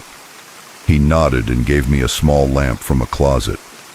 Back in my room, I set up the extra lamp near the dresser. I thought that might help me feel less nervous if the space was brighter. Then I tried to distract myself by organizing some work files on my laptop. I reviewed the documents for the meeting I was supposed to have. I was annoyed by the delay, but I couldn't concentrate for very long. My mind kept returning to the events of the previous night. When it got dark outside, I felt my pulse quicken. I kept the main light on and the lamp on, but the corners still seemed gloomy. I decided to take a hot shower in the shared bathroom. The water pressure was weak, but at least it was hot. I stood there for a while, letting the steam fill the small room. I tried to push the disturbing thoughts away. Then I dried off, got dressed, and went back to my room. The hallway was silent. I felt relieved, but also tense, as if I were waiting for something to happen. I sat on my bed playing with my cell phone, checking messages and reading the news. Nothing interesting. Time seemed to pass very slowly. Around 11 p.m., I started to feel sleepy. I considered leaving the lights on all night, but the glow was too bright, and I figured it would keep me awake anyway. I turned off the main light but left the night lamp on. I stretched out on the bed, on top of the blankets. Every little noise made me tremble. The wind against the window, the creaking of the walls. My own breathing seemed too loud. The hours passed. I looked at my cell phone again. It was around 2 a.m. My eyelids were getting heavy. I began to doze off, and then I heard it. Footsteps in the hallway. It was the same heavy footsteps moving from one end to the other. My heart raced. My mouth felt dry. I sat up, swinging my legs off the bed. I stared at the door, waiting to see if it would happen again. The footsteps came closer, stopped, and then receded. I got up, tiptoed to the door, and pressed my ear against it. My heart was pounding in my ears. The hallway was silent for a few seconds. Then the footsteps started again, right outside. The handle moved slightly once. I heard a soft click. I felt a rush of adrenaline. My scalp tingled. I turned the lock on my side, but the door continued to shake, as if someone was trying to open it.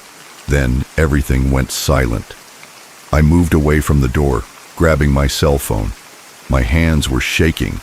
I decided that enough was enough. I grabbed my jacket and slowly opened the door, ready to face whoever was out there. The hallway lights were dim. I didn't see anything. All the doors were closed and the hallway was empty. There was no noise, no movement. The place seemed completely paralyzed. I walked down the hallway, checking every corner. I looked in the lobby, the lights were off, and there was no sign of the landlord. The entire building was silent. I went back to my room, locked the door, and sat down on the bed, breathing heavily. My stomach was in knots. I was sweating. I couldn't think straight. I didn't know what else to do, so I stayed there, fully clothed, with the lamp on for the rest of the night. I didn't hear any more footsteps. My eyes kept returning to the window, hoping to see a silhouette there again. I felt as if someone was waiting outside my door. I stared at the clock on my phone, watching the minutes tick by. I felt exhausted, but I couldn't sleep. Every little noise made me jump. When the first rays of light began to appear through the window, I breathed a little easier. I could hear birds outside, which somehow made everything seem normal again. I quickly packed my suitcase and walked to the lobby. I ran into the owner carrying a carton of eggs from the kitchen. He nodded at me, but I didn't bother to ask for breakfast. I just thanked him for the room and told him I had to go check on my car. He smiled politely, but he must have noticed how nervous I was. This time I didn't mention the footsteps or the figure in the window. It didn't matter. I just wanted to leave. I put my things in the car and drove off, hoping the mechanic would have good news. My head felt heavy and my eyes burned from lack of sleep. I kept looking in the rearview mirror, hoping to see someone in the back seat. I was sure there was something else in that apartment with me, but I couldn't explain it. I never found out who or what was walking through those hallways at 3 a.m., and I never found out who was at my window. All I know is that I stayed awake the rest of that second night, my heart racing, convinced I wasn't alone. Next story. I still remember the day I first saw the place. It looked huge, and I was proud to have finally found a spacious townhouse. The previous owner showed me around, showing me the living room, the kitchen, the bedrooms, and everything else. But there was one room upstairs that was locked. He didn't bother to explain much, just said, "That one's off limits. I don't give you permission to do anything in there." I didn't push it. I was too excited about moving to worry about a single locked room, but it stuck in my mind. It was like a little puzzle I wasn't allowed to solve. I'm not superstitious. I don't go looking for secrets. Still, I couldn't ignore the idea that there was a space in my new home that I couldn't access. The first night after I moved in, I was busy organizing boxes in the hallway. I passed that door several times. It was locked with a simple lock. Through the crack at the bottom, I could see a little darkness, nothing special, but my curiosity was growing. I knelt down, put my eye to the keyhole and tried to see inside. I didn't see much. I could make out the shape of a bed, perhaps some furniture covered with sheets. The flashlight on my phone didn't reach that far. The door was solid. I felt a little silly spying on a room like that, so I got up and told myself I'd leave it alone. The landlord had told me not to touch it, and I had no intention of risking my lease during the first few weeks. For the first few weeks, I completely forgot about the room. I had boxes to unpack, shelves to assemble, and a bunch of chores to do. Work was busy, and I spent more time out than in. When I was home, I was either sleeping or organizing.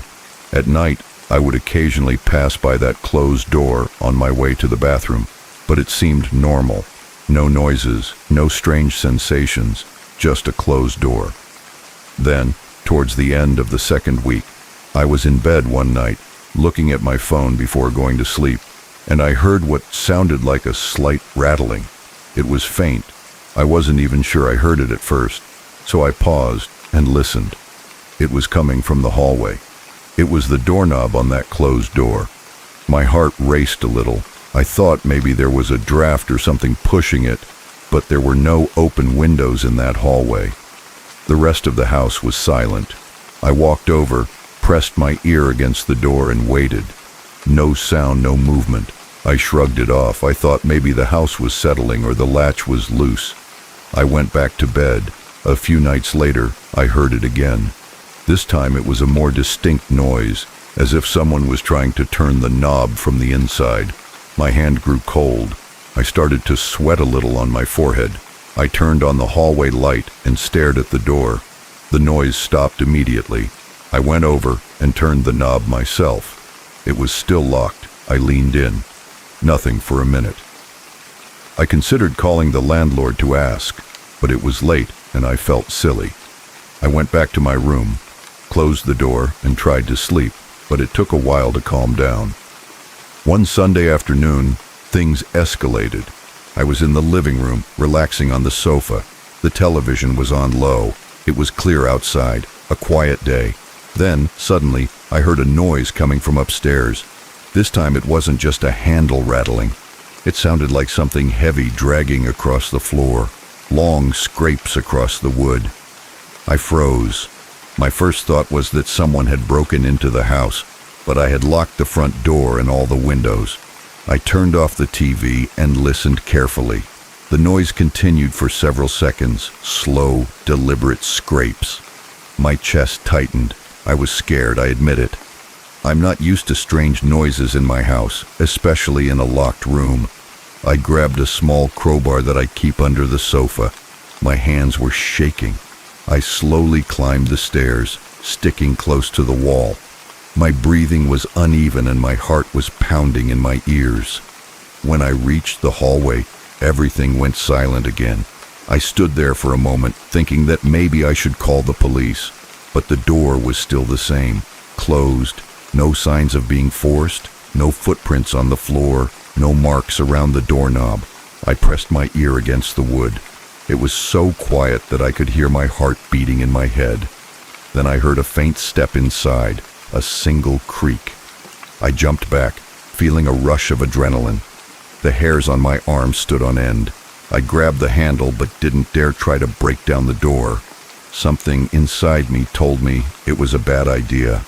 I backed away and went back downstairs. I sat on the sofa, my heart racing, but I didn't hear anything else for the rest of the day. Still, I remained alert, glancing at the stairs every few minutes. I couldn't concentrate on anything else. My stomach was churning. It felt like I was waiting for something else to happen, but the afternoon and evening passed without further noise. When I tried to sleep that night, I lay awake for hours, listening to every little creak or click in the house, convinced that something might move behind that door again. Over the next few days, my tension remained high. I felt nervous every time I went upstairs. I expected to hear a shuffling or a bang. Sometimes I would stand in front of the locked room just staring at it. I thought of all kinds of explanations. Maybe the owner kept some old machinery in there, or maybe there was an animal trapped inside. But I kept coming back to the same memory. I had looked through the keyhole before. There was a bed and some furniture covered with sheets, but there didn't seem to be anything that could move on its own. Finally, one night I snapped when I heard my name. I was almost asleep. My bedroom door was slightly open, and the hallway light was off. I heard it so clearly. "Eric," a whisper coming from the locked room. I sat up in bed with a start, my heart pounding. I grabbed my cell phone and turned on the flashlight. I didn't get up right away. I just pointed the light at my bedroom door and waited. I waited. I stayed like that for a long time, not breathing very loudly, hoping I wouldn't hear anything else. But I didn't hear anything else. Finally, I forced myself to close the door and lock it. I slept with my phone in my hand. The next morning my neck was stiff from being so tense all night. At that moment, I decided that I wasn't going to live in fear of a locked room. I remembered that I had a set of master keys in a tool bag I keep in the garage. It's not a sophisticated set, but it had worked before for opening old locks. The next day, I grabbed the kit, went upstairs, and looked at the doorknob. My stomach churned. My palms were sweaty. I kept telling myself I would do it quickly. I inserted the tools into the lock and took a deep breath. It felt like I was doing something forbidden, but I couldn't go on without answers. It took several attempts before the lock clicked. When it finally turned, I felt a rush of anticipation. I grabbed the knob and slowly pushed the door open. The hinges creaked. The room was dark because the blinds were closed. I turned on the ceiling light, which worked. The first thing I noticed was the cold. It hit me like walking into a freezer. My skin prickled. I was breathing heavily. The bed was covered with a dusty sheet. There was a nightstand, a dresser, and a chair, all covered with old fabric. The floor was wood and smelled a little damp. The air felt heavy, as if it hadn't moved in years. I entered carefully, dodging random boxes. I saw a table lamp on the side table. I reached out and touched the bedpost. It was freezing cold. My fingertips burned. I couldn't understand why it was so cold in there. It was summer and the rest of the house was warm. I checked the windows. They were closed and locked from the inside. I ran my hand over one of the sheets covering the furniture. It was damp, or maybe just cold from condensation. Either way, it left a strange feeling on my skin. Then nausea washed over me. My stomach churned and I felt like I was going to throw up. My head spun. My vision blurred for a second. I had to lean against the dresser. I was breathing heavily. I don't normally get nauseous, so it was alarming. I felt a sudden wave of panic, turned around and headed for the door.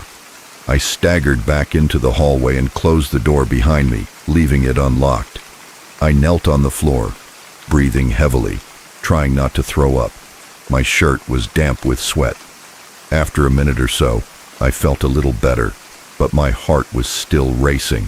I locked the door again from the outside, as if that would keep whatever was inside from getting out. I went downstairs and tried to calm down. My head was pounding. I drank some water and sat down at the kitchen table. My hands were still shaking. I couldn't believe how cold that room was, and that smell, and the damp fabric, none of it made sense. The rest of the house was at a normal temperature. The sun was shining outside, but upstairs it felt like a refrigerator. I realized I hadn't seen any ventilation or anything that could explain it. I looked at the clock. It was mid-afternoon, but I felt exhausted, as if I had run a marathon.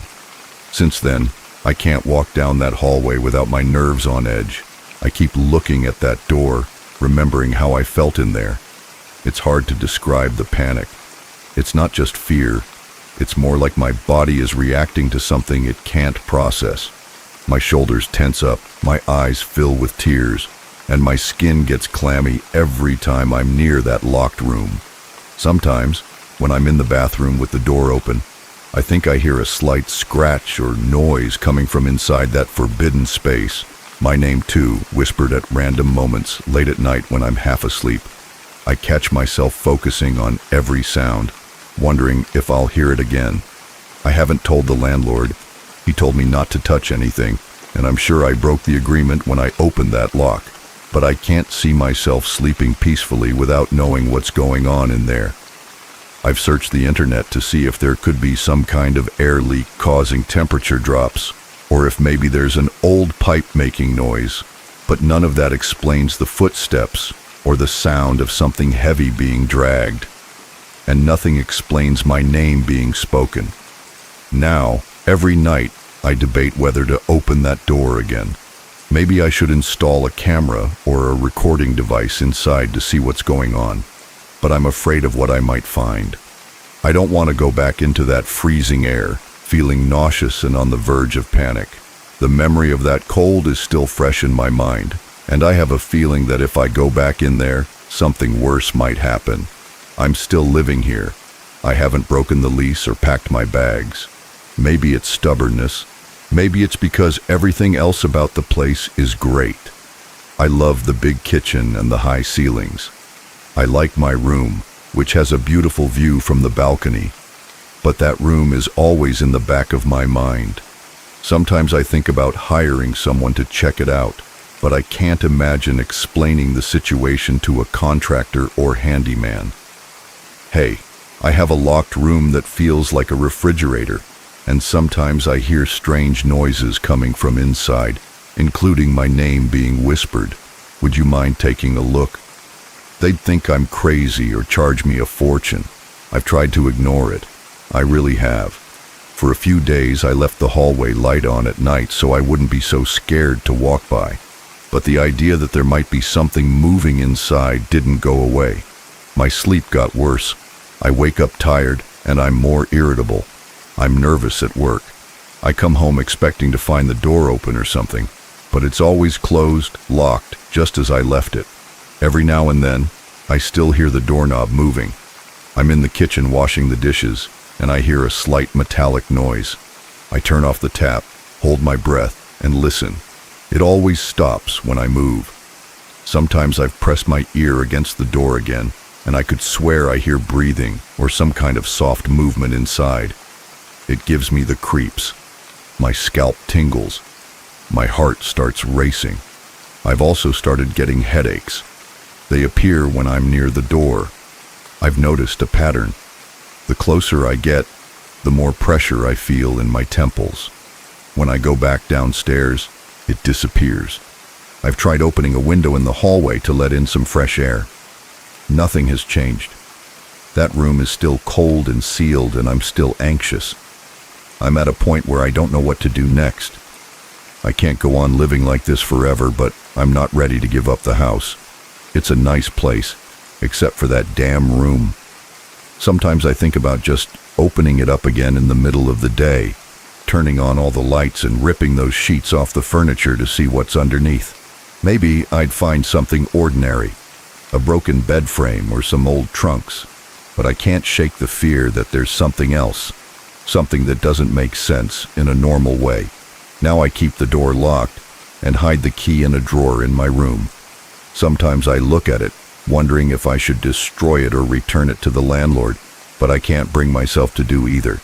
So I'm stuck in this strange limbo, living in a house with a room that seems to be alive in a nasty way. My name, the creaking noises, the moving doorknob, the icy air, the nausea, it's all become part of my daily life. That's where I am. I'm just trying to deal with it.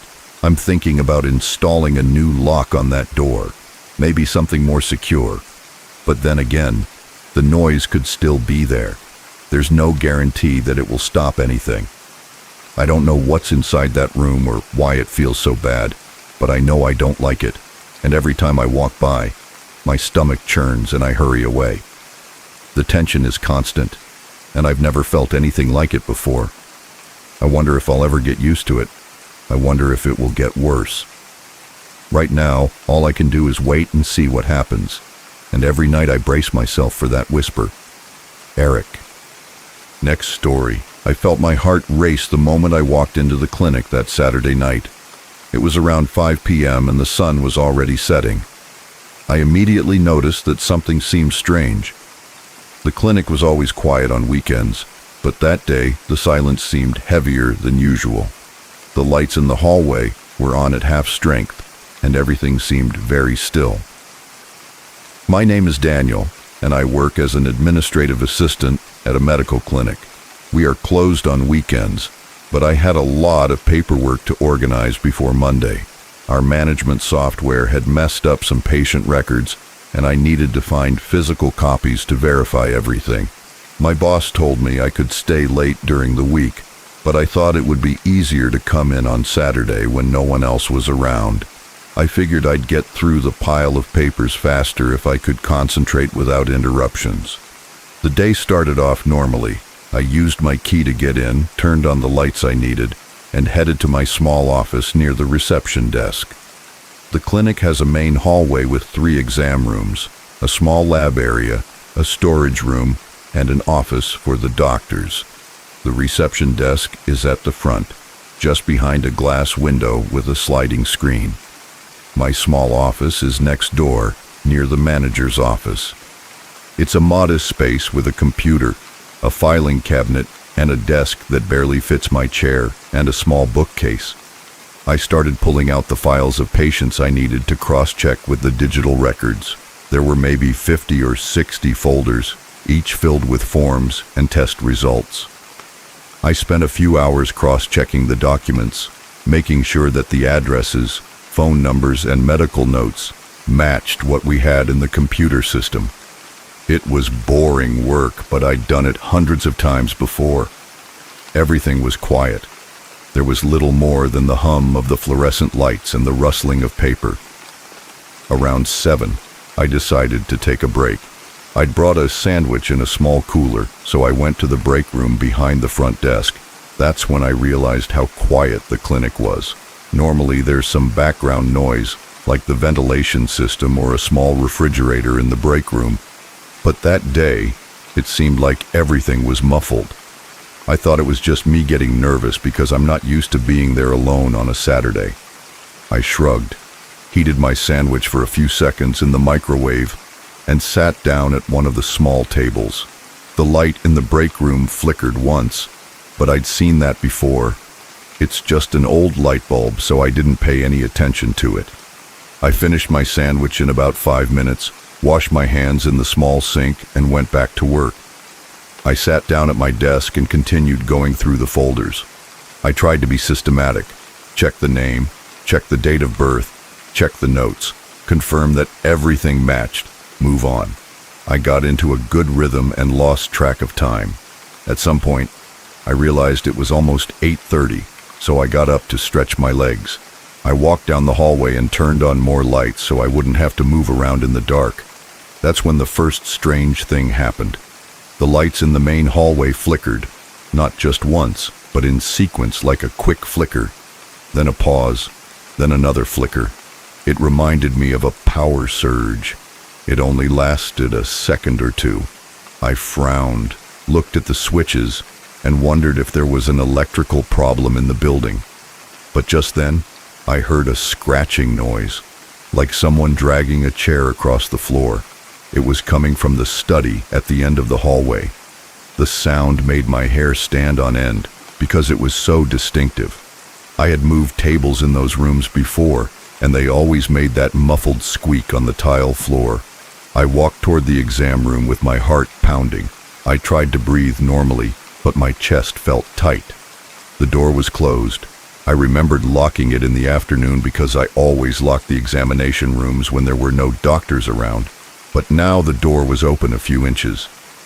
It wasn't completely open, but it definitely wasn't locked or even closed. I pushed it with my foot, hoping to see something out of place. Maybe a stool with wheels had been moved, or maybe a table had been moved, but the room looked normal. The examination table was in its usual place. The chairs were lined up against the wall, the ceiling light was off, and the countertops were empty except for a blood pressure cuff and some gloves. It smelled like disinfectant, as always. I went in, turned on the light, and scanned the room. Nothing seemed to have been moved. There were no footprints, no sign of anyone else nearby. I tried to convince myself that I had just forgotten to lock the door, that maybe I had been distracted, but I was sure I had locked all the exam rooms earlier that day. I did a quick check, turning the latch back and forth. It seemed to be working fine. I turned off the light and closed the door again, making sure it clicked. I went back to my desk, but I felt uneasy. I tried to keep working, but my thoughts kept returning to the noise I had heard. It wasn't my imagination. I knew the sound of something heavy sliding across the floor. It was too clear to ignore. I shook my head and forced myself to keep reviewing files. I glanced at the clock. It was almost 9. I had an hour or two left before I had to leave, so I needed to focus. Then, maybe 10 minutes later, I heard footsteps in the reception area. At first I thought it was my imagination, but the sound was different. Slow footsteps on the tile floor, as if someone was walking carefully. I froze in my chair, holding my breath. The footsteps seemed to be heading toward my office door. I stared at the doorknob, waiting for it to turn, but nothing happened. The footsteps stopped. I stood up, pushed my chair back, and opened the door slightly. There was no one there. The hallway was empty, the reception desk looked untouched, and the lights were on. I went out, trying to stay calm. My throat was dry and I could hear my own pulse in my ears. I looked around. Everything seemed the same, except that I realized the front door was still locked from the inside, just as I had left it. I couldn't think of any reason for those footsteps. I started to wonder if maybe someone had come in while I was in the back, but how? The door needs a key, and we have security cameras in the hallway, although they're mainly decorative. I told myself I was imagining things. Maybe it was my own footsteps echoing, or maybe the building was creaking. I tried to get back to my paperwork. I told myself I'd be out of there soon, and that I really wanted to finish the job, but my nerves were on edge. Every little noise made me jump. The hum of the ventilation ducts, the ticking of the wall clock, the faint buzz of my computer monitor. I felt sweat on my forehead and my hands were clammy. About 15 minutes later, the lights flickered again. This time there was a brief wobble followed by a click. One of the hallway lights went out completely, leaving a dark stretch near the entrance. The rest remained on, but they seemed dimmer. I tried to stay calm and got up to check the switch panel in the storage room. Everything seemed normal. None of the switches had tripped. I touched a few just to be sure. No change. The hallway light was still out. As I stood there in the storage room, I heard something again in the reception area. It was a soft, shuffling sound, as if someone was shifting position on the floor. I stepped out of the storage room and called out, "Hello? Is anyone there?" My voice echoed down the hallway. There was no answer. I walked slowly toward the reception desk. The only movement I saw was the shadow cast by the dimly lit lights. I looked over the counter. Nothing. The reception computer screen was off and all the drawers were closed. The chairs in the waiting room were lined up as usual, and the front door was locked. I remember feeling shaky at that moment. My stomach was tense, and I had a growing sense of panic. I told myself I should leave, but then I looked at the file box on my desk. I really wanted to finish. It was half pride and half stupidity. I decided to give it one more try. Maybe I was nervous because it was late and I was alone in a place that is usually full of people. I went back to my office, sat down, and picked up the top folder. My leg was restless under the table. I looked at the records, but I had lost my concentration. That's when I saw it, a shadow moving outside my door, passing from left to right, faint against the glass. It was a brief shape, like a person walking. My heart leapt. I threw the folder on the desk and ran to the door, throwing it open. The hallway was empty again, but this time I noticed something new. The door to the exam room at the end of the hallway, the same one I had closed earlier, was slightly ajar again. My pulse was pounding in my temples. I didn't want to go check, but I couldn't ignore it. I walked toward it, my sneakers squeaking on the tile. The hallway seemed colder than before. When I reached the door, I found it open about an inch. I pushed it slowly and turned on the light. The room looked exactly the same as before. The chairs were still lined up, the exam table was clean, and nothing was out of place. I checked the window. It was locked from the inside. There were no signs that anyone had forced their way in. I turned off the light and backed away, closing the door behind me. This time I tried the handle several times, pushing the door to make sure the latch clicked into place.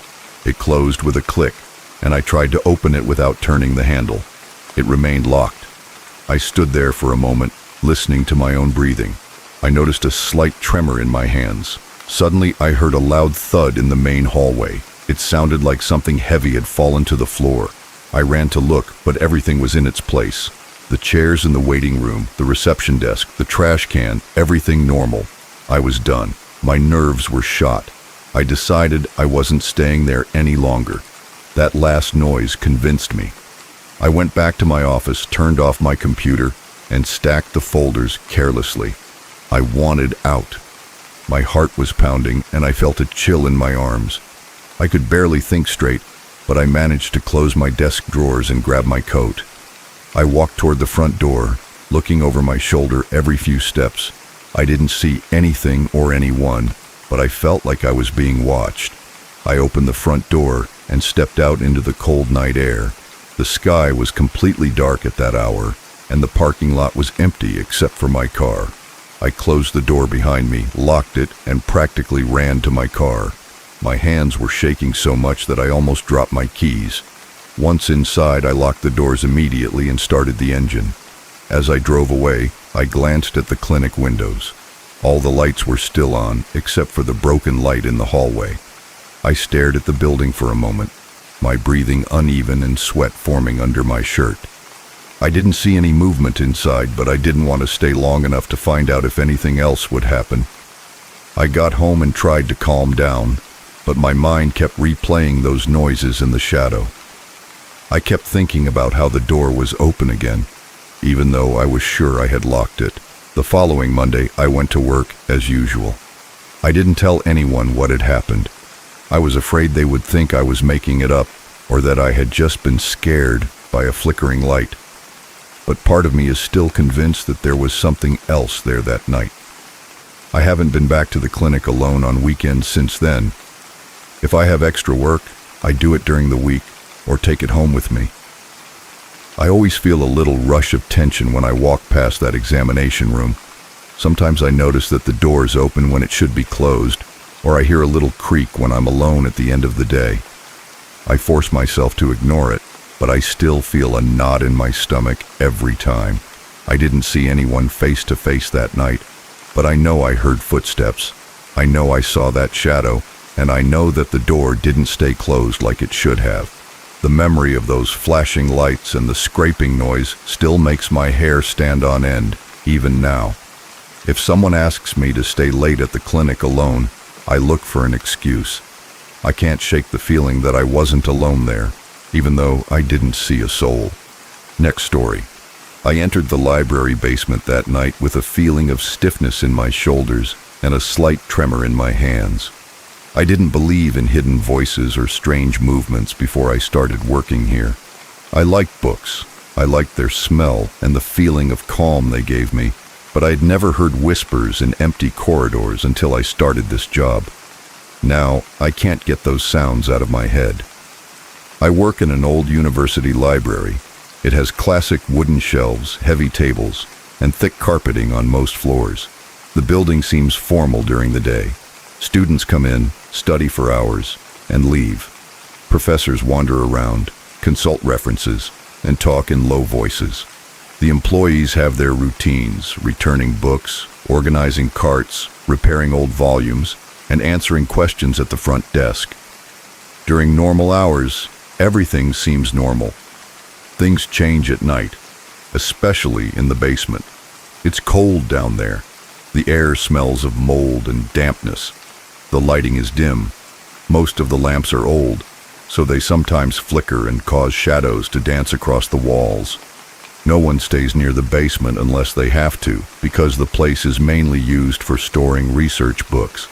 Students rarely venture into that section, preferring the modern references on the upper floor.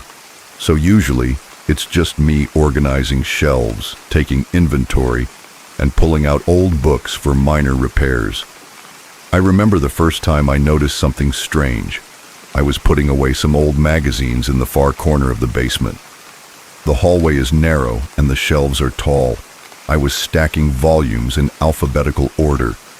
I heard a dull noise, almost like two people whispering. It wasn't the usual hum of the ventilation ducts or the creaking of old pipes. It sounded like words. I couldn't make out what they were saying, but I could have sworn I heard syllables. I stopped moving books, held my breath, and tried to listen. I heard soft whispers and short pauses, like when conversations are interrupted every few words. My arms tensed. I turned around, looked down the row of shelves, and saw nothing. I thought maybe a coworker was talking on the other side. I walked to the corner, but it was empty. I decided that maybe I had imagined it. I had had a long shift, and my mind sometimes plays tricks on me when I'm tired. I went back to the cart and continued putting away books. That whisper continued on random nights. It would appear for a moment, and then disappear. I started checking more carefully every time I heard it. I would quickly turn corners, shine my small flashlight under the shelves, or call out to see if anyone was there. Each time, the sound would stop. Each time, I found no one. I even asked a coworker if the basement had any strange acoustics, as if I might be hearing a conversation from the floor above echoing through the ventilation ducts. He shrugged and said he'd never heard anything. He seemed sincere. That left me with no explanation. One night, I stayed later than usual. The library was almost empty. It was almost midnight. I had a short list of tasks to complete. Finish an inventory of old reference books, check some damaged spines, and lock up a storage room in the back. Sometimes I liked working alone because it was quiet. I could concentrate on each book, note its condition, and move on. But that night, I felt nervous for no apparent reason. The silence made my hair stand on end. Around 11:30 p.m., I heard a thud in a nearby hallway. I thought maybe a book had fallen off a cart. I put down my clipboard and went to see if anything had fallen. When I got closer, I saw a heavy black book lying on the floor near the bottom of a tall bookcase. Nothing else seemed out of place. I picked it up and noticed that the leather cover was cold. My pulse quickened. The ceiling light above the bookcase flickered several times. I looked up, wondering if maybe the light bulb was burning out. Then I noticed the gap where the book must have come from. It was about 3 rows up. There was no cart, and I hadn't put anything there that night. I looked around to see if anyone was nearby. There was no one. I could feel my heart pounding in my ears. I wondered if the shelf was slanted, but it seemed stable. I thought of old wood or a slanted board, but I didn't see any slant. I opened the cover. There was a library stamp from decades ago. The pages smelled moldy. I saw some notes that looked old. Nothing made sense to me. It was cramped writing in the margins, symbols and short words that didn't form sentences. I tried to read the scribbles, but gave up after a few seconds. Then, right behind me, I felt a slight draft. It brushed against my neck, and I felt the hairs on my arms stand on end. I turned quickly, expecting to see someone leaning over my shoulder. I was alone. A lump formed in my throat. I closed the book and tried to stay calm. I put it back on the shelf, but I couldn't stop thinking about how I had heard that noise and seen that book on the floor. I couldn't find any logical explanation for it. I returned to my desk in the corner of the basement and tried to finish my inventory. My mind couldn't concentrate. I kept looking over my shoulder every few seconds. I felt as if someone was watching me. The same feeling you get when someone is behind you in a line. My heart was still racing, and I kept rubbing the back of my neck to see if there was a cold spot or any strange change in temperature. The ceiling lights flickered again. They stabilized after a few moments, but I was uneasy. Half an hour later, I heard that whisper again. This time, it was much clearer. 2 different voices whispering at the same time. They sounded close, maybe 2 or 3 rows away. I got up slowly, trying not to make a sound. I wanted to surprise whoever was there. I walked toward the sound, my footsteps soft on the concrete floor. The whispering continued. It didn't sound excited or angry, just like 2 people having a quiet conversation. Then I reached the end of the row, turned around, and saw nothing. The whispering stopped. My chest felt tight. I took a small flashlight from my belt and looked down the hallway. All I saw were shelves, books, and some loose papers on one of the carts. There was no one there. My breathing was ragged. My right hand started to shake, and I realized I was gripping the flashlight so tightly that my knuckles were white. I needed a break. I left the basement for a few minutes. I went up to the main floor and looked for another employee. There was no one at the front desk. I remembered that the main desk closes early on some days, so I walked to a side hallway where the employee break room is located. I found a coworker there drinking coffee from a paper cup. He was reading something on his cell phone. I asked him if he had been in the basement recently. He shook his head. I asked him if he had heard anything strange. He said no. I felt silly for pursuing the matter, so I let it go. I just told him my shift was almost over. He nodded and wished me a quiet night. I went back to the basement. I sat down at my small metal table and forced myself to resume my work. I didn't want to stay there all night. I had about 10 more books to check into the inventory. I tried not to think about the whispers. I tried to focus on the shape of the books, the condition of the spines, and the call numbers on the covers. When I was done, I stacked the last volumes on a return cart and stood up. I felt that presence behind me again, as if someone were leaning over me. My body reacted before I could think. I turned around with the flashlight held high. The light swept across the old shelves and dusty floors. I didn't see a single figure. My throat was dry. My mouth tasted like adrenaline. I told myself to calm down. I knew that if I lost my composure, I would end up running out of there. I just wanted to lock up and leave. I decided to walk through the aisles one last time to make sure everything was in order. I recharged my flashlight and walked carefully, examining each row. The shelves looked normal. No books were out of place. The floor was clean. I turned off some table lamps and locked the back storage room. I was about to go upstairs when I heard a loud crack. I froze, thinking it was a door. I pointed the flashlight toward the noise. It was coming from a bookshelf near the far wall. I stood still for a moment, waiting. The bookshelf looked sturdy. It wasn't moving. I waited for another noise, but it didn't come. After a few seconds, I forced myself to continue. At the top of the stairs, as I turned off the basement lights with the wall switch, I felt relieved to be out of that cold space. I closed the basement door and stepped out into the night.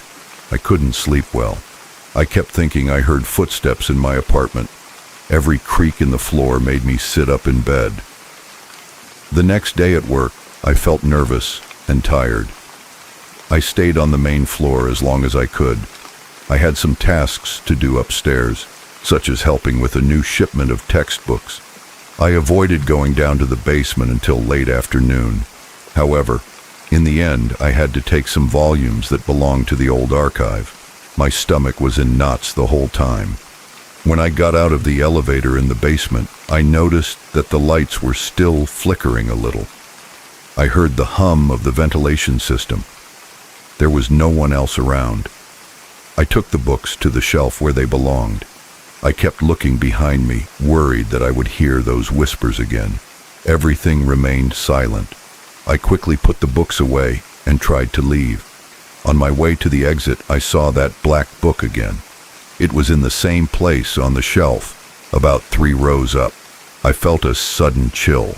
I leaned over to check, half expecting it to move or slide. It stayed where it was. I touched the spine. The leather was cold.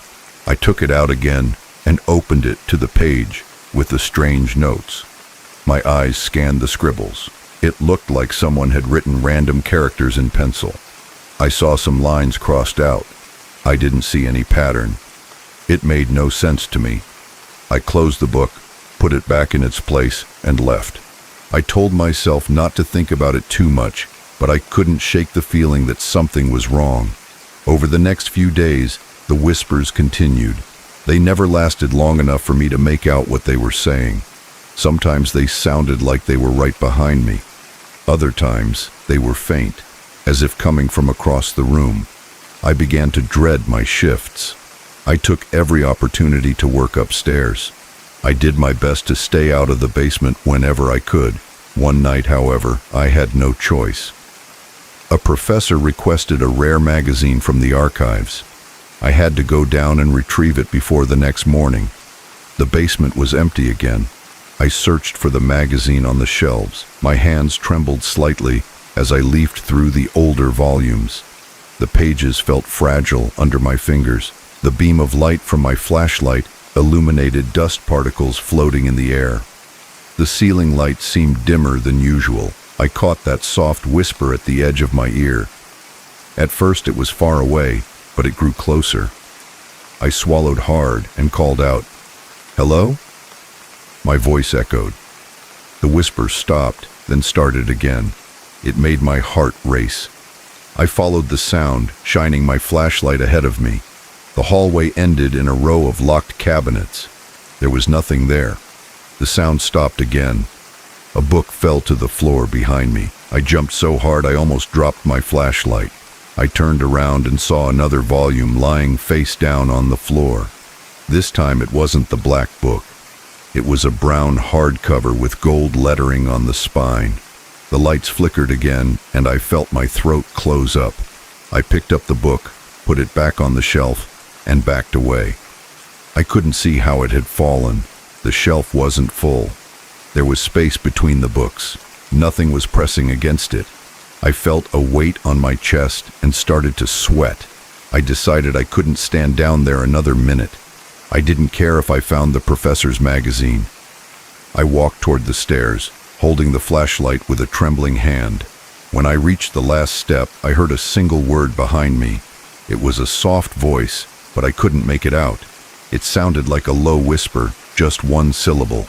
I didn't wait to see what it was. I ran up the stairs 2 at a time and out of the basement. Now I still work in the library. Sometimes I still have to go to the basement. I do what I have to do, but I don't stay there. I do my tasks quickly. I no longer investigate strange noises. When I hear whispers, I concentrate on finishing my work. My heart still races every time the lights flicker. If a book falls off a shelf, I pick it up and put it back without looking at the pages. I don't read the scribbles. I don't listen to the voices. I just want to get out of there. I don't know what causes those things. I don't talk about it much with my coworkers. I don't bring my friends here to see it. It's not something I can explain or prove. I only know what I've seen and heard. The night I felt that presence behind me, the whispers in the hallways, and the books falling for no reason, it all happened. If you ever find yourself alone in the basement of an old university library, pay attention. You may hear something you can't explain, and if you do, my only advice is, don't stay long. Next story. I moved into this house about a year ago. It's nothing fancy, just a one-story house with hardwood floors and a small basement. From the beginning, I noticed little creaks whenever the temperature changed. I thought it was normal. Wood moves, houses settle. I didn't think much of it. But then the noises got louder at night. That's when I started to feel uneasy. I wanted to ignore them, but I couldn't. It sounded like something under the floor was pushing against the boards. I started losing sleep and decided I had to find out what was going on. I remember the first time the noises really worried me.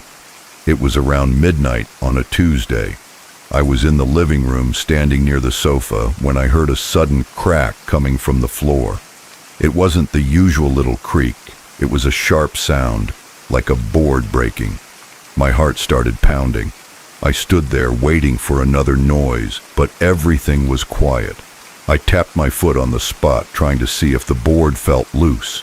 It seemed normal. I told myself it was just an old house making old house noises. A few days later, I heard something different. It sounded like a thud coming from under the floor. At first, I thought maybe a tool had fallen into the basement, so I grabbed a flashlight and went downstairs. The basement was dimly lit by a single lamp that I turned on with a chain. I looked around and didn't see anything out of place. There were a few boxes of old clothes, some broken furniture, and a small shelf with tools I rarely used. Everything seemed fine. The floor above me seemed solid. I didn't see any cracks or holes. I felt a little silly, so I went back upstairs. But the noises continued. A week later, they became more frequent. Every night, around 11 or later, I would hear a new series of bangs or creaks. Sometimes they were soft and spaced out. Other times they were sharper, almost rhythmic, as if something down there was testing the boards. I kept trying to ignore it, but it was impossible to relax. My living room was small, and the wooden floor seemed to be constantly moving beneath my feet. I began to notice that if I moved to a corner of the room, the noise would stop for a few seconds, as if something sensed my presence. I would move away, and the noise would start again. I began to worry about structural problems. I'm no expert, but I know that if the foundation shifts, you can hear strange noises like creaking. So I called a friend who was good at home repairs. He came over on a Saturday afternoon. We walked around the house together. He knocked on the walls, measured a few things in the basement. He said everything seemed fine structurally. He told me that old houses sometimes do that. Then he left, and I was alone again. That night, I was sitting on my couch watching TV with the volume low. I fell asleep. I woke up around 2 a.m. and realized the TV was still on. I heard a soft thumping under my feet, sounding like someone was gently tapping on the wood from below. The living room was dark except for the glow from the TV. I felt my muscles tense and my stomach tighten. I leaned forward and put my hand on the floor. I felt a slight vibration, like a faint tremor. My heart began to pound. It seemed like something was moving under the house, but the basement was just an empty space with boxes. I got up, grabbed a flashlight, and went downstairs. My footsteps on the wooden steps echoed in the silent house. The basement was calm, the air cold and still. I shone the flashlight beam across the floor beams and walls. There were cobwebs in the corners, a few nails stuck in the wooden beams, and some old storage boxes. Nothing seemed disturbed. There were no animals or open holes. I stood there for a while, trying to pick up any movement or sound. Everything was silent. When I went back upstairs, I felt a strange heaviness in my chest. I couldn't explain it. I just felt uneasy. I closed the basement door and went to my room, but I couldn't sleep. My mind kept returning to that knocking sound. Around 4 a.m., I finally fell asleep. Over the next few days, I tried to keep myself busy. I went to work, went to the movies with a friend, and spent less time at home. But every time I came back, I had to walk through that same room. The floor seemed hostile. I started wearing slippers, even though I usually walked barefoot. I no longer liked the feel of the wood under my feet. It was as if I were stepping on something alive. A few nights later, the noises increased. Around midnight, I heard a series of sharp clicks in quick succession. It was almost as if someone was banging their fist on the underside of the floorboards. I jumped up from the sofa and stood in the middle of the room, not knowing what to do. My breathing was uneven, and I could feel sweat forming on my forehead. I thought about calling the police, but what would I say? There were no signs of a break-in, no voices or anything like that. It was just those thumps under the floor. I decided to document it. I grabbed my phone and started recording. I walked around the living room with the microphone pointed at the floor. I heard the thumps with my own ears, but when I played back the recording, all I could hear was a faint static hiss. There were no thumps. I tried again in different spots, with the same result. I could hear it clearly in real life, but the phone wasn't picking up anything. I felt frustrated and a little scared. It made me question my own senses, even though the sounds were too clear to be my imagination. I crouched down and put my ear to the floor.